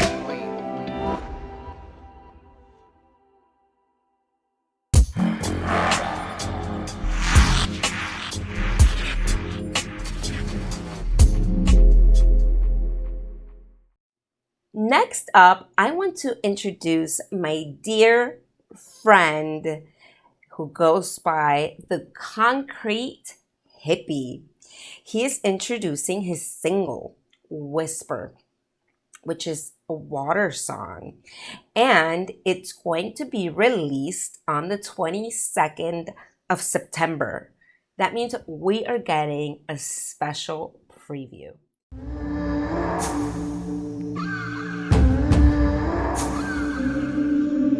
Satellite images show a dramatic decline in greenhouse gas emissions thanks to the drop-off in human activity. We think that we're pretty, but what if we're just pretty? Lost in the smog of the city.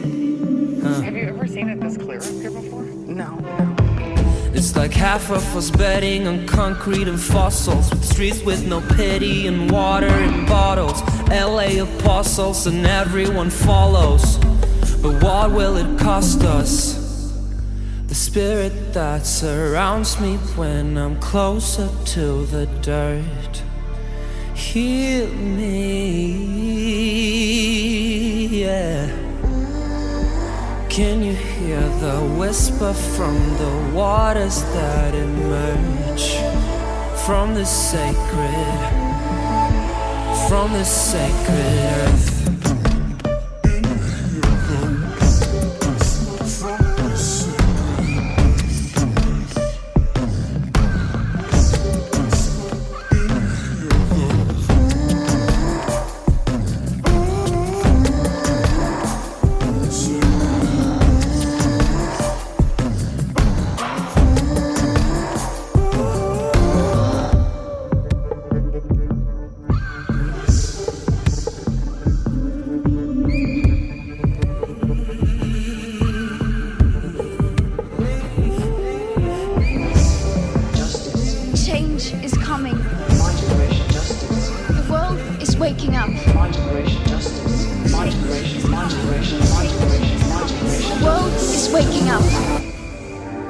Can you hear the whisper from the waters that emerge from the sacred earth?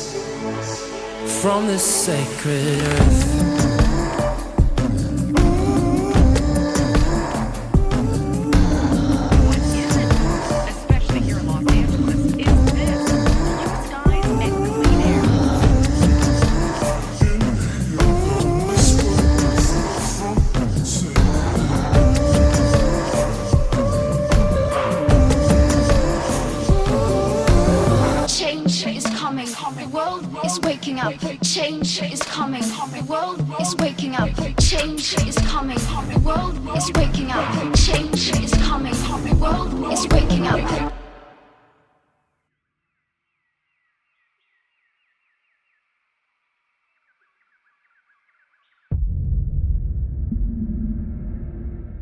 Welcome back, dear souls, to the Harmonizing Water stage. I truly hope you have been enjoying the show so far today and all of the amazing information we have been bringing forth through all these individuals about how we can truly take action for our waters.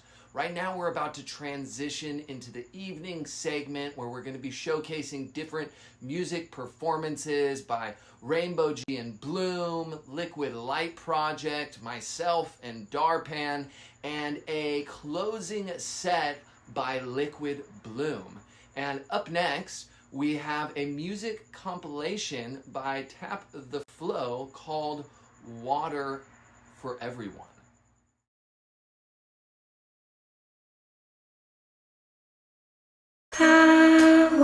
Agüita, por favor. lavarse mi alma y corazón. Agüita, donde estrella conecta con la piedra, donde raíz abraza mi piel. Yo soy viva en el cuerpo de agua, por ti y por nosotros, amor.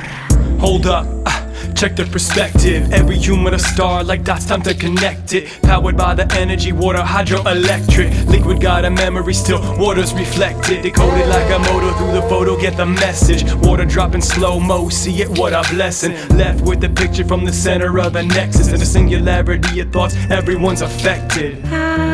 Aguita, por favor.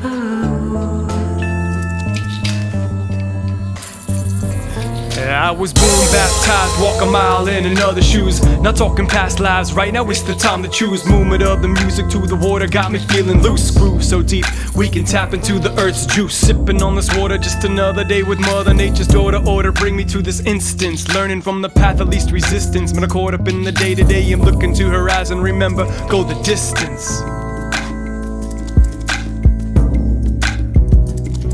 And suddenly, dark clouds parted from the sky.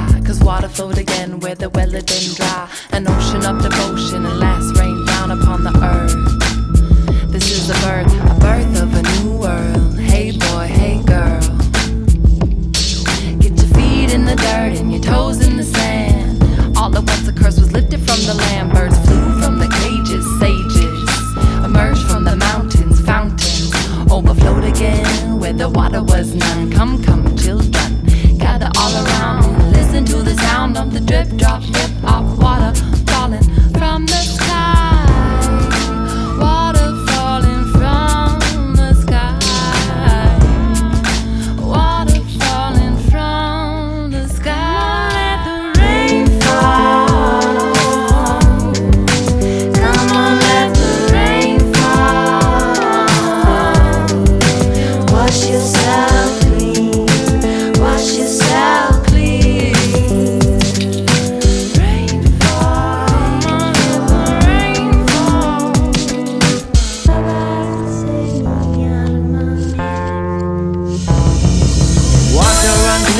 Feeling my being, flow like the river, flash like the stream. Babbling brook, wash under the tree. I rehydration, water the sea.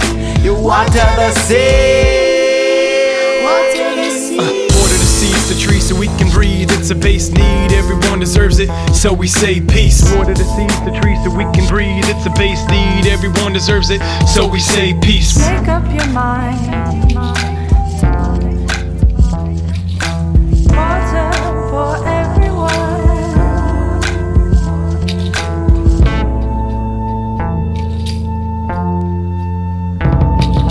Yeah, mama, give me what we need. Wet water, purified, lubricate the dream. Cutting through the mountain, fountain of a queen. Moving through the crack, bring it back. True indeed, feel the root, speak the truth to the king. Life liberation, high on hydration. Most nights ride on a high vibration. Pollution cleansed, toxins cleaned. Crystal clear vision on the lake that's pristine. Rainfall. Come on, let the rain fall. Wash yourself clean. Wash yourself clean.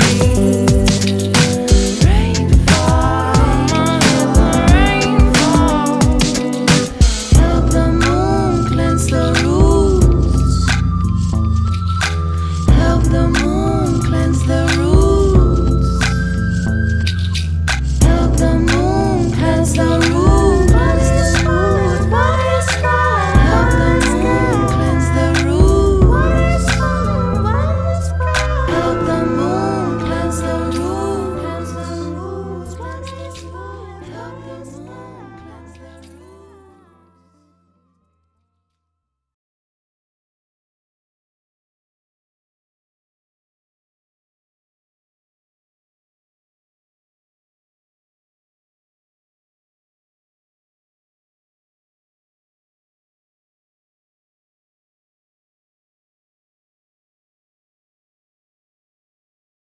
Hope you enjoyed that music compilation titled Water for Everyone, with another powerful message of helping the planet and helping protect our waters.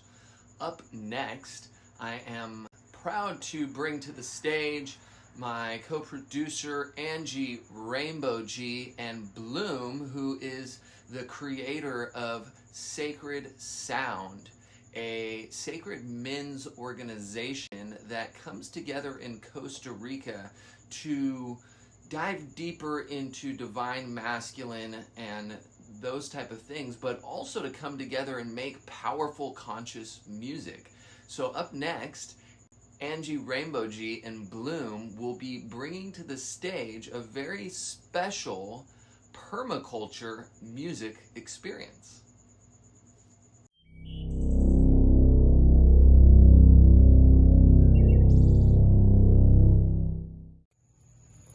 Explore the mysteries of the universal earth. A world filled with imagination, play and celebration, community and regeneration. Step into the magical world of permaculture, where we plant the seeds of our dreams to become a reality.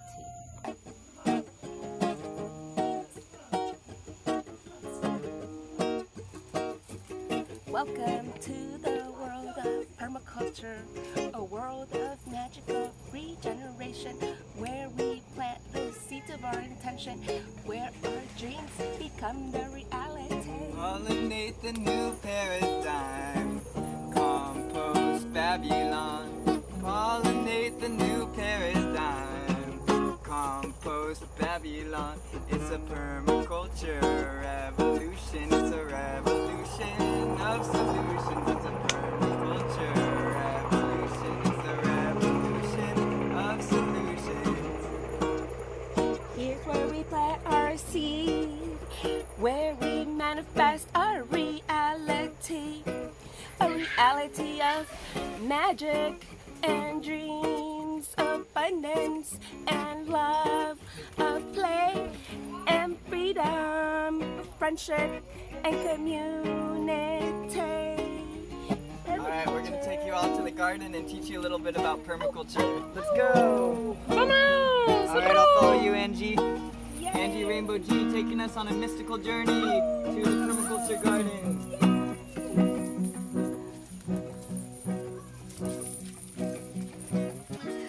Welcome to the playground of the earth, where we can turn our waste into resources. We're taking this pineapple top from a used pineapple and we're going to plant it in the earth. Follow us.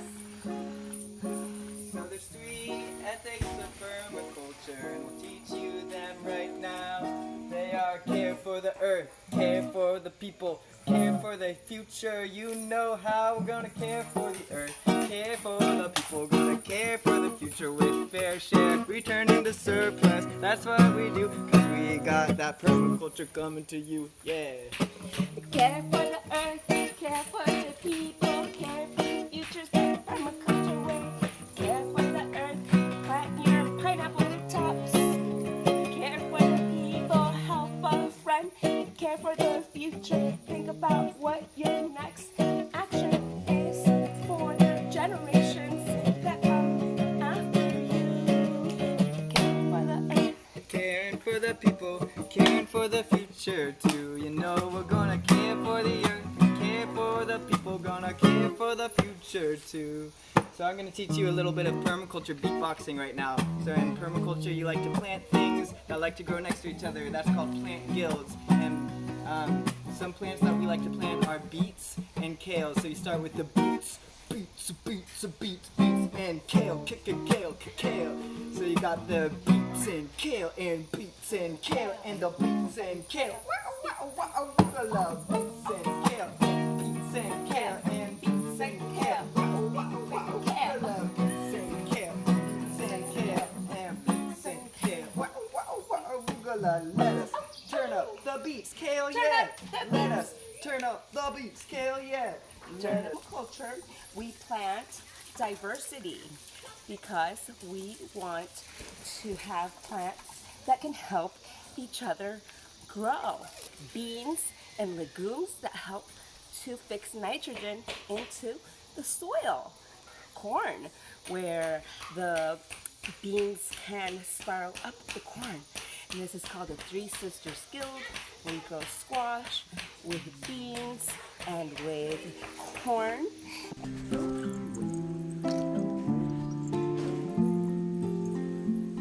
With a flapping of its wings, the hummingbird brings vibration. And we also plant perennial plants. So you can take them and you can stir them up with some delicious spices and a little coconut oil. And they're just so good. And guess what? They hardly require any care for you to grow them. So grow easy plants. Ah! I found it! It's the Wandering Jew! It's been sprawling through the desert, looking for the promised land. The promised land of healing and regeneration. This plant is going to cure my cough, my incessant cough that's been bothering me. It's an emollient herb that helps to coat the throat with nice, soothing liquids. Now, And another way that we can help bring about the new earth is by looking into regenerative technologies, because right now most of the world operates off of fossil fuels, which, as most of us know by now, is not good for the environment. And what happens when we rely on fossil fuels is it puts too much carbon into the atmosphere, and carbon itself is a good thing because it's the building block of life, and none of us would be here without the carbon, but it's supposed to be mostly in the ground, not in the atmosphere and the sky. So the world's out of balance. We're already at 415 ppm, and 350 is supposed to be the threshold of what the Earth can handle. So we're already way beyond the max capacity of what the Earth can handle in terms of carbon in the atmosphere, and we need to change that. And one way we can change that is by planting trees and putting the carbon into the soil with food. We're digging our hole.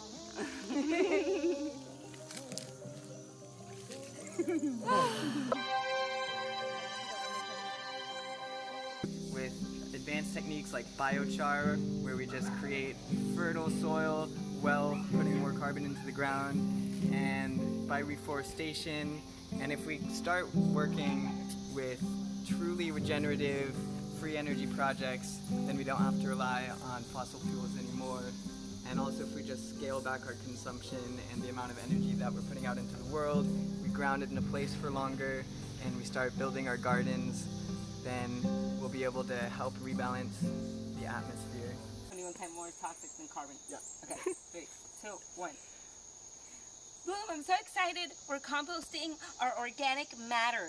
Me too. Did you know that methane is 21 times more toxic than carbon? Yeah, this is why I love composting. We're gonna was I supposed to say carbon dioxide? No, okay. Fine. Carbon dioxide. Okay. Composting is so good for the earth. Take all those veggie scraps and those fruit scraps from your smoothies and your salads and collect them and give them back to the earth. When we give back to the earth, we give back the nutrition that she gave us. I'm so excited we're here playing the new game, and I'm just gonna go put my compost in and make some new soil and help the land and help the earth. Oh my god, I just got 100 seeds. I just received 100 seeds for composting. Principles of building a new earth include buying local. You can support your local business in the area. Go to your local farmers market and shop plastic free. So one of the biggest. So here we have plastic free produce from the Eco-Feria, organic, free of toxins. One of the biggest things that we can do to help the earth is to avoid plastic and minimize our plastic. So the first thing that we could do would be to stop using plastic bags and bring your own bag. And then you can also bring your own water bottle because water is so important. And right now, all these nasty companies are just like taking all of our water from the rivers and like bottling it in plastic, and it's made from BPA and it's super awful. And then they're just selling it all over the world. And then all this plastic goes into the ocean and goes into our rivers and seeps into the landfills and is polluting our air and water. It's also polluting our bodies because it's made with BPA, which is toxic to humans as well as all the animals in nature. All these whales and turtles are being filled with plastic and dying, and the rate of extinction is crazy right now. We just need to flip the script and move into regeneration. So how can we do that? Support your local. Click the link below. Donate today. Uh-huh. Yeah. Uh-huh. What? Whoa. Whoa, Angie Rainbow G. Guess what? We just got infinite funding! And we're gonna put it into seeds. Billions of dollars to fund all of our projects. I just wrote the proposal yesterday with help from Angie Rainbow G and... Welcome back. Welcome back to the birthing of Ascendia.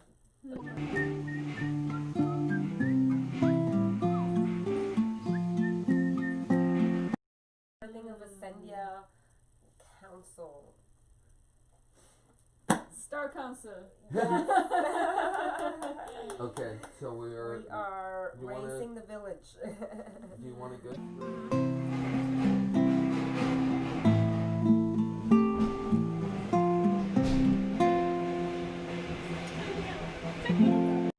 We talked about our needs, yeah, right?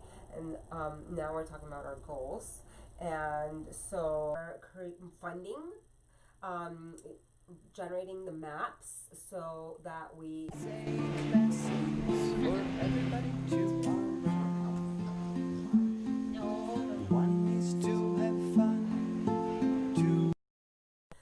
create a list of potential investors, list of community members, our core team, and what each one of our core team is bringing in to the community. And 8, don't wait. No, wait. 1:1. List of potential partners who can help us as allies and also their networks.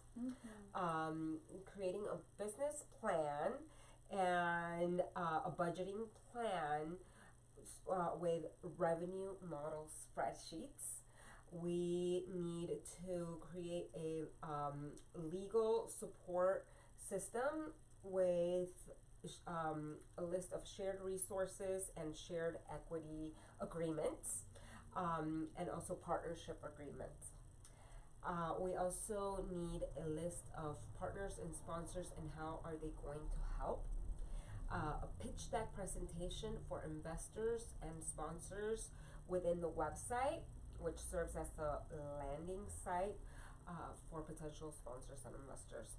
A strategy plan, written offers for property, and an evaluation of locations with covered roadmaps and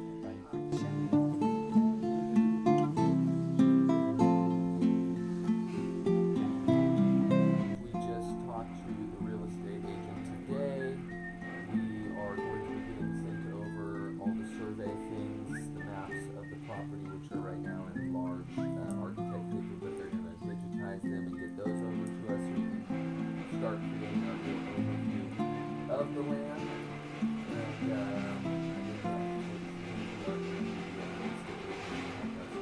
Offer and start the negotiation.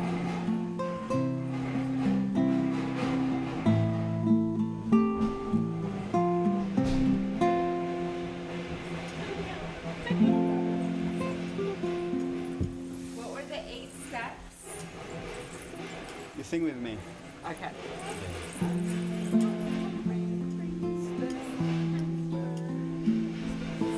These 8 lessons for everybody to follow. 1 is to have fun. 2 is to be free.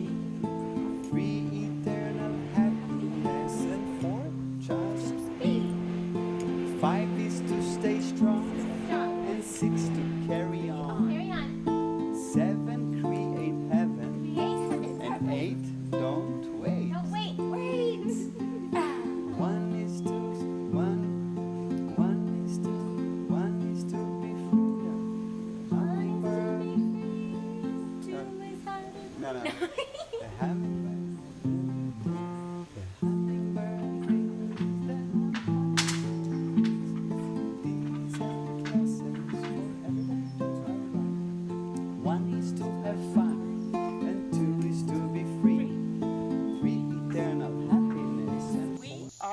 mission to create infinite funding to protect the water, regenerate the planet, and unite with many of our sister projects from around the world that are empowering women, the children, the animals, and these beautiful resources of nature.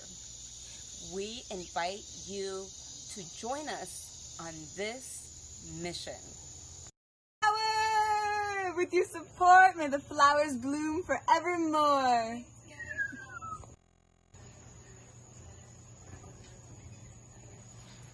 We are the Earth Guardians, harmonizing humanity. We are guardians of the earth, here to plant a better future. We are harmonizing humanity through planting the seeds of abundance and watering the tree of life. Goddesses TV with your host, Angie Rainbow-G, and we are at the Paradise Lodge, where all your dreams come true. Join me in my adventures with all my girlfriends, goddesses, and heart-conscious brothers in this Rainbow Earth Journey adventure of love, light, and delight eco-tour. Hello, beautiful people of the world. My name is Glow, and I'm on a mission to protect water, reduce fossil fuels, and inspire you to live plastic-free. We are creating a documentary about eco-solutions here in Costa Rica, and my dream is to meet Leonardo DiCaprio and have him do a voiceover or become an executive producer. Any way that you can contribute, whether that be time, energy, or money, is greatly appreciated. We thank you so much for your support, and nature thanks you as well. New way of looking at nature and our resources to create a social contract for our collective resources to harmonize with nature and respect nature. So on this adventure and this mission, as we travel the world and travel to different eco-villages, retreat centers, and community impact centers here in Costa Rica. Seeds of the future of the infinite reality game, come join us in this paradise portal into the future. Seeds, I'm going to buy plant starts for my garden and return the surplus by giving seeds to my friends so they can join the seeds economy.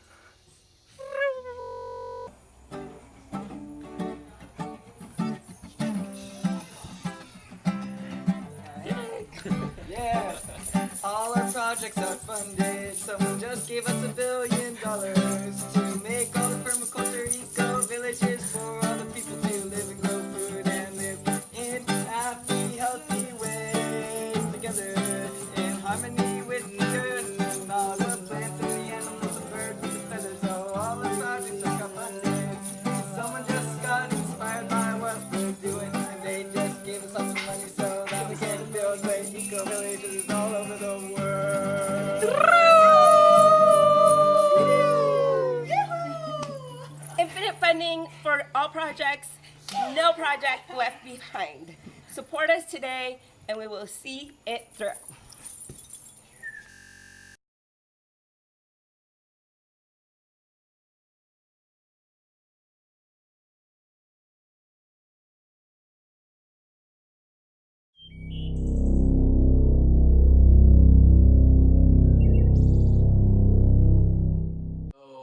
Harmonizers and Earthstockers, I hope you enjoyed that special music compilation by Angie Rainbow-G and Bloom in this fun way of utilizing music and education for permaculture to bring more awareness to that subject, as well as to our partner Seeds, which is the regenerative money system ecosystem for the future, for New Earth. And we would love for you to go and check them out at joinseeds.com to learn more. Up next, I am very excited to bring to the stage Liquid Light Project, who recently joined our team and is a technology wizard. So I'm so excited to be showcasing his newest compilation called Reconnect. The echo of the kitten he was living through him. I see and live the impermanence, the meditation of taking care of an animal, and of course the death. What is the death of an animal compared to the death of a human, compared to the death of a system, compared to a spreading pandemic? Nothing, except, you know, everything is in everything. But in the microscopic, you can learn to read the patterns and rhythms of life.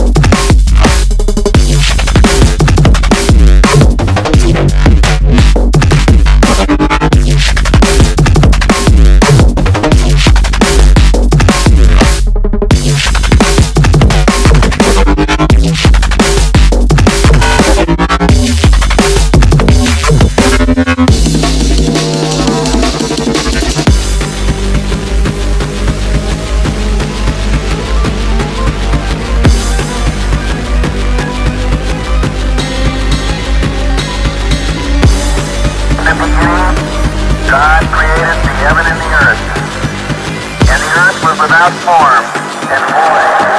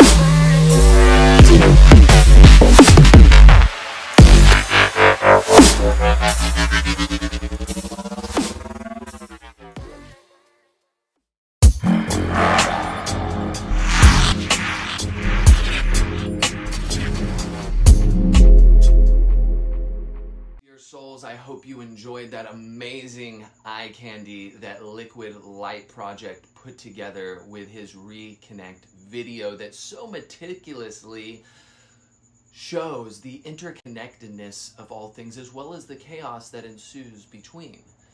Up next, I am very excited to be bringing on the stage two of my unreleased songs, one of which that I did with Ixchel Prisma titled Elohim, and another that I did with Darpan called The Awakening, which I actually have an album that I'm going to be soon releasing called The Awakening, so stay tuned.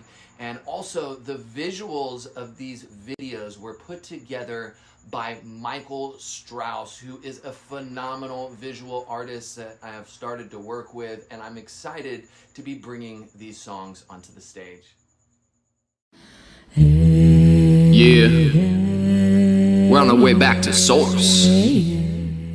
Ixchel Prisma, Tsunami Diamond, check it. I roll with Elohim, I roll with Seraphim. I am an ancient soul with gods and goddesses on my team. I've unlocked the keys to the mysteries, the infinite oneness and vastness of the galaxies. On the whim I landed in this university, from a faraway universe that you cannot see. My first stop was the Lyra constellation, where I set down my roots without any hesitation. An advanced nation which honored the divine feminine, a race of love and life full of divination. Before that, I was part of a feline race, endlessly on a mouse chase just to get a taste, till I found the human race. Now it's time to face the darkness that has long enslaved this race. They took my mother back in Lyra, a galactic war full of screams and cries, a mass destruction of my home back then, the very start of dishonor to the feminine. And now I'm back again, here on this planet to bring honor once again. I am a galactic shaman, I roll with Lyrans, Syrians, Pleiadians, Isis, Kuan Yin, and Mary Magdalene. I've been around the block and now I'm back again. My brother is the prince of the Seraphim. The others are long lost kings, known throughout history, who have returned to help me uncover the mysteries. We finally unlocked the Akashic encryption to bring you the truth that no one else has ever mentioned. So listen up, cause the time is now. We're gonna give you the universal keys so that you know how to connect to the 13 spheres which have been installed by the bird-like beings that are here to help us all. holding back the raw ascension frequencies, giving you a chance to adjust to the new energies. And if you wanna tap directly into the raw alliance with the blue avians so that you can have it all. The ascended tribe is growing and we're standing tall. Galactic kings and queens united on earth to have a ball. In 7 years' time, consuming food will be the past. Instead, our cells will consume in a light which is endlessly vast. All we must do is start to tap into the infinite source. Let me show you the map so that you can plot your course. Set forth and start to blast off. It's time to take your mask off. It's finally time for kickoff. Inner and outer earth about to take off. As above, so below, it's time for everyone to know. The truth of our existence will finally be shown. Our galactic family is calling, you just gotta pick up the phone. I've been down here since the beginning times. Lemuria, Atlantis, and Egypt were my first lives. We are the children of light, we are the law of one. We are the whispers of a dream, we are the songs unsung. We are the old souls with an endless job to be done. We are the thunderous rolls, we are the celebration. And in that celebration, our freedom won. Revelations of old we spun. Inspirations foretold as thy kingdom come. In divine we trust, universal salvation. For when two become one and outshine the sun, they will be ready to do what needs to be done. To move steadfast without hesitation, racing as we are facing our biggest transformation. Racing from temptation into the present moment, the only destination. Unfoldment in the bold intent of love's restoration. We surrender and spring forth without hesitation. In oneness we transform single stars into constellations.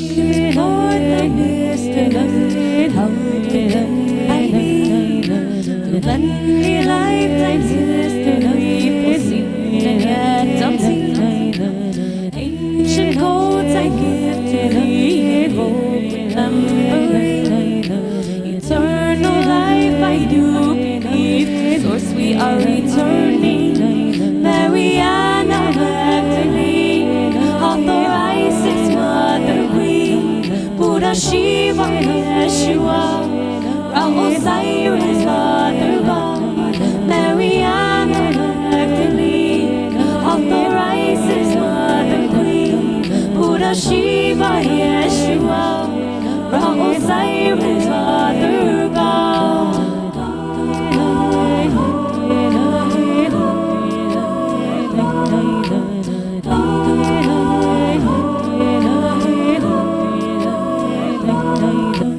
I expand my consciousness, returning to the one.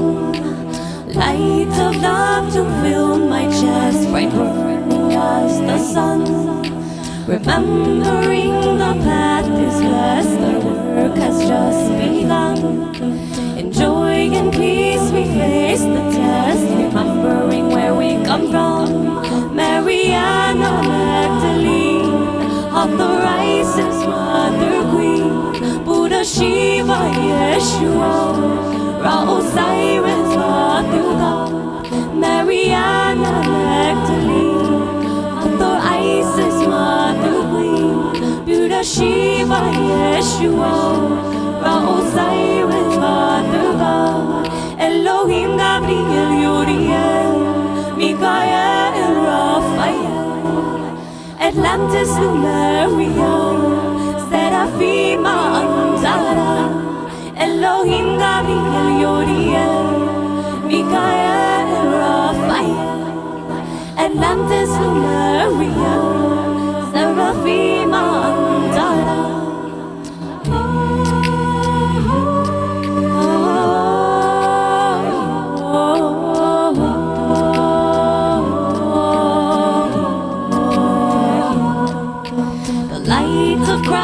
Returns to all a world of kings and queens.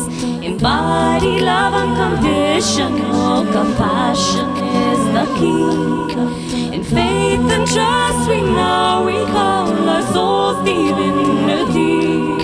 With the light of love we sing the call across the galaxy. Hallelujah, Jai Ashe, Om Ganga Koshe Koshe.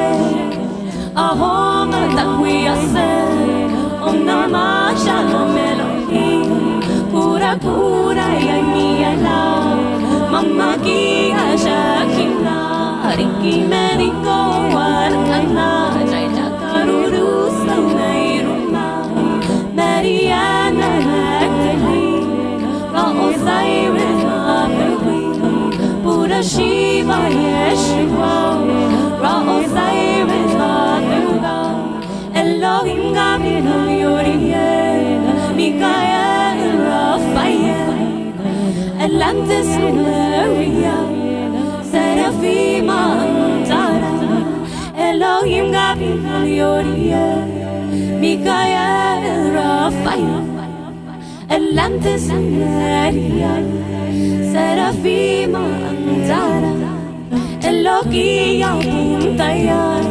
Wantantala Kunsandaya Okianara Merkabas Suntara Kiandara Elogia Puntaya Wantantala Kunsaya Okianara Merkabas Suntakia Andara Cura Cura Ayahuasca Enseñanos Pachamama Te siento abuelita, yo agradecer a mamá criada.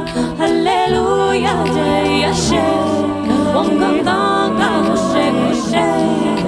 Ahom Yasa, Namah Shalom Elohim, Mariana Magdalene, Mother Isis, Mother Queen, Buddha Shiva Yeshua. Ra Osiris Elohim Gabriel Mikael Raphael Atlantis Maria Seraphim Amdara Seraphim Amdara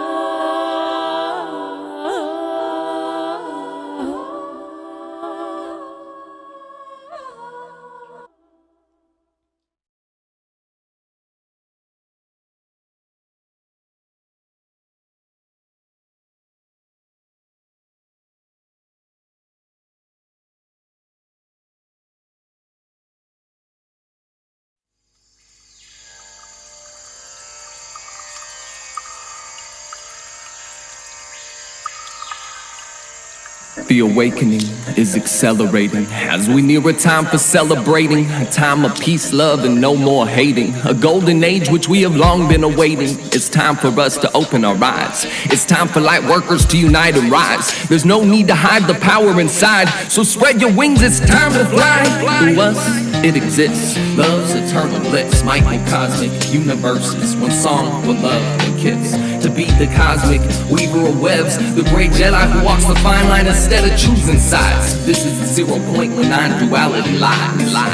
So open your eyes and start to realize why you were sitting into this place in time, infinitely into the galaxy. We able to drop in an endless sea. Thoughts full of energy, attracting more of the same energy. Magnetically red, thoughts in our head, roll with intensity as the collective is fed. Awakening from an epic dream, awakening from the long dark night.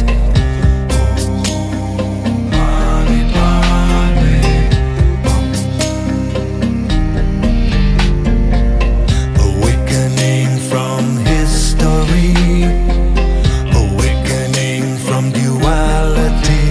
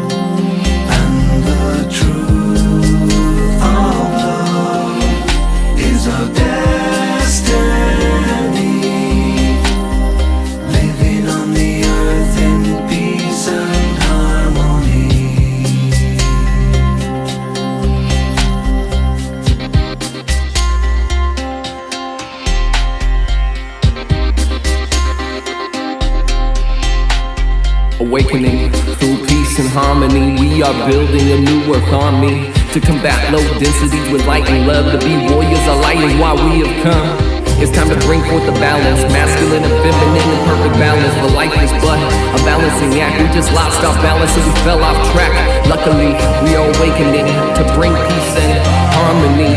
2020 will go down in history as the greatest shift for all of humanity. Stand with me, brothers and sisters alike, as we shine so bright, there's no more darkness in sight. This is a message to the younger generations. We gotta rise up with no more hesitation. The time is now to go and unite the nations, to make peace and love a #1 proclamation. We've come from all around the galaxies to unite on Earth and write a new story. Awakening to new perceptions, awakening to the joy of life.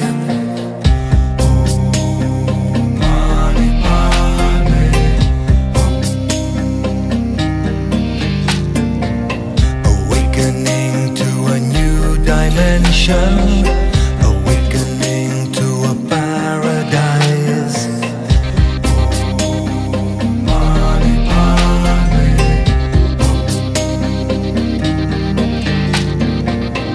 The illusion of separation, disappearing into unity, into the source of a higher vibration, into the wonder of the mystery,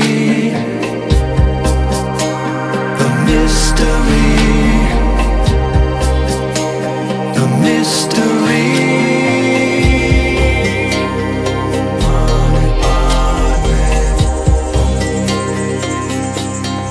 When the light within is revealed, all the pain and suffering shall be healed, and the truth of love is our destiny, living on the earth in peace and harmony. When the light within is revealed, all the pain and suffering shall be healed, and the truth of love is our destiny, living on the earth in peace and harmony.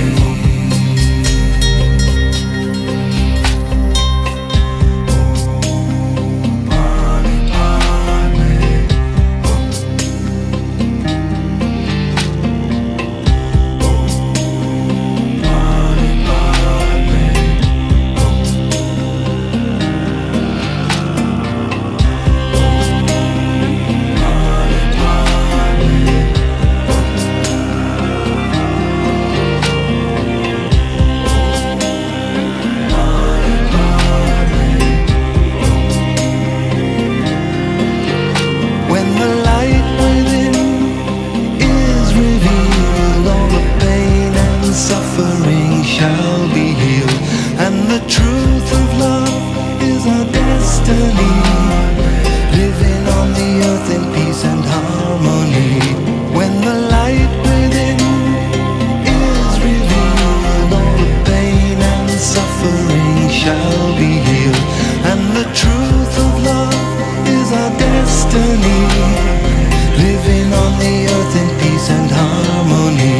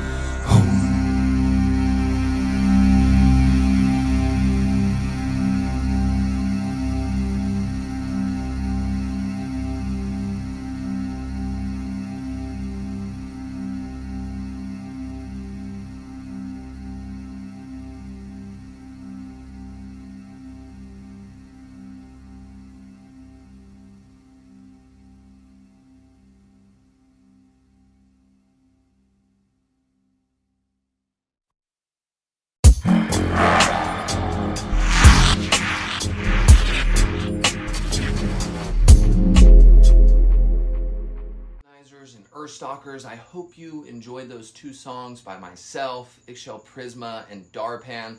I have a lot of unreleased music that I feel that it's time to start releasing.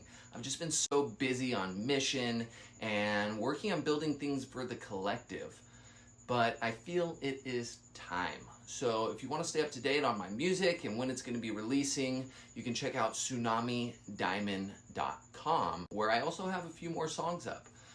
Up next, it is my great pleasure to be bringing to the stage for the finale performance of the night, a set by one of my favorite artists, Liquid Bloom. So I'd like to welcome him on the stage.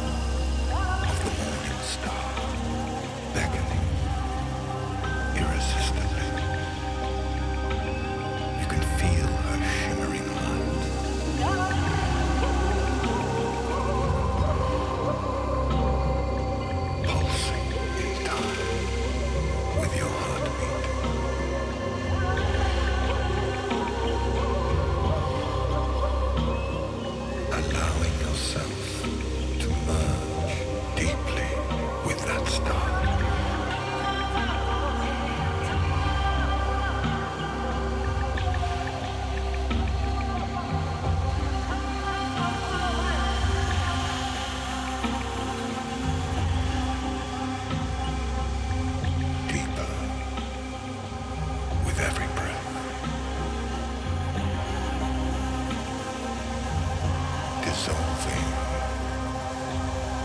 in a swirling array of incandescent colors.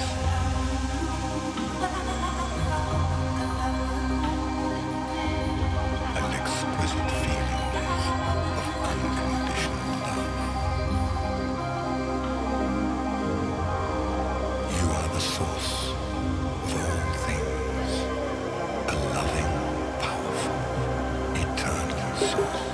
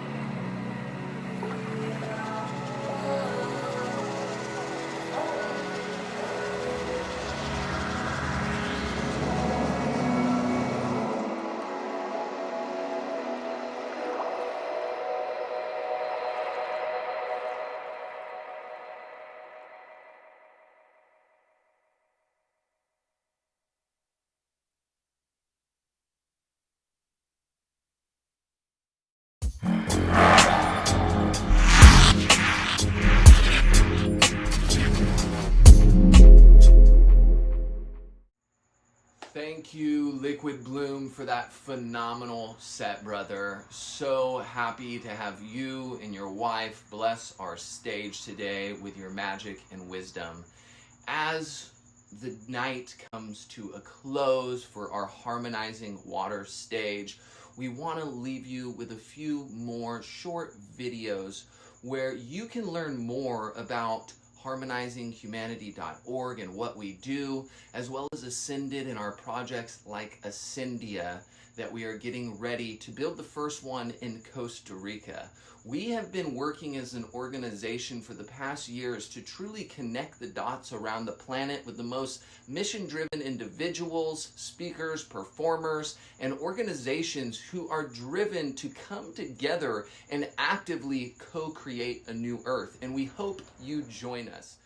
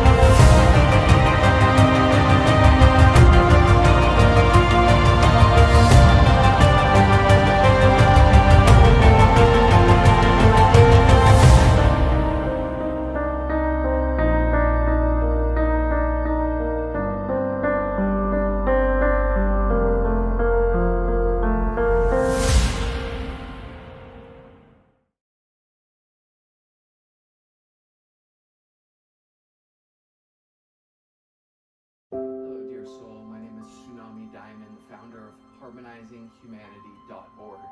And I'm making this video because we just had our Harmonizing Humanity Global Summit where we brought together light workers and conscious individuals and companies from around the world to do a large online global summit where we brought forth some of the most powerful information for the future of humanity and also solutions on what we can do to start coming together and actively co-creating a brighter future that serves us all.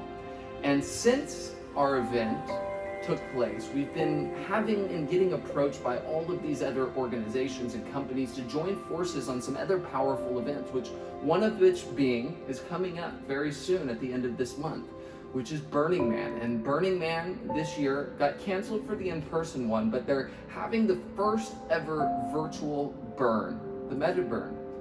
And we got invited to have one of 14 camps that's getting built in this massive virtual world. And our Harmonizing Humanity camp is a magical world that we're going to be building that will be a crystalline city of light with different immersions. And we're going to have a main stage where we're going to be playing some of the most powerful content from global individuals, tribe leaders, and conscious communities that are coming together for these 7 days at the Harmonizing Humanity Camp to really share some of the most powerful information. And aside from that, we're going to be able to build really anything we want in this world. And this world also that we're building is not just for Burning Man. this world will be for Burning Man and the future, so we can keep having these really next level virtual events, which is really what's taking place right now as we're in this major shift on the planet and we're in quarantine and not able to have in-person interactions. So this really is the future, and this is the stepping stone for the future of events and immersion and connecting the dots around the planet. So right now we're looking for several key sponsors to come together for this event, and also for talent and creatives that want to join forces and be a part of this, whether you're a speaker, a performer, a designer, a developer. If you're interested in joining us in really being a part of this historical event where we're merging the most advanced technologies, and we're going to be able to immerse people into this virtual world experience of transformation and co-creation for the new Earth. So if you're interested, we're right now working on raising $20,000 so that way we can fund some of our development costs and we can build the most magical, immersive experience. So we can touch the hearts and lives of countless people, and we can also, after Burning Man, keep putting on these immersive experiences, which are actually cross-platform. So whether an individual has a cell phone, a desktop, or any virtual reality device, they're going to be able to join in on this, create their avatar, and be a part of something that has never been done before. So if you'd like to learn more, you can reach out to us at info@harmonizinghumanity.org, or also visit our website at harmonizinghumanity.org. Thank you, beautiful souls, for joining us on this magical day. I love you all and am so thankful that you answered the call and decided to be here on the planet at this time, at the most pivotal time of human history, as the greatest story of human history unfolds. There's a lot of work that needs to be done on the planet, but I know each and every one of you who are here watching this stream are dedicated to helping create a brighter future for all of us. So please do not lose hope. Stay focused on why you're here, your purpose, and bring forth the magic and the piece of the puzzle that you contain out into the world fearlessly. I love you and hope you reach out to us and get in touch with our team over at harmonizinghumanity.org or ascended.life.